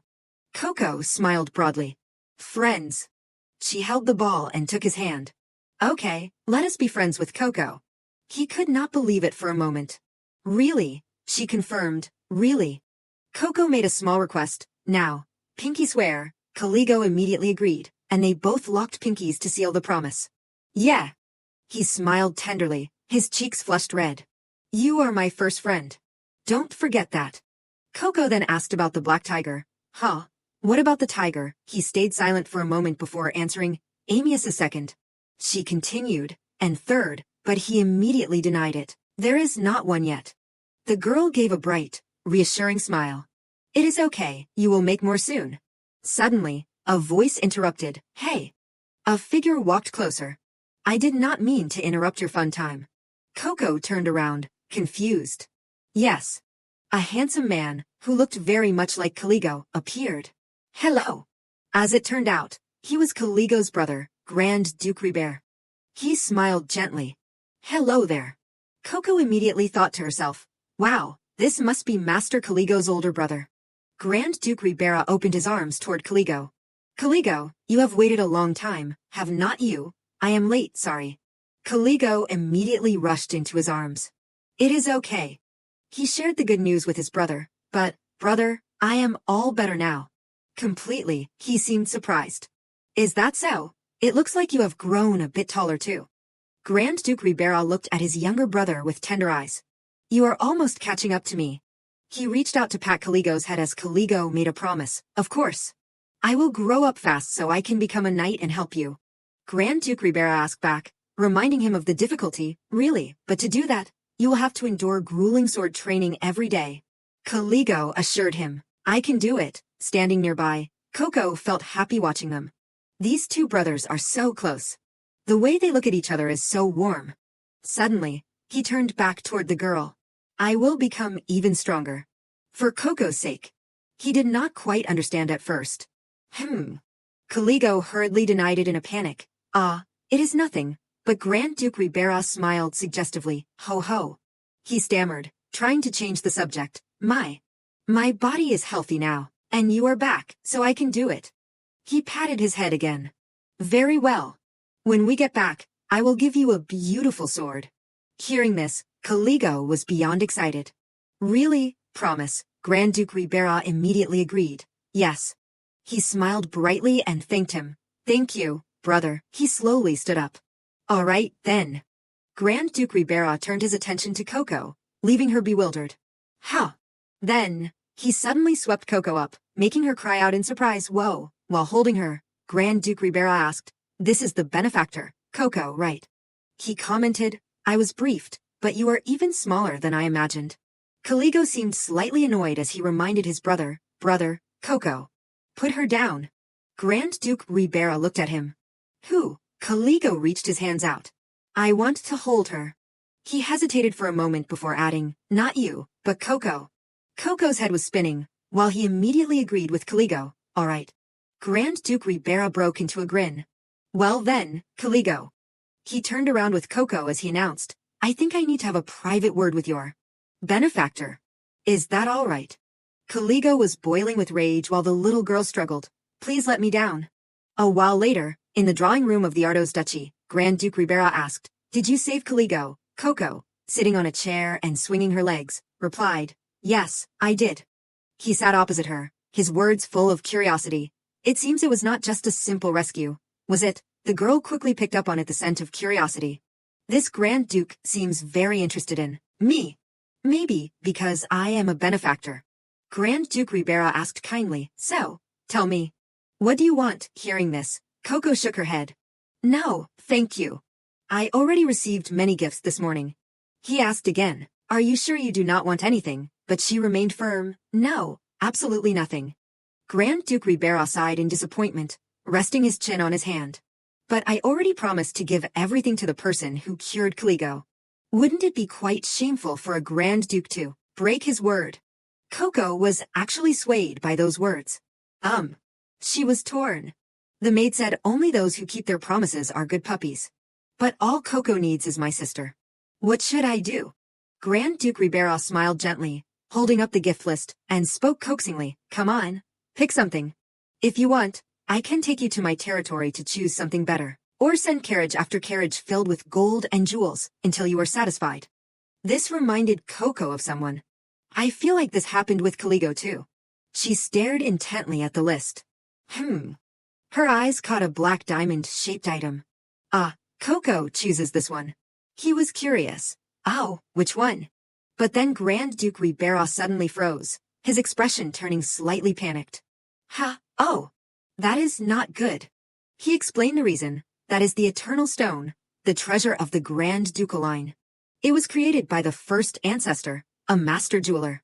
I am sorry, but I am not even sure my entire fortune could be traded for it. Coco looked regretful, tapping her index fingers together. Is that so? She thought to herself, what should I do? I do not want anything else but that. But I do not want to make the Grand Duke feel awkward. Is there another way? Coco had an idea. She then announced to Grand Duke Ribera, I have got it. He wondered, what is it? Coco pointed at Grand Duke Ribera and said loudly, Please give me your entire fortune then. She confidently proposed the trade, leaving him stunned. I will take that, and then exchange it for the Eternal Stone. Coco asked with a beaming smile, making Grand Duke Ribera burst into laughter. Would that work? Coco is so smart. He laughed loudly, while the girl looked at him innocently. How? Grand Duke Ribera kept laughing like that, while Coco was incredibly confused. Why are you laughing? He reached up to wipe away the tears from his laughter. Because I really like this trade. Fine, I will give you the eternal stone. The girl jumped down from her chair. But, about that stone. That thing. Coco approached Grand Duke Ribera and whispered something. His eyes widened in shock. Really? The girl smiled brightly, confirming, yes, really. In another drawing room, someone was tapping their foot nervously. It was the butler. Chloe reassured him, calm down, Louis. He sobbed as he wiped his eyes. How embarrassing. Even if the Grand Duke is unpredictable, meeting that girl privately as soon as he arrived is. Duke Ardo sat at the head of the table, reassuring them while giving a reason. It is fine. He did ask for a private meeting beforehand. Russ agreed, right? His face darkened, and he began to complain grumpily. It is just. I can't stand the thought of the Grand Duke meeting my sister, while she is covered in dust. She should have been bathed and brought flowers. Chloe reminded him. You are being overprotective. She calmly gave a reason. Besides, he is His Highness the Grand Duke. Even if he met Coco unexpectedly, it was a permitted meeting. In the Ribera Grand Duchy, they were famous for their unique ability, crafting, along with, and swordsmanship. A person was dashing through a monster, splitting it in half. A genius possessing two extraordinary powers, a man obsessed with hunting monsters using magical artifacts. He created himself a mad scientist. That was Grand Duke Ribera, his face flecked with blood, holding a blood-stained sword, a man with a gentle face, but a murderous nature. Chloe thought silently, though he is famous for being devoted to his brother Caligo, whether he will be gentle with another child is unknown. I am starting to get worried. While Russ was grumbling to the butler, a voice suddenly called out, Oh, Lady Chloe. Everyone grew excited as they saw Coco being carried by Grand Duke Ribera. Sweetie, the little girl smiled and waved her hand. I am back. He walked in and asked calmly, Is everyone here? Thanks to your arrangements, I have finished my talk with little Coco. After speaking, he leaned in and kissed the girl's forehead, leaving Coco puzzled. Next time, I will prepare another gift and come for a private visit. Goodbye, little princess. The girl uncomfortably pushed Grand Duke Ribera away slightly, startled. He chuckled, while Russ stood up abruptly, the air around him filled with a murderous aura. Oh, sorry. Russ spoke seriously. Well then, I must go back and arrange the gifts for my benefactor. Assistant, you should come out too. The butler nervously adjusted his glasses. Yes, sir. Afterward, the butler accompanied Grand Duke Ribera outside. He did not forget to look back with a smirk. Coco held up the gift list to show Chloe. Lady Chloe, look, the Grand Duke said he would give me this. Grand Duke Ribera looked at the girl and smiled softly. Suddenly, a loud cry was heard. What? The butler ran after Grand Duke Ribera, asking, Your Highness, do you really intend to give the eternal stone to that girl? He simply replied, Yes. The butler reminded him, but that is a family heirloom. He insisted, This reward is truly excessive. He stopped, thinking carefully before considering the reason. Perhaps. But it is not needed for the war against monsters. It has just been sitting in storage for hundreds of years. Besides, Caligo's benefactor wanted it, so I have no reason to refuse. The butler did not know what else to say. Your Highness. Grand Duke Ribera admitted. Besides, it is interesting. His expression now was full of strangeness, with a hint of madness. Out of all those things, why did she choose exactly that, and that condition too? It is worth paying attention to. The butler was frightened by that look. The Grand Duke has truly been captivated by that girl. I have no idea what he is thinking. Grand Duke Ribera changed his expression, his eyes curving as he ordered, Contact Lady Ardos. In a lush green garden, Chloe was sitting opposite Grand Duke Ribera. Her face showed no expression, while he smiled gently. His previous request was clear. He wanted to meet her for a moment. Chloe did not want to beat around the bush. Could you tell me the reason you wanted to meet me privately? Grand Duke Ribera replied with a bright smile. Oh, there is no need to be so guarded. I simply came here because there is something I want to give you. Chloe asked in disbelief. You mean to me? Grand Duke Ribera did not hide it. That is right. Because of an anonymous request. He reached out and opened an exquisite box on the table. Inside was a stone. Chloe looked at the stone, surprised. This. Grand Duke Ribera asked her. You have heard of it, have not you? The magic tool called the Eternal Stone. He told the legend of the stone, that it was a magic tool created by a former master jeweler for a former Grand Duchess. If you infuse your life force into the stone, you will know if the person you love is by your side. But Chloe tactfully declined. I really do not wish to accept such a romantic family heirloom. It would be troublesome if misunderstood. Grand Duke Ribera leaned back lazily in his chair. What? I did not want to give it to you either. As I said before, I am only doing this because someone special asked me to. He had another goal. I just want to become friends with that anonymous person. Grand Duke Ribera wanted Chloe's opinion. Will you cooperate? At that moment, Coco came skipping in from outside, humming, flowers, flowers, let us arrange some flowers. The girl happily arranged the flowers. Flowers. Chloe calmly questioned the girl. It was you, was not it, the one who instigated Grand Duke Ribera? Coco was startled by the accusation. Huh. The girl stammered, instigated. Without waiting for Coco to say more, Chloe held out the stone. You told the Grand Duke to give this to me, did not you? Coco's face went pale. I have been caught, she faltered. How? How did you find out? Chloe's voice remained soft. You really do not know how to lie. Why did you do this? I do not need things like this. With an incredibly expectant look, Coco said, I did it because I thought Lady Chloe would need it. Please think of someone you cherish, and infuse your life force into it. Chloe repeated the word, cherish. Coco was still excited. Yes, please try it once. The girl thought that if Chloe thought of her while infusing her life force, she might recognize Coco's existence. Even though Coco could not directly say she was Coco, until Chloe felt a sincere closeness to her as a human, she could not reveal the truth that she was the puppy Coco. She would immediately realize that Coco was right by her side. But Chloe would not accept it. She smiled faintly. I can't. Chloe spoke in a quiet voice. The person I cherish is no longer in this world. Hearing this, Coco became dejected. She whispered, No, that is not true. Coco gripped her skirt and said to herself, Sister, Coco is right here. I have always been by your side. Chloe squeezed the stone in her hand. Besides, I can't infuse life force into the stone right now. Coco wondered. Why? Chloe then explained, life force is a power, even more fundamental than mana. But currently, I can't even control mana properly. So life force is even more impossible. Chloe tried to channel her energy. See, it does not work, right? She said, somewhat awkwardly, lately, although my mana has been strangely stable. Coco listened obediently. Yes. The girl bowed her head in thought. My sister is so calm, so why is Coco so upset? It must be because I once saw her express her darkness so coolly. Chloe wanted to say something, but she chose to remain silent.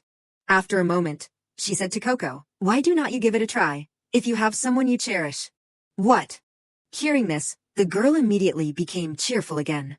Yes, Coco wants to do it. I want to try right now. Chloe was helpless against the girl. She is recovered already. She really is simple.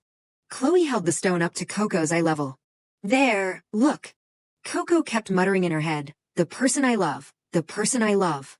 The answer to that question was easy. Of course it is my sister. It seemed to work. The stone suddenly glowed brightly. Even Chloe was surprised. Could it be? Coco was confident. Sure, it is obvious. She took Chloe's hand. Because the person I like most in the world is right here beside me. Coco declared, it is Lady Chloe. Chloe's eyes widened in shock. If light had a voice, it felt like it was screaming that at me. Coco was incredibly optimistic. Even if I fill the whole world with love, there is still so much left. I love Lady Chloe. Chloe was moved. She bit her lip and wondered, what did I say? What did I do? For you to act like I am your whole world. Why do you give me such a great love? Coco voiced her wish. Hey, Lady Chloe. About the outbursts, I hope they stop. The girl advised, so, please use your darkness in a cool way too. Use this stone to find the people you love. Chloe smiled at Coco. I understand. If the outbursts stop, I will try. I definitely will. She felt it was exactly like her Coco. Chloe looked at the energetic girl and wondered, but, did you only ask for this? You should have taken something better. Coco explained, no, they said they would give me everything written here. Coco was excited. Where is it? ownership of 3 spirit beasts, a villa in the north, magic tools. 1, 10, 100. Chloe looked at the girl rattling them off. Did you pull out the whole pillar of that house and bring it back? Coco replied. Huh. Coco is not that strong. At another magnificent building. A questioning voice came from inside. So, Lucrezia held a teacup. Duke Ardos has sent my daughter to a convent. Her face was pensive. How dare he? The other person replied respectfully, yes, Lady Teresa contacted me. Teresa had sent her a message, Mother, at the convent, they give me food with stones in it. They shoved me into a tiny room full of maggots. I can't live in a place like this. The person recounted everything. That is what I wanted to say. Lucrezia rested her head on her hand, her voice full of blame.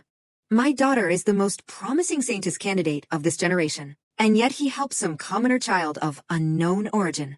I really must return to the Duke's mansion. She threw a bag of money to the person. Anyway, you have worked hard. He immediately took it. It was nothing. He was the mid-level priest, Pygmalion. Lucrezia was now curious about Coco's identity. But priest, I am very worried. That adopted child even managed to deceive the Grand Duke after the Duke, did not she? Pygmalion reassured her, please do not worry.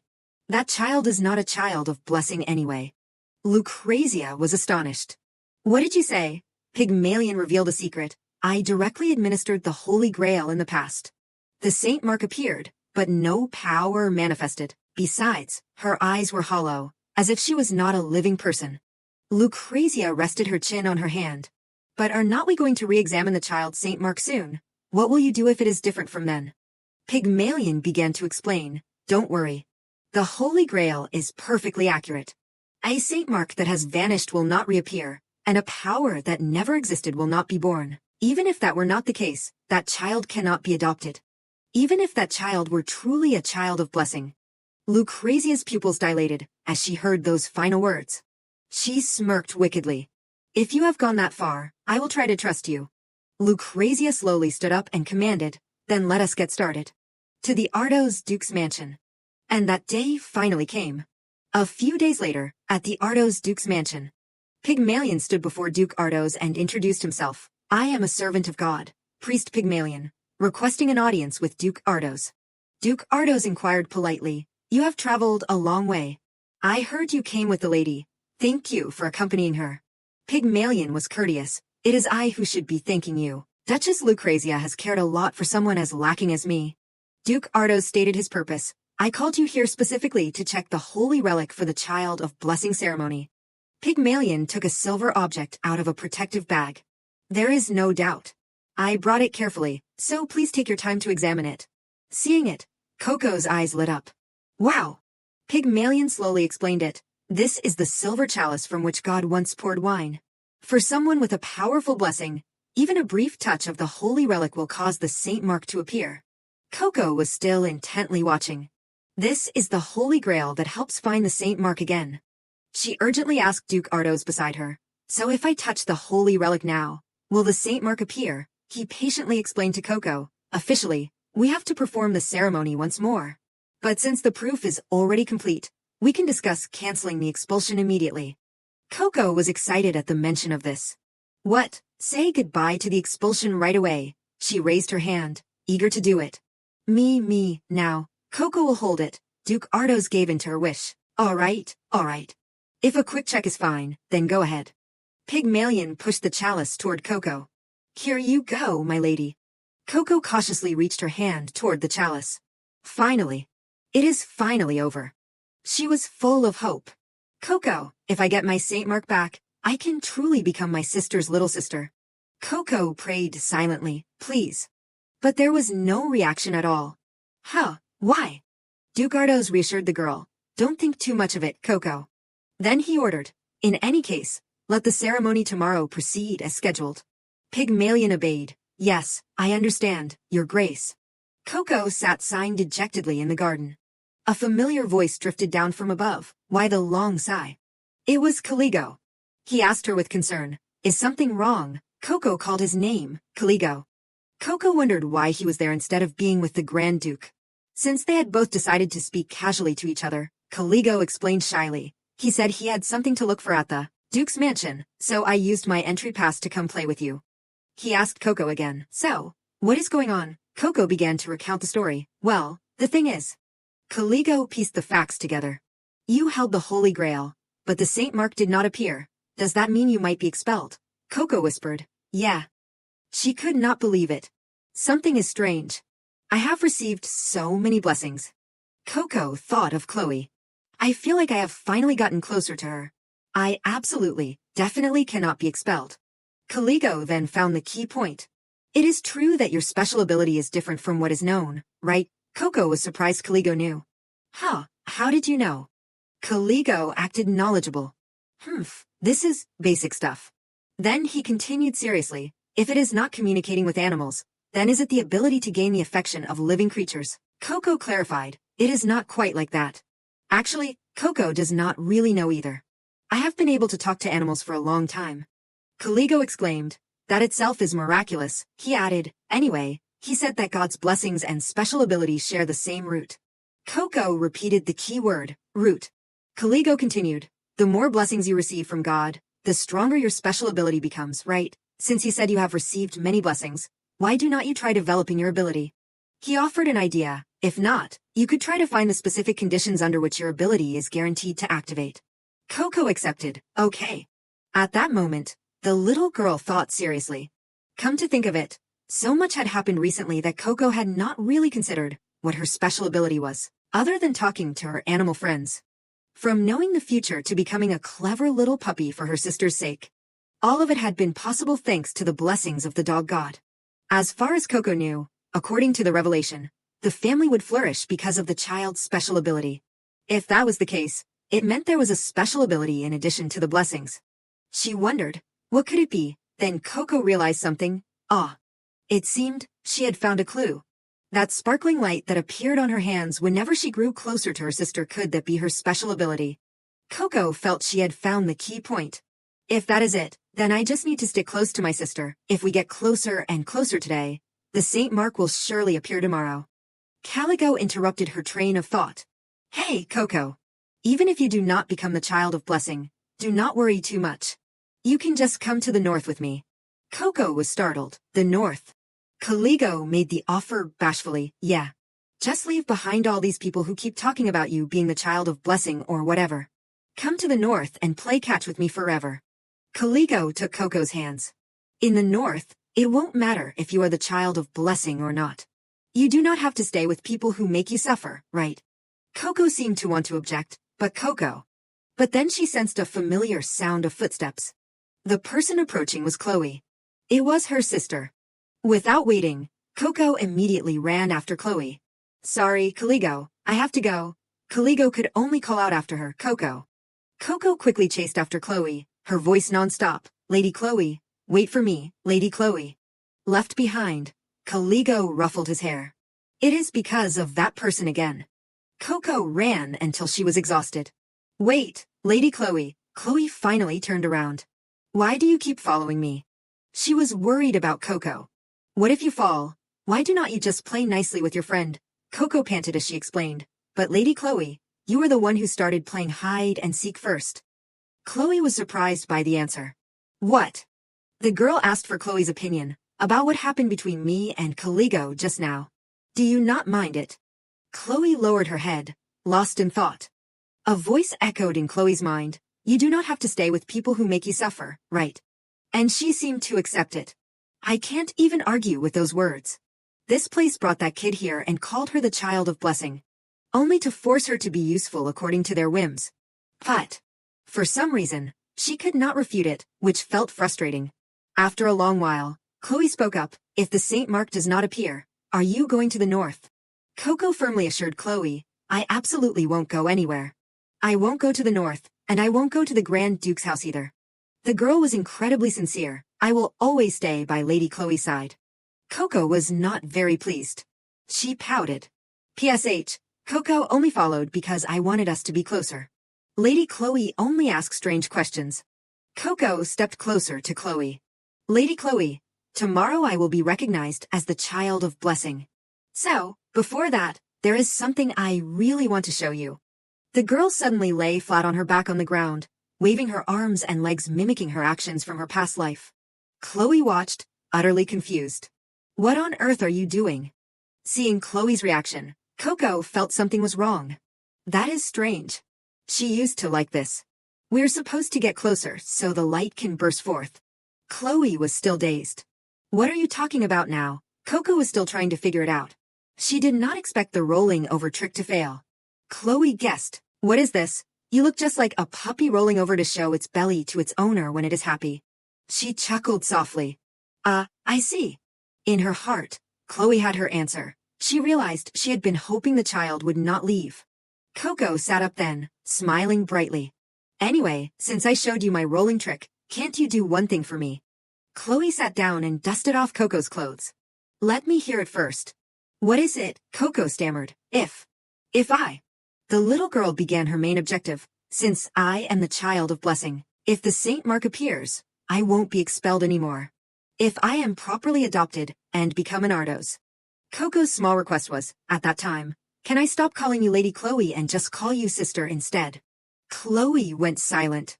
She remembered their first meeting. Chloe had once said, don't call me sister. I do not care if you are accepted into the family or not. You are not my sister. She still remembers those words until now, like a fool. Chloe clicked her tongue. Coco was still eagerly waiting for an answer. Please. Chloe acted as if she did not care much. Just do whatever you want. Coco asked to confirm once more, really. The girl made a firm promise again. In that case, I will definitely become your real little sister and return. Being acknowledged made Coco so happy she smiled until her eyes turned into slits. So, I will definitely call you sister. I promise. Chloe gently patted her head and encouraged the girl. All right. Do your best. Then she reminded Coco. Oh, you have not forgotten the banquet tonight, have you? Coco, of course, remembered. Whoa, I remember. I will definitely dress up beautifully. Chloe said her goodbye. Good. See you in a bit then. After Chloe left, Coco confidently punched the air. Talking to Lady Chloe made me feel a bit stronger. Evening arrived the banquet to welcome the Duchess. In the luxurious space, exclamations could be heard. The chandeliers are so sparkly. Coco was focused on the sweets. It smells so sweet. Look at that giant cake. The girl skipped around. Lady Chloe, this is my first time seeing things like this, Chloe finally noticed. Come to think of it, we have not held a party in the main building since you arrived. It has been a long time since we had anything to celebrate. Coco opened her eyes wide, observing her surroundings and praising. It is so beautiful. Then a voice called out, Coco. It was Caligo. Coco was delighted. You are finally here. She ran over and grabbed Caligo's hand. You are so early. Did you wait long for me? He replied bashfully, no. I did not come early because of you. It is just a coincidence. Do not get the wrong idea. Behind him was Grand Duke Rebecca, who exposed his younger brother. But you were the one urging me to hurry. You were ready 3 hours ago. Caligo yelled at his brother in embarrassment. Hey, I told you not to say that. Outside, the gossiping ladies began to whisper. It seems the rumors are true. I heard Master Caligo and Coco are very close, so he is going to take her to the north. Another added, oh, I heard that too. I heard that girl might even become the master's wife. Meanwhile, Caligo was complimenting Coco. You look great today. Coco was not shy at all, right? Chloe picked this for me. The discussion continued, but I wonder if they will give up on adopting her. Well, she does own 3 spirit beasts gifted by the Grand Duke. Chloe overheard those words. I see. She is useful now, so she probably won't be sent away anymore. Grand Duke Rebecca found the crowd insolent. How dare they speak that way about a child of the Duke's house? He called out to Chloe, my lady. Chloe was startled. Huh. Grand Duke Rebecca commented happily, those two look quite good together, do not they? Chloe replied flatly, I do not know. In her heart, she wondered, was that intentional? This man is really annoying. At that moment, Lucrezia tapped her glass to get everyone's attention. She began, thank you all for attending today's banquet. After a long stay at the temple, I am very happy to return to the Duke's mansion. Pygmalion brought the chalice out to coordinate with her. To commemorate this special occasion, allow me to introduce our distinguished guests from the temple. Tomorrow, along with Priest Pygmalion, we will perform the Child of Blessing ceremony. Lucrezia pointed in another direction. These are priests of the support system who help increase the power of those with special abilities. If anyone needs the help of the priests, please come to me. She emphasized, for those with special abilities, this could be a great opportunity. Duke Ardos just observed silently. Lucrezia smiled brightly, raising her glass. I hope all of you enjoy today's feast. The crowd buzzed again. Oh my, support-type priests, Lucretia is truly impressive. That is the Holy Grail, the sacred silver chalice. This is the first time I have seen it with my own eyes. Coco felt a wave of anxiety. I have to touch that chalice again tomorrow. She stared intently at what was called the Holy Grail. Before that, I have to get closer to my sister. What if the chalice still does not react in the end? Caligo suddenly spoke softly. Coco was curious. What is wrong, Caligo? He looked in Pygmalion's direction. No, that priest. Caligo found him strange. Why does he keep looking around like that? It is as if he is hiding something. He stared at him.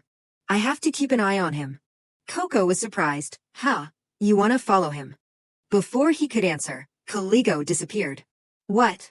What was that? Where is he going? Chloe, watching from a distance, thought to herself, Coco, what trouble are you planning to cause now? She was a bit worried about the girl. Before she goes too far, I should follow her a bit. But she was pulled back by a voice, my lady.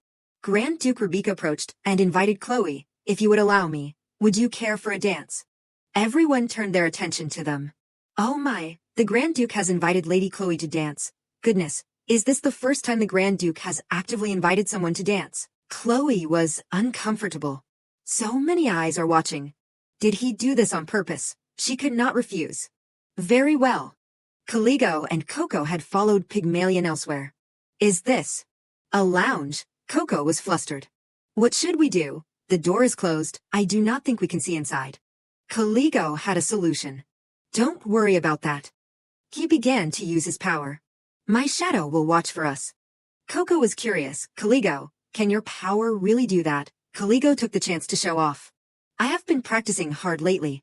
Now, I can see whatever my shadow sees. He began to execute it. There, I can see the priest. The scene inside shocked Caligo. What? He recounted everything to Coco. He created a door on a plain wall and went inside. It turns out that priest has the ability to create subspaces. Coco was increasingly surprised by Caligo's abilities. You can even see inside a hidden space. Caligo was not certain. I think I can only sneak a quick peek. He continued describing the situation inside. There is another Holy Grail. Coco was shocked. 2 Holy Grails. How can that be? Caligo shared what he knew. I am not sure, but there is only one true sacred silver chalice. It is almost the only treasure representing the temple. In other words, one of them. Finally, they both grasped the issue. It is a fake. Caligo knew that using a fake chalice for the ceremony retest would be useless. They had to find the real one. Another problem arose, but only Priest Pygmalion can open that hidden space. How do we get the Holy Grail? Caligo seemed to have an idea, not a very pleasant one. But I have a good idea. The next day, the important day, finally arrived. Duke Ardos's voice rang out. Now then, starting from this moment, we will begin the Child of Blessing ceremony immediately. Lucrezia wanted to confirm, Priest Pygmalion, there are no issues with the Holy Grail, right? Pygmalion was certain, of course not. He had arranged everything. Just now, I checked and confirmed the real chalice is safe. No one but me can enter my subspace. Everything in the plan is going smoothly. Pygmalion said to Coco, now then, my lady, please hold the Holy Grail. Coco had already guessed. As expected, there was no reaction. Pygmalion feigned regret. How unfortunate. It seems God has not bestowed any blessings upon you. You turn out to be a fraud. Coco spoke up to expose the truth. I was referring to this Holy Grail. Coco did not hesitate to toss the chalice away. Lucrezia cried out in shock. What is happening here? Duke Ardos also shouted the girl's name in surprise. Coco. Coco stated very seriously, this thing is a fake. Pygmalion immediately stepped forward to confront her. What do you think you are doing? How dare you insult a treasure in this sacred place and slander it as a fake? He was still confident. Can you prove it is a fake? You will have to take responsibility for your actions. A voice rang out. As for proving it. Chloe repeated, as for proving it. Lucrezia tried to stop Chloe. What kind of mess are you making while the elders are all present? Chloe, apologize immediately and return to your seat. But Chloe was determined. No. Chloe did not hesitate to expose them. This ceremony was rigged from the start, so that the child of blessing would never appear. Pygmalion denied it. That is impossible. This is a cherished holy relic, yet it is being falsely accused like this. Is there any evidence that this is a fake chalice? Chloe asserted, of course. Not only is there evidence, but there is also a witness. Pygmalion's face changed. He became flustered. How can that be? Caligo stepped forward slowly. I saw it with my own eyes. He pointed directly at Pygmalion. This very priest hid the real Holy Grail. Caligo recounted his findings. Priest Pygmalion possesses a subspace ability, and the real Holy Grail is hidden inside it. Coco added, Coco saw it too. There were 2 Holy Grails last night, one in his hand and one in the subspace, just like this. Everyone at the scene was shocked. 2 Holy Grails. What is going on? Did the priest swap them? Pygmalion could no longer stand steady. What? What are you all saying, my lady, Master Caligo? It is true my ability can open a subspace, but slandering me without evidence is going too far. He cursed inwardly. Damn it, I clearly opened the subspace when no one was around. When on earth did they see it? Duke Ardos made a suggestion. In that case, the explanation is simple. Open your subspace and let us see. If there is no chalice inside, are not you innocent? Pygmalion quickly tried to cover up. No, my subspace ability cannot be shown to others so casually. He was in a panic. If it is exposed, I am finished. I have to get out of here at any cost. But Coco had already planned for this. If that is the issue, there is a way. She looked at her teammates. Caligo, Lady Chloe, I am counting on you both. Caligo and Chloe immediately agreed. Of course. Got it. The 2 of them began to manifest their powers, sending Pygmalion into a frenzy. What? What are you doing? How dare you attack a priest? He had no other way out and could only deny, no, it was not me. Caligo and Chloe worked together to force his subspace open. My space is being forced open. Chloe used her strength to end the scene. The real Holy Grail finally appeared. Everyone witnessing the scene was astonished. That is the real Holy Grail. Duke Ardos understood everything. In that case, he affirmed, then the other one is definitely a fake. Chloe held the Holy Grail in her hand and accused Pygmalion, who is the one who truly blasphemed the holy relic. It is quite clear now, is not it? Well, do you still want to make excuses? Coco's team had completely won. The operation to find the real victory was successful. Caligo's plan had been formed the night before. At the scene of their secret meeting, Caligo made a proposal to Chloe. Chloe expressed, I am a bit surprised. I did not expect that after the Grand Duke, the Master would also ask to meet me. She took a sip of tea and continued, and late at night, too. Caligo was embarrassed. It was an emergency, so I had no choice. You have heard my explanation. Caligo stated his request. That priest with the space abilities secretly swapped the chalices. I want to get it out, so please teach me how to control this ability. Chloe reminded him. You stated that clearly in your letter. Caligo proposed. That is right. The lady used to teach dark magic at the academy, did not she? So, if you teach me. Before he could finish, Chloe refused. That is not possible. Caligo was surprised. Why? Chloe explained. First of all, I am still in a state near an outburst, so my power is very unstable. Second, darkness and shadows are similar, but there are subtle differences. Coco was eavesdropping outside, having hidden before Chloe arrived. Chloe had no choice. Therefore, I almost certainly cannot help. Caligo scratched his head. But they are the same system of ability, after all. Caligo spoke bluntly. My lady, Priest Pygmalion is targeting Coco. I do not know why, but he does not want Coco to become the child of blessing. But if she does not become the child of blessing, Coco will be discarded and kicked out. Chloe wavered slightly. She tried to stay calm and continued, if that happens, would not it be for the best? Chloe spoke heartbreaking words. I do not want that child to become the child of blessing. Outside, Coco was stunned hearing Chloe's words. Huh? Why, do you want Coco to go far away? Caligo stood up abruptly at those heartless words. My lady, what do you mean by that, Coco? Chloe cut him off. I know the girl wants to stay at the Duke's mansion. She has always expressed that to me. Chloe clarified her reasons for not wanting Coco to stay, but once she becomes the child of blessing, she will surely be dragged into politics. Everyone will want to exploit her special ability. She could be hurt by the greed of adults. If that is the case, it is better for her to be discarded and go to the Grand Duke's family instead. Coco understood now. I see. It was not that she wanted to push me away. The girl felt a warmth. She was worried about me. Chloe continued, she should be in a place where she can receive a lot of love. If she is discarded, she will be sad at first, but even so, it is better than staying in a cold duke's house like this. Coco could not take it anymore. She ran out. Sister, I do not agree.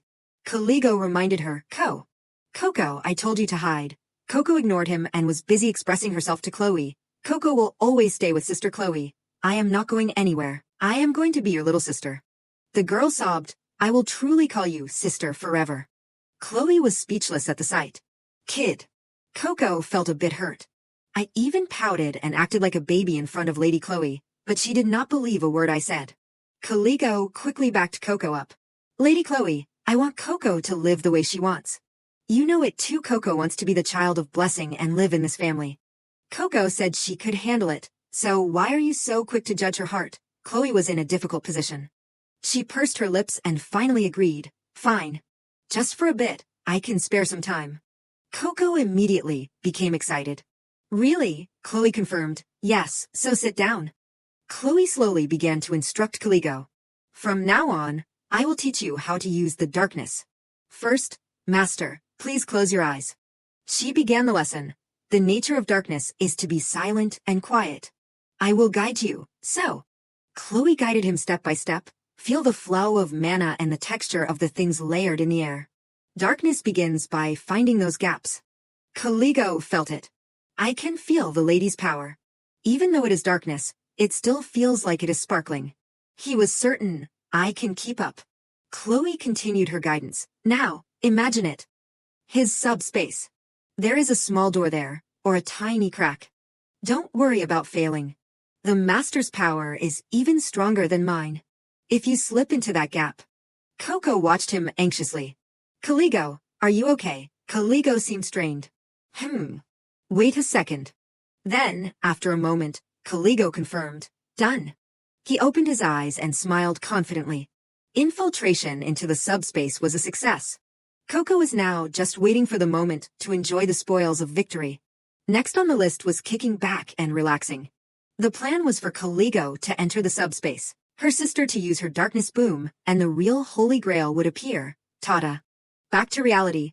Ducardos was harshly scolding Pygmalion. You arrogant fool, how dare you, a mere priest, insult my family? Who did you take bribes from? He continued to deny it vehemently. I did nothing wrong. Just as he was about to reveal the truth, actually, the truth is. Suddenly, fresh blood sprayed from his mouth. Cough. Pygmalion could only let out a few groans. Ugh. Help. Help me. Everyone around panicked. The priest suddenly collapsed. Lucrezia began her performance. TSK. It seems he was wearing a gold earring prepared in advance to hide the forces behind him. We do not know whose orders he followed, but since he dared to swap the Holy Grail, throw him into the dungeon immediately. Ducardos returned to the matter at hand. Now that the real Holy Grail has been found, he declared, the Child of Blessing ceremony will proceed. Chloe smiled at the little girl. Now the real ceremony can begin, Coco. Coco listened seriously. Yes, she was filled with anticipation. Finally, she could truly become her sister's sister. Coco followed the instructions. If you are worthy, you will be led to the divine pedestal. Once your worth is proven, we will lead you to the trial of God. This period will be moments of great pain for you, but if you truly are the child of blessing, overcoming it all will leave the holy mark of the Lord. Now, go ahead and hold it. The girl slowly touched the chalice. Oh, this is so nerve-wracking. As Coco lifted it, the chalice immediately emitted a powerful beam of light. She was pulled into a different dimension. Coco's eyes widened, a look of surprise on her face. Holding the chalice, she walked around to observe. Whoa, is this the flow of mana? It is so beautiful, but how am I supposed to feel it? A resentful voice rang out. Listen carefully. Humans naturally hate creatures like us. Coco heard it too. That voice. Choco. Choco was always pessimistic. When a dog grows old and sick, they just adopt a new, healthier dog. Coco, on the contrary, was optimistic. But maybe there are still good people. Choco denied it. No way. All humans are wicked. Coco cried out, Choco. The girl explained, but Choco, there really are good people. My sister is truly a very kind person. Heartless words appeared in her mind. You filthy dog, get lost. Coco had once been shunned. Stay away. What if you are contagious? Where did this thing even come from? Hey, wanna play a game of throwing stones at it? Who would ever love a dead dog like that? But the little girl was not negative. Coco knows. It is true there are bad people, but there are many good ones too. She remembered her past life. When she was a puppy, there was a man who always remembered to feed her. Coco recalled kind acts. There was a lady who was always the first to rush over and protect her, and even more. And then there was her sister, the person who loved her most in the world. My sister won't forget me. Even now, she can't eat well and keeps sitting by my grave all the time. That is why Coco believes. The girl was incredibly firm in her thoughts. Kindness still remains in the hearts of humans. If any puppy is in trouble, Coco will always help. A light began to surround the small girl. Coco noticed, could it be? She realized, this light seems to be Coco's own special ability. It is not some blessing from a dog god, but a real power that she inherently possesses. The water in the chalice rose up. Oh. She wondered, the Holy Grail is filled up. Looking deep into the water in the chalice, Suddenly, a flash of light emerged from it. It dazzled Coco. What on earth? A lush green meadow appeared, and the dogs and cats from her past life called out her name, Coco. They were overjoyed to see her. Coco. The girl happily called their names, Cherry, Ryan. She wondered, have I returned to the planet of dogs, but I am still human. How did I get here? Cherry spoke up, realizing your special ability is how you passed through this place. This was God's trial for Coco. Ryan added, that is why we came to meet you. Coco was excited. Whoa, so that is it. They asked her, Coco, do you know how massive your light ability is? Coco was curious too. Are my hands sparkling? The light is so intense, they added. There is more. The light ability Coco possesses is truly powerful. It has recovery powers and can even purify things. Coco did not seem to understand. Cherry, Coco did not hear anything just now. Ryan repeated, oh Cherry, it seems Coco still did not hear a thing. Cherry clarified, the point is, humans will crave this in the future, so you must be careful. Suddenly, Ryan's face darkened. Yeah, Coco. We hid this from the dog god to sneak a peek. Because of that light ability, you might die. Coco was shocked. What? She asked them, when Coco wants to stay with sister for at least 5 years, could it be even sooner than that? Cherry reassured her. Yeah, but it is okay. Ryan returned to a happy state. Coco, that is why we came here. They instructed Coco, Coco, you must keep this mirror carefully. In the future that this mirror reflects, you will surely find the answer. Coco confirmed, yeah, I understand. Fragments of the mirror suddenly cracked in front of Coco. The girl looked at her reflection. Is that me? It seems an engraving has appeared. Everyone is cheering. Coco saw the joy. The girl was happy. Sister, my light helped you get better. Then Coco hesitated, but she looked at the wicked people who were plotting. Some of them looked a bit scary. Coco knew that person. It was her sister's ex-fiancé, a man like a moldy grape. When Coco died and her sister was so sad, he went and had an affair. What a villain, Cherry added. Exactly. Until now, he has not affected your life, but in the future, as your reach expands, you will meet them again. Cherry continued to reveal, and then, Coco, later on, you will be kidnapped by those targeting you. I heard you will even be dragged to the Imperial Palace. Things will gradually get worse. Because of that, the people Coco loves will fight to protect you. Your sister will use too much power, leading to her ability going out of control and death. The girl felt regretful. I have not even had the chance to tell her that I am Coco. Coco's eyes filled with tears. Ugh. Ryan comforted her. Coco. Anyway, there are 2 pieces of good news. Cherry agreed. Right. The first good news is that this time, Coco is the one who sees the future first. Second, as Coco grows closer to her sister, Coco's light ability has awakened to level 2. There are 5 levels in total. If you awaken to level 3, you can control your sister's out-of-control ability. Coco clenched her fists, showing her determination. Really? Then Coco definitely won't give up. The girl looked up at the beautiful sky. I will work hard to awaken level 3 light ability to save sister, and I will definitely survive. Coco noticed the engraving had appeared. Ryan and Cherry left their well wishes. Congratulations, Coco. You finally did it. Cherry revealed the truth. The condition for the trial was that, even knowing the future, you would not give up on living as a human. Ryan praised her. I knew Coco would make it. Coco went over and hugged her friends. They said, from now on we puppies might be able to help you too, so do not worry too much, okay? Coco was deeply grateful. Yeah. Thank you so much, guys. The other puppies also left messages for Coco. Remember this, Coco. Take good care of the owners who stayed by our side. My owner was so sad that, even after I was gone, she kept buying clothes for me and kept them. And my brother said he lost interest in his hobbies, because he missed me. It is so sad to think about. They believed in the wonderful things they experienced. No matter what anyone says, our owners were always the most special people in the world to us. They requested Coco, can you do us a favor? Could you relay our greetings to them? Coco accepted. Of course, I promise. As soon as I meet them, I will pass on the message. Oh, and before you go, can you help me with one more thing? Cherry ran over. What is it? Coco whispered into Cherry's ear. Cherry happily accepted.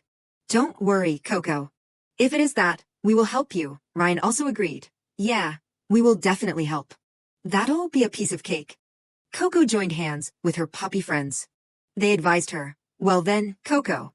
Safe travels. A beam of light appeared. In reality, everyone was worried about her. Why has not Coco woken up yet? If anything happens to her, even the Ardo's family won't hear the end of it. It is just because of the power of the chalice. Just wait a bit. Coco gradually opened her eyes. Huh. Chloe went to check on her. Coco, you are awake. Caligo was also anxious. Is Coco awake? Chloe asked after her. You fainted as soon as you touched the chalice. Does anything hurt? No. The girl rubbed her eyes. Coco is okay. Chloe discovered something. Wait a minute. On the back of your hand. Coco did not even know. Huh. A strange mark had appeared on the back of Coco's hand. That mark is... Caligo turned around in surprise. Only half. Duke Ardos showed clear confusion. What do you mean by that? The priest spoke up. Let me take a look. She stared at the mark on Coco's hand in shock. I can't believe the saint mark only appeared halfway. I have never heard of or seen a case like this. Whispers immediately broke out around them. So that means the young lady is not truly the chosen one. Goodness, I thought for sure she was the child of blessing. Coco thought to herself, it seems I have surprised everyone too much. In her head, the image of her familiar puppy friends flashed. This Saint Mark. Coco intentionally requested it. If I reveal this power, I won't have time to heal sister. People would just use me everywhere. For now, I must hide it. Caligo still could not understand and spoke up to stop them. Wait, a half mark is still a mark, is not it, priest? Are you saying that just because only half appeared? This child is no longer the child of blessing, the priest explained. That is indeed unprecedented. But if she received the blessing of the gods, she should have awakened a special ability by now. She turned to ask directly, Lady Coco, have you perhaps gained a new special ability? The girl suddenly remembered, I should not say this either. Coco calmly replied, my special ability is being friendly with animals. The people around them were skeptical. Friendly with animals, that is a rare ability, but compared to the title of Child of Blessing, it seems a bit trivial. Shouldn't we examine her strength? Chloe and Duke Ardos remained silent. A woman's voice suddenly rang out, causing the atmosphere to stiffen. Oh my! He glanced toward the sound. Madam, is there something you wish to say? Lucrezia used her fan to cover half of her face. I sincerely apologize, Your Highness. It is just that the answer is already so clear, yet I saw everyone troubled over it, so I could not help but speak up. Chloe stepped forward quickly to shield Coco, her voice sharp. What do you mean by that? What do you mean the answer is clear? Lucrezia mocked. Even you are like this, my dear. She snapped her fan shut decisively and declared, if it is only half a Saint Mark, is not everything perfectly clear? Lucrezia's gaze turned cold and unwavering. We must cancel the adoption. Caligo stepped closer to Coco, trying to persuade them. Duchess, it is not that the Saint Mark did not appear at all. Yet you demand to cancel the adoption. Isn't that too cruel? She appeared indifferent, replying in a cold tone. Master Caligo, I appreciate your concern for a commoner child, but unfortunately, this is a private family matter. He shouted back, what did you say? The little girl stopped him. Caligo, it is okay. Lucrezia continued. Furthermore, the fact that only half the Saint Mark appeared means she is just a half-baked thing. Coco looked down in confusion. Her words were as sharp as a blade. It means this child only inherited half of the divine will. Lucrezia lowered her voice, feigning mercy. Of course, I do not intend to kick the child out so heartlessly. Everyone around was stunned. We should send the child to a verified family where she can grow up safely. She said to Duke Ardos, if Duke Ardos acts as her patron, then for that child, this is not exactly a losing deal, is it? He put his hand to his forehead. If I think about it calmly, what she says is right. Duke Ardos was deep in thought. If I adopt a commoner who is not even the child of blessing into the direct bloodline just out of a momentary whim, it will cause all sorts of headaches within the family, regarding inheritance.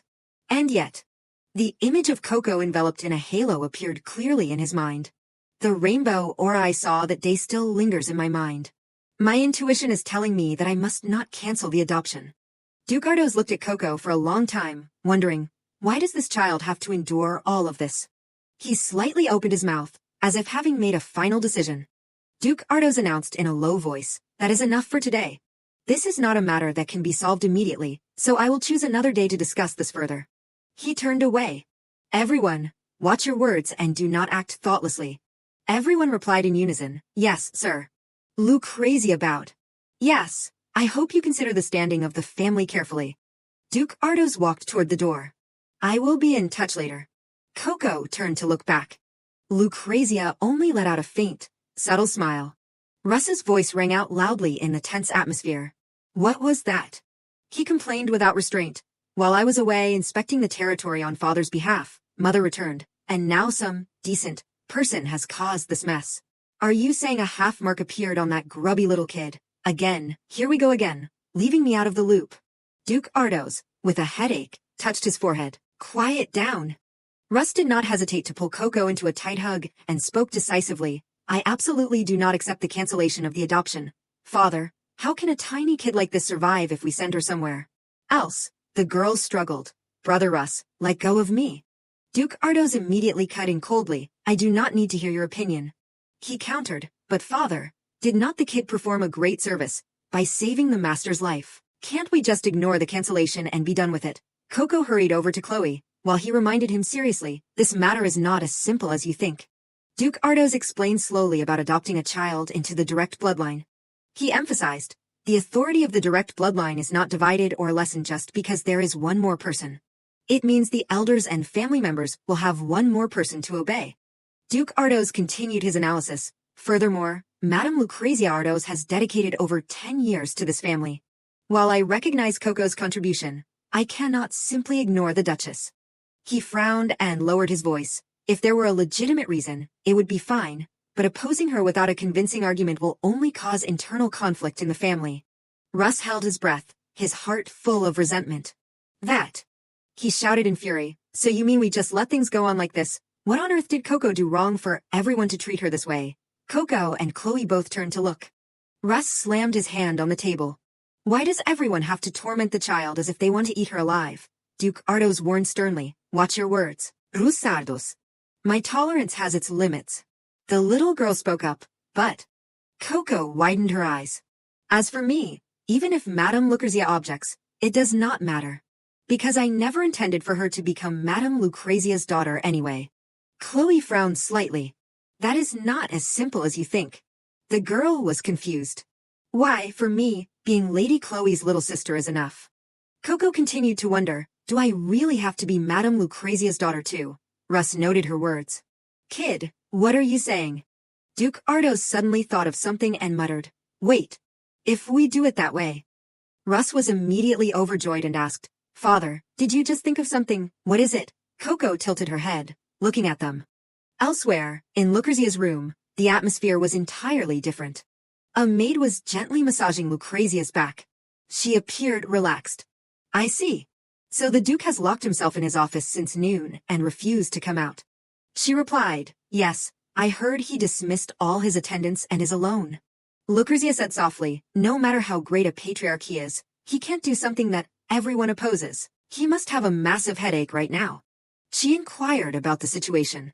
What are the rumors in the family now? The maid replied, the rumor that the child is not the child of blessing has already spread everywhere. She added, if the meeting continues like this, it seems public opinion will turn against the Duke. Lucrezia said coldly, how troublesome. She thought to herself, from the start, the reason I could replace the Duke's late wife to take the position of the lady of this house. Lucrezia's thoughts swelled clearly. It was all thanks to the deal with the Empress. It was because she valued my strategy that I could come this far. Coco's image appeared in her mind. And yet, because of a mere 5-year-old girl, not only was my daughter sent to a convent, but she even plans to ruin my scheme. How insolent. She coldly instructed the maid, continue to observe the situation. She obeyed, yes. A voice rang out, Madame Lucrezia. Another servant entered. The Duke just sent notice that he is calling an emergency meeting tomorrow morning. Lucrezia let out a cold smile. Tell him I will participate as well. Excellent. That little girl. It seems I can deal with her quickly. The next morning, at the emergency meeting of the ducal family, Duke Ardos spoke. I have heard every opinion from the Senate, the Duchess, and the servants, without missing a single word. He continued, therefore, I want to quickly and finally resolve the issue of this child of blessing's adoption.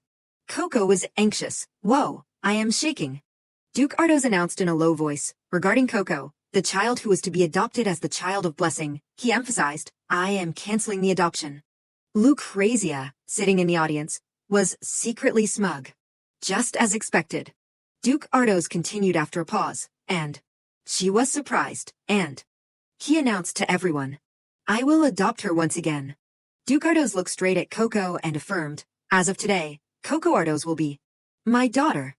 The girl was stunned, standing still, unable to react in time. Russ jumped up from his seat in excitement, while Chloe beside him only silently let out a smile. Lucrezia gripped her fan tightly. She stood up. Sir, please wait a moment. Have you checked the family laws? The adoption of a child requires my consent as your wife. Duke Ardos replied calmly, of course I have considered that. Since I intend to adopt her as a child between me and my late wife, according to family law, your consent is not necessary. Lucrezia gritted her teeth in anger and asked, are you serious? Are you trying to humiliate me? He replied nonchalantly, how could that be? Duke Ardos placed his hand on her shoulder. It is not as if I could let a child you dislike stand under your name, right? He warned her, wasn't this marriage just a forced remarriage from the Empress anyway? We have reached this point, so there is no need to save face for each other anymore. Duke Ardos left. The meeting ends here. Everyone is dismissed. Everyone replied in unison, yes, sir. Russ joyfully ran over to hug Coco. Coco, my little grubby kid. The girl ran away. I am not grubby. The two of them bickered loudly. So from now on, you are my official little sister, right? Yes, Coco is Chloe's little sister now. Chloe noticed Lucrezia leaving. She walked away, calculating. Truly, the Duke always disappoints me like this. Chloe observed silently. For now, things were settled, but she would likely have to be more careful for a while. A while later, in the drawing room, Coco's cheeks were being pinched repeatedly. Russ exclaimed, this adorable thing is truly driving me crazy. Duke Ardos commented happily, I did not expect the child could come up with such a suggestion. This child is truly smart, just like Chloe was as a kid. The girl pleaded, ugh, it hurts. Russ patted her head and praised her. Good girl. Well done. I can't believe that in this tiny head, you could think of a way to overcome the opposition of the Senate and Mother. He laughed with satisfaction. That is right. When she said she did not intend to become Lucrezia's daughter, I realized it immediately. Duke Ardos ruffled Coco's hair vigorously. As expected, there was no need to adopt her as Lucrezia's daughter. My goodness, how did I get a baby who is so adorable, smart, and sharp? He stopped. From now on, you do not need to call me Duke anymore. The girl asked innocently, yes. Duke Ardos spoke huskily, no. Is not there another way to address me? He said shyly, father.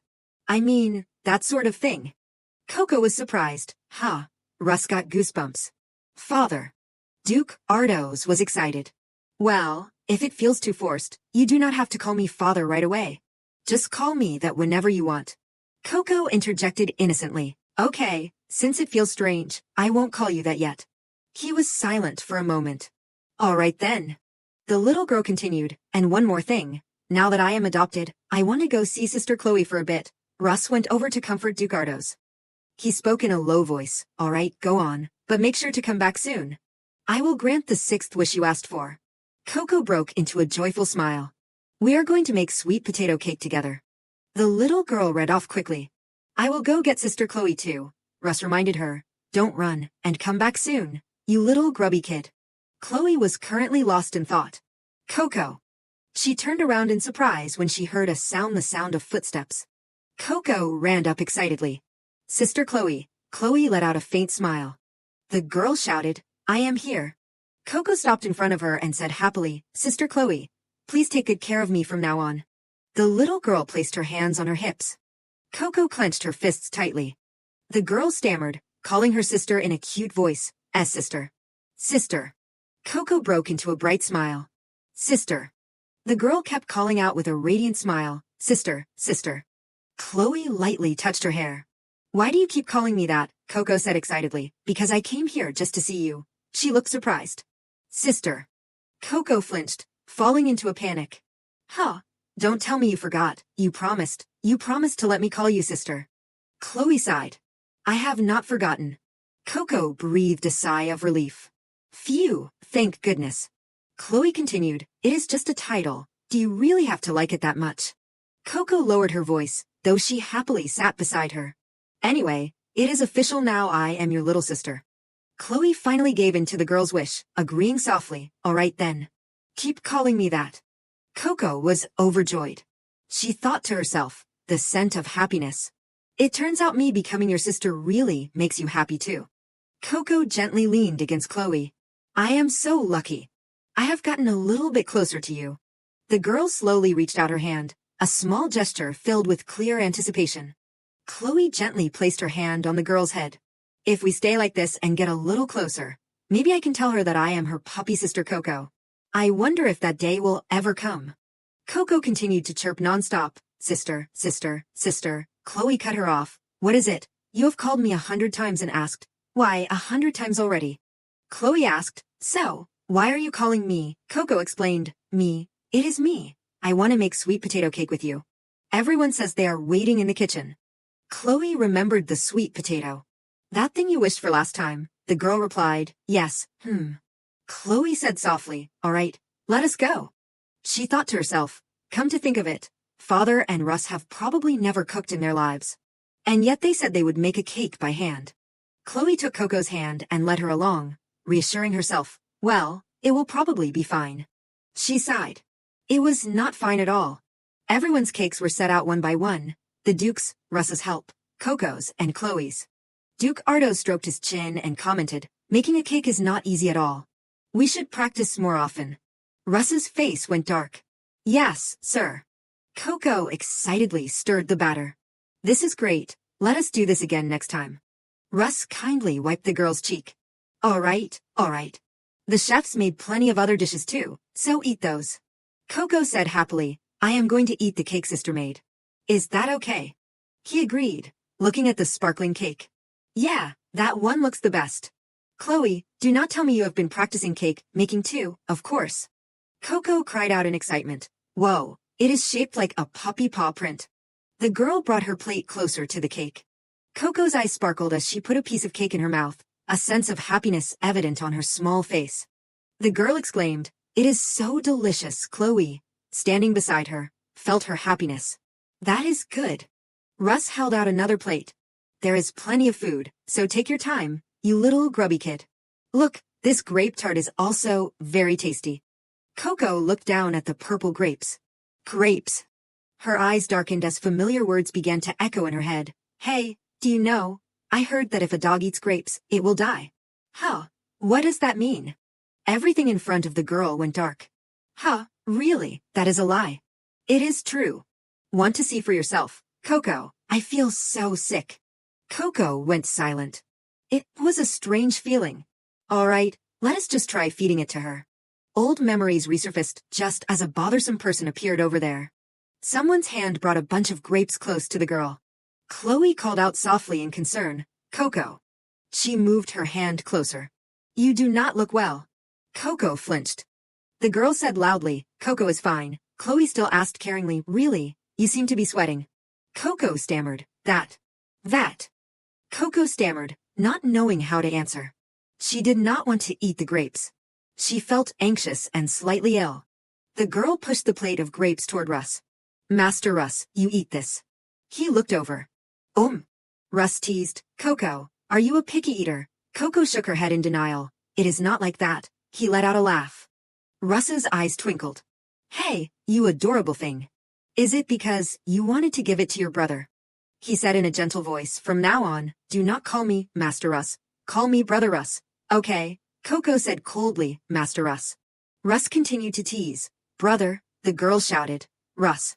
Duke Ardos commented, "Coco seems smarter than you, so it is better if you just call her Sister Coco." Coco chimed in, Right. Russ protested. What is this?" "Father," Chloe watched silently. She thought to herself, that is not wrong. Coco awkwardly avoided Chloe, thinking, I almost got caught by her. The girl peeked over. The sound she had heard earlier was that why her friends from the puppy planet had spoken to her. Coco reminisced. "Wait, Coco." She looked over. The brown dog said, "What I heard from the gods makes me think." It warned. The dog god said that powerful abilities can cause powerful side effects. Coco was surprised. Side effects. The brown dog explained, yes. And if your natural capacity is not enough, you might continue to hear hallucinations. The girl thought to herself, so I have to take care of myself. Do you know, is there a way to stabilize Coco's power? Duke Ardos remembered. By the way, I have not mentioned it yet. The Grand Duke and the Master have decided to stay at the mansion for a while longer. Coco was excited. Whoa, I can play with Caligo more, Chloe asked. But why are they staying? I thought they were finished with their business. He frowned. The details are hard to explain, but the Grand Duke has something he needs to investigate. Duke Ardos added, so, if His Highness the Grand Duke requests help. Coco broke into a radiant smile. He reminded them, help him as much as you can. Chloe drew out her response, yes. She thought to herself, I answered like that, but. A few days later, Chloe was bored. I did not expect to face this so soon. She said coldly, why are you here? Chloe said slowly, Your Highness, the Grand Duke. Grand Duke Ribera looked at her. Hello. He made up an excuse. Well, I seem to have lost my way again. Chloe pointed out bluntly, you have been lost in my annex 6 or 7 times over the past few days, sir. Grand Duke Ribera replied cheerfully, is that so? She said coldly, I will send a servant to guide you.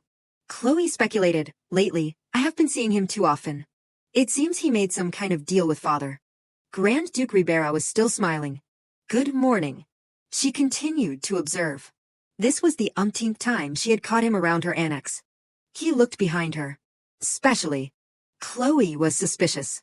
He seems to be seen near Coco's grave quite often. Surely it is not just my imagination. Grand Duke Ribera spoke up. By the way, my lady, there is something I want to ask. She replied shortly, yes. He asked, I mean Coco.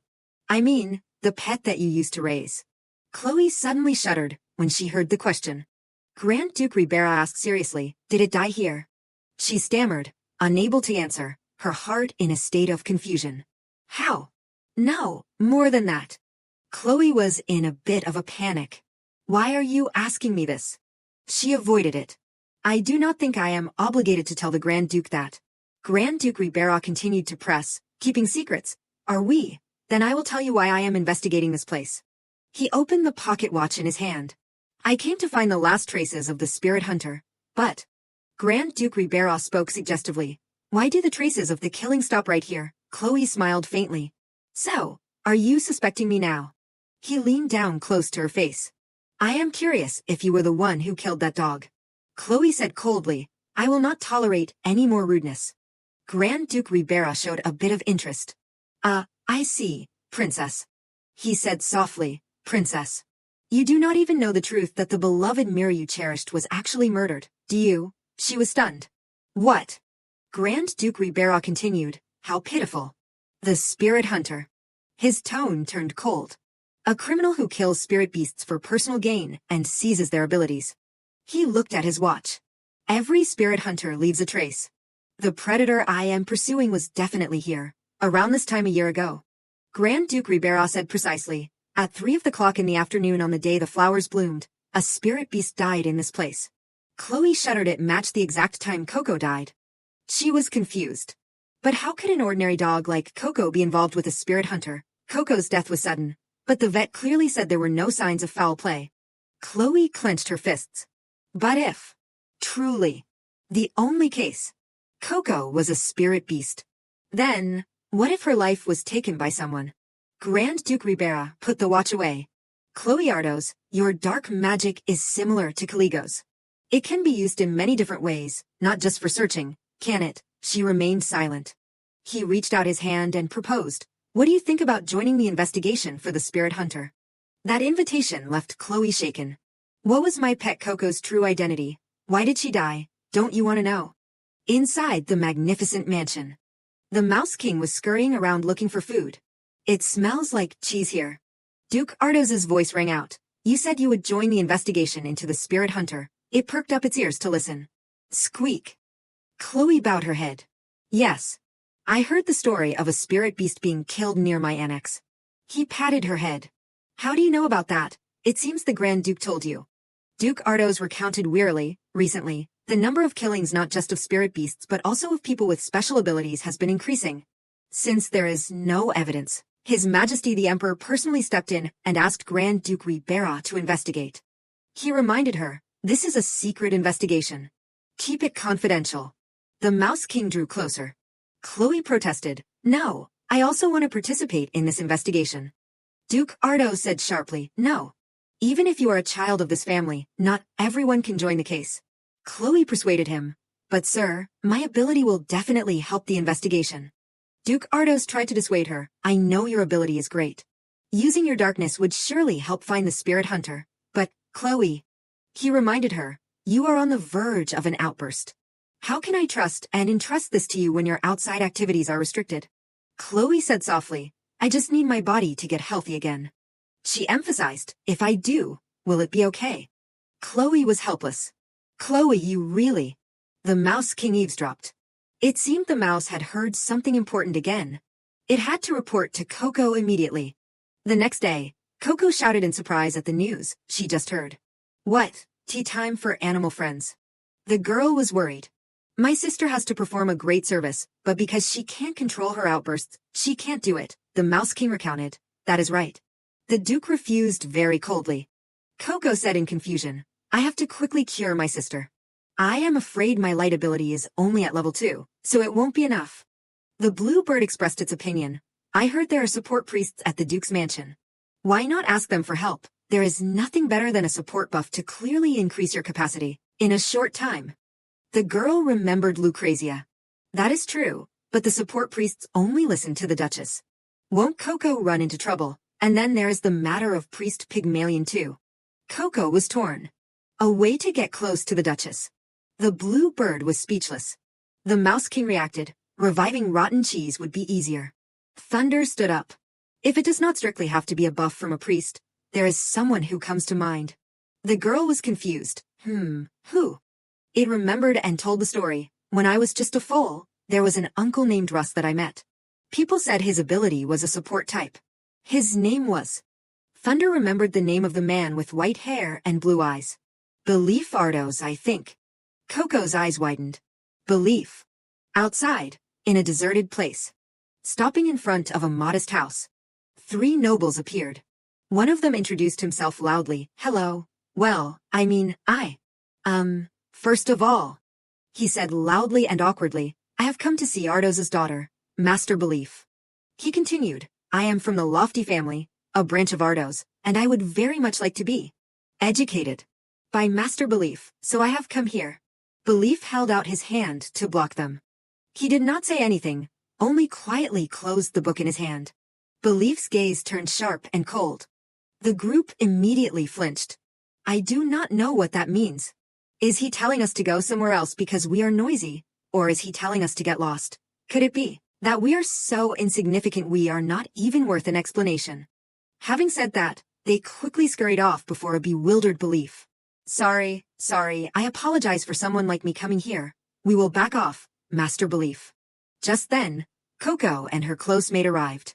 Whoa, these are the Rocky Mountains. The girl said with sparkling eyes, it is the first time I have ever seen such a high mountain. Then, Coco approached to greet Belief. Hello, I am Coco. The maid ran after her and hurriedly introduced. Hello, Master Belief. It is nothing else, but Duke Ardos has ordered. Education. Meanwhile, the girl's sparkling eyes never left Belief. Therefore, Coco Ardos, who was recently adopted into the direct bloodline, it is an order and a request that you take this child as your disciple. He leaned down and studied the girl for a long time. Then Belief suddenly asked, at a glance, I see nothing special. Did he say that? Coco's eyes widened as she looked at the person in front of her. Move aside, he also said that.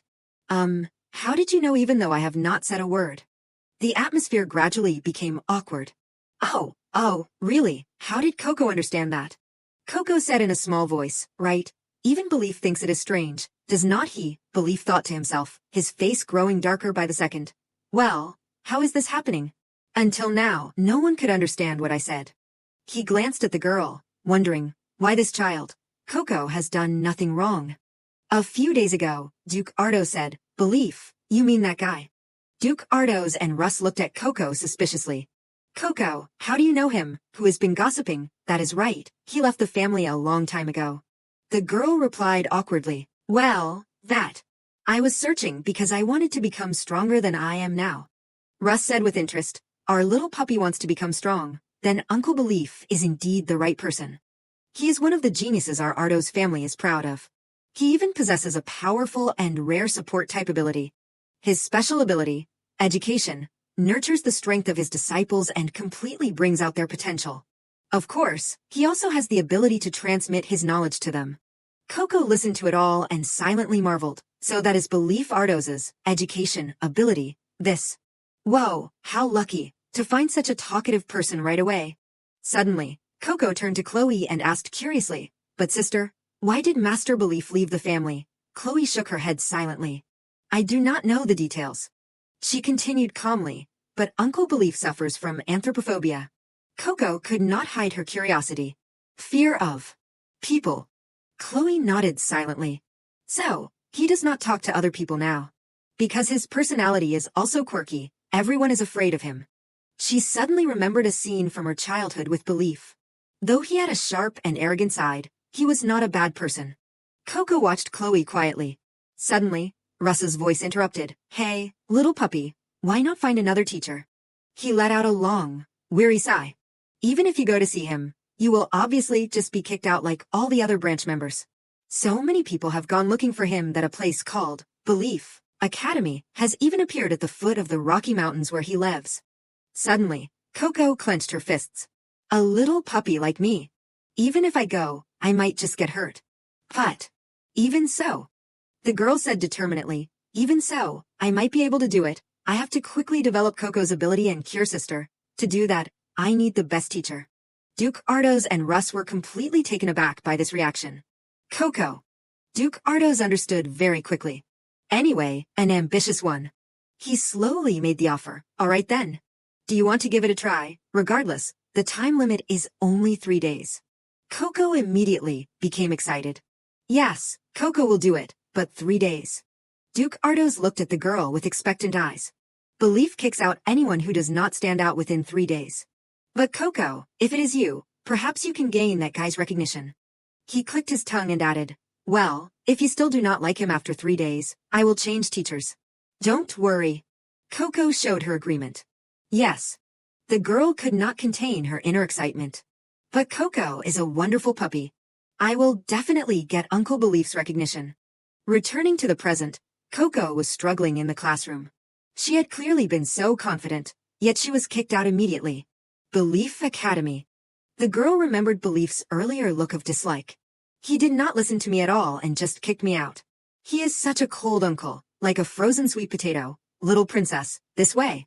Coco slumped her head onto the desk wearily. I have to go to the academy anyway, but To meet him by being first in class would take too much time. Coco is a bit slow. I heard the newcomer is a commoner and an adoptee. Suddenly, there was whispering from behind. I heard she was kicked out as soon as she met Belief. I wonder where that confidence came from. Can she even read? She probably has not studied anything. Coco listened silently to it all. That is right. My mother also said commoners are illiterate. Isn't she just lowering the standard of the class, incompetent? The girl clenched her fists, her face scowling. Who are you? You look like a rotten persimmon. Just then, the teacher walked in slowly. Anyway, since they are just young children, Coco will let it go. Quiet, everyone sit down. I just need to do well here and catch Uncle Belief's eye. For example, she asked gently, does everyone remember we have a short quiz on scripture interpretation today? Murmuring broke out again. What? Coco's eyes lit up as she told herself. It is the first time I have heard of it. That is right. I have to do well in exams and such. She told herself, of course, since it is the first time Coco has seen something like a scripture, I might not get first place this time, but if I do well on other exams, I will be able to go back to the little house. Suddenly, Coco looked down in shock. How? The teacher said slowly, the text for today's quiz was engraved when the ancient dog god descended. You will turn it in after 50 minutes, and then we will have time for corrections. She happened to notice Coco and reminded her, of course, the young lady does not need to take this quiz. Coco read the book intently with joy. I can read the words in the scripture. Now, I will give you 30 minutes. You may begin. Having said that, the girl quickly began to write. This is great. If I do well, I might even get first place today. Remember, looking at someone else's paper will result in a 0. Suddenly, a loud call rang out. Teacher, look at her. A classmate pointed directly at Coco in accusation. She started writing something before the exam even began. No, that is not it. I only started writing because the teacher said to begin. The little girl immediately protested. Liar. Other children quickly chimed in. It has only been a few days. How can she be so fast? I saw it too. I think she copied something. The teacher glanced at Coco, a thought forming. Cheating on the very first day. The young lady is a member of the direct bloodline specifically sent by the Duke. How could she do such a thing? Her eyes followed the girl's every move. But the children here are all from prominent families too, so I can't take this lightly. How? The teacher's attention immediately focused on Coco's work. She realized instantly, in this world, someone who can speak the language of animals is either someone who has had direct contact with the gods, or that is. She picked up Coco's paper and began to examine it. Young lady, could it be that in such a short time, you have interpreted the scripture? Yes. The other children immediately fired back, no way. We have only seen these words a few times ourselves today. How could that be possible? Someone like you could not possibly read those holy lines. Coco would not back down. The little girl turned and replied, just because I am from a humble commoner background, Coco is a member of the Ardos family too. The teacher quickly restored order to the class. Class, settle down. Young lady, since other children say they saw you, I am afraid we still need to verify. Did you study the contents of the Holy Scripture beforehand at the Duke's mansion?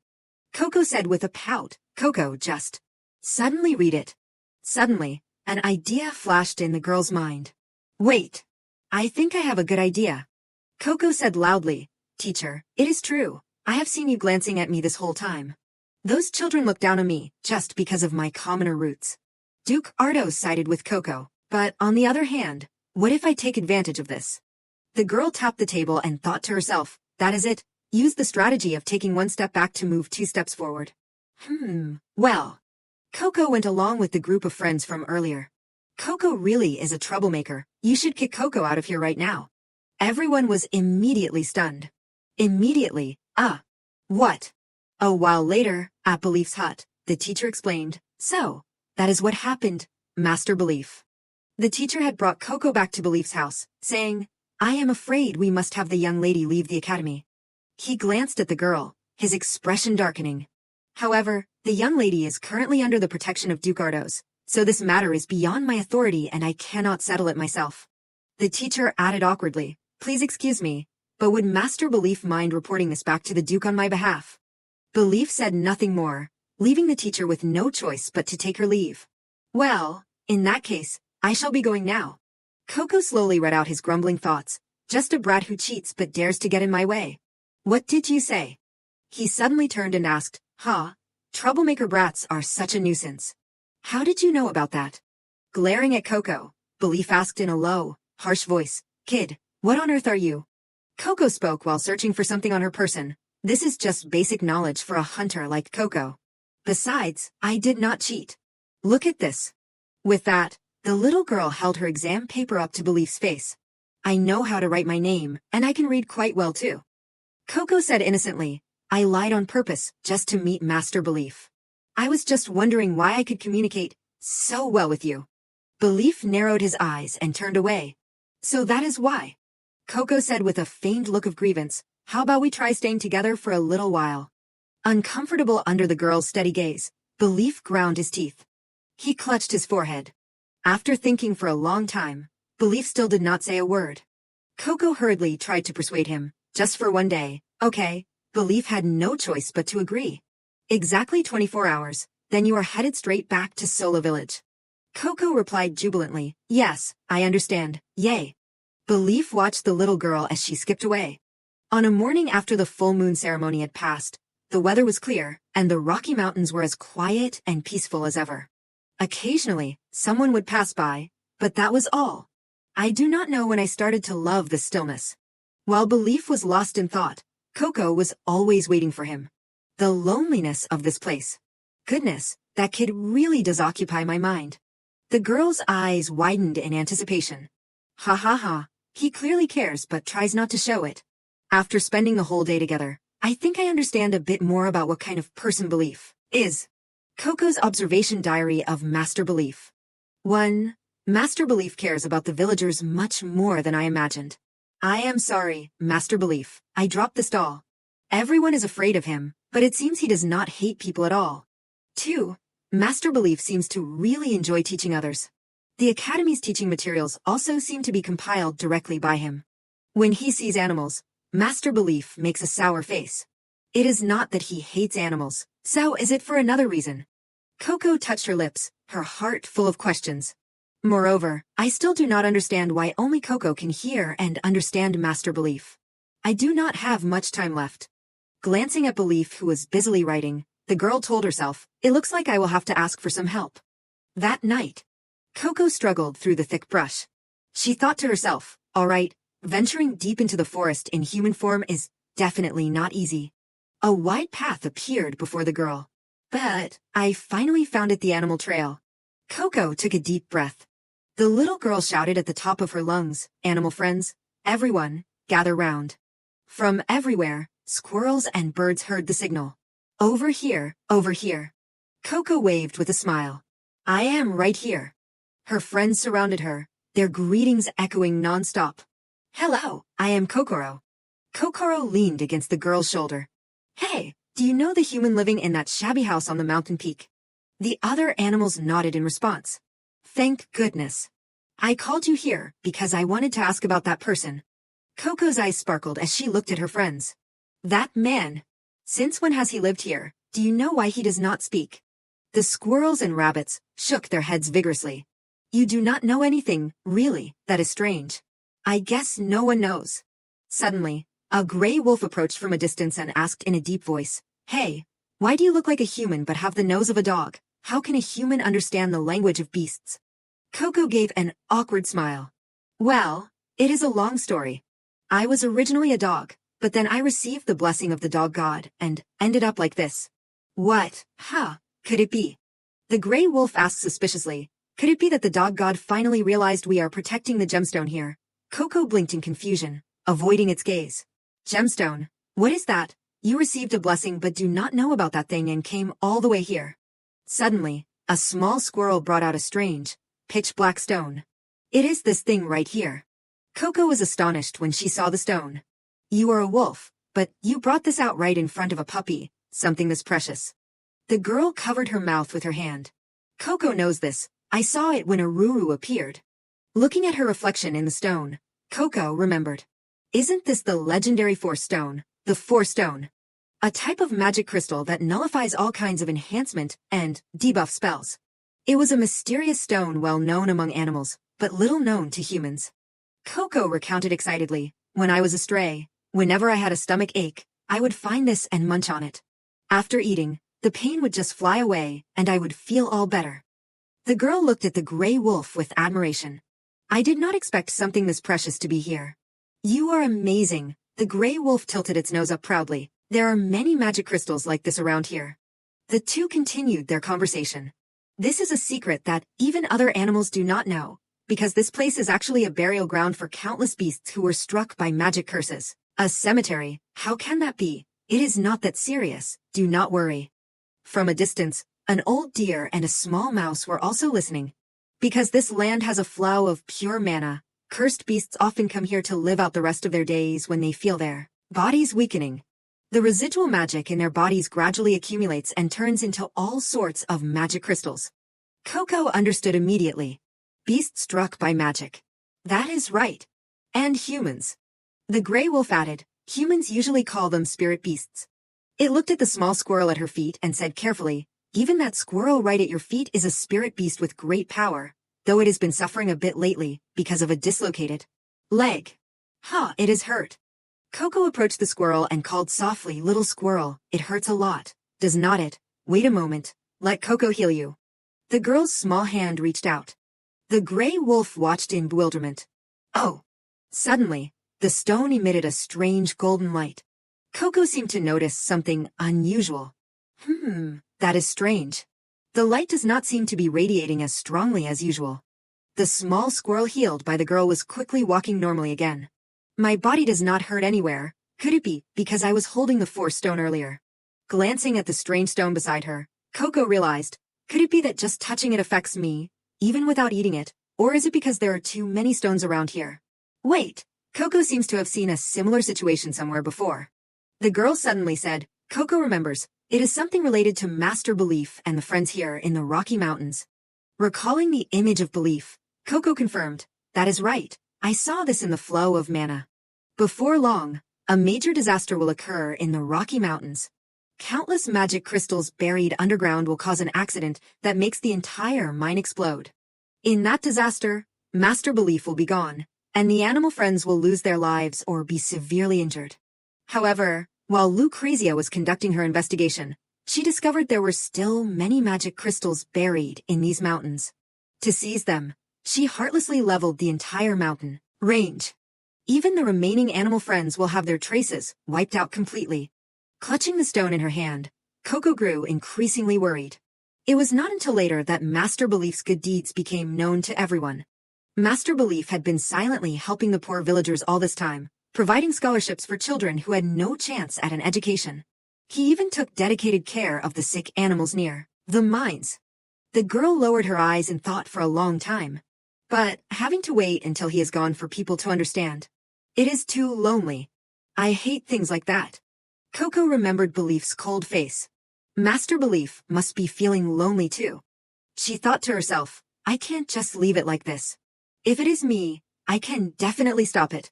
With that, Coco asked determinedly, Hey, Wolf, it seems the dog god really did bring me here. The gray wolf looked astonished. Really, you certainly are not like an ordinary human child at all. Coco answered decisively, I remember the future the dog god showed me. Though I can't explain everything, a big disaster is about to happen in the Rocky Mountains. The gray wolf replied doubtfully, a disaster?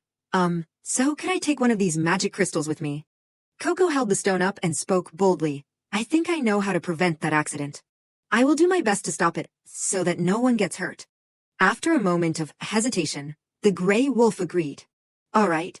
It replied calmly, consider it payment for taking care of that little squirrel. Giving you one is fine.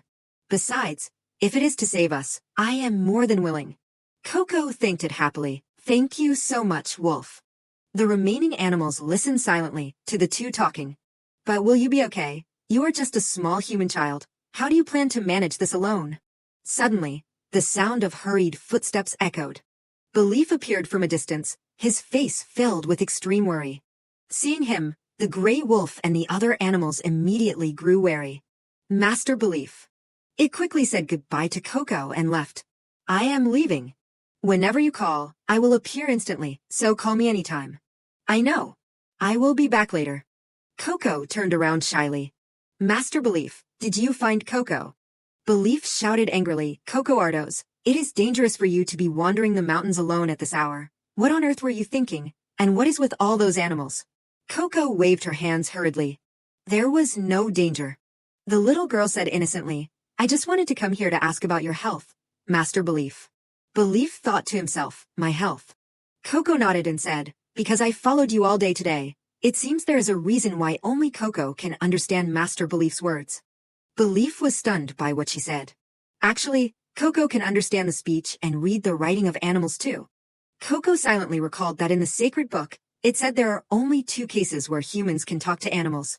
The girl said confidently, the first is someone who can speak freely in both human and animal tongues. The other case is when that person has lost the ability to speak human language altogether. Coco looked sincerely into his eyes. So that is why only Coco can hear Master Belief's words, right? Because Coco can talk to animal friends too. Belief frowned deeply. What exactly are you trying to say? Coco replied decisively. Is the reason you have been avoiding everyone all this time because? Is it because you believe Master Belief is under a curse? Belief's facial muscles immediately relaxed. It was a curse that prevented a person from speaking human language and only allowed them to speak the language of animals. He glanced at the increasingly awkward Coco, his heart surging. Just how much more does this kid know? Can Coco ask what happened back then? Coco really wants to help Master Belief. Belief marveled silently. Where did this sudden burst of enthusiasm come from? Who are you to come here and turn everything inside me upside down like this? He was struggling with himself. No, I can't let this continue. If you understand me any more than this, and if you come just one step closer to me. Suddenly, Belief waved his hand to interrupt. Then, I apologize. He raised his hand, his words final. Since you have realized this much.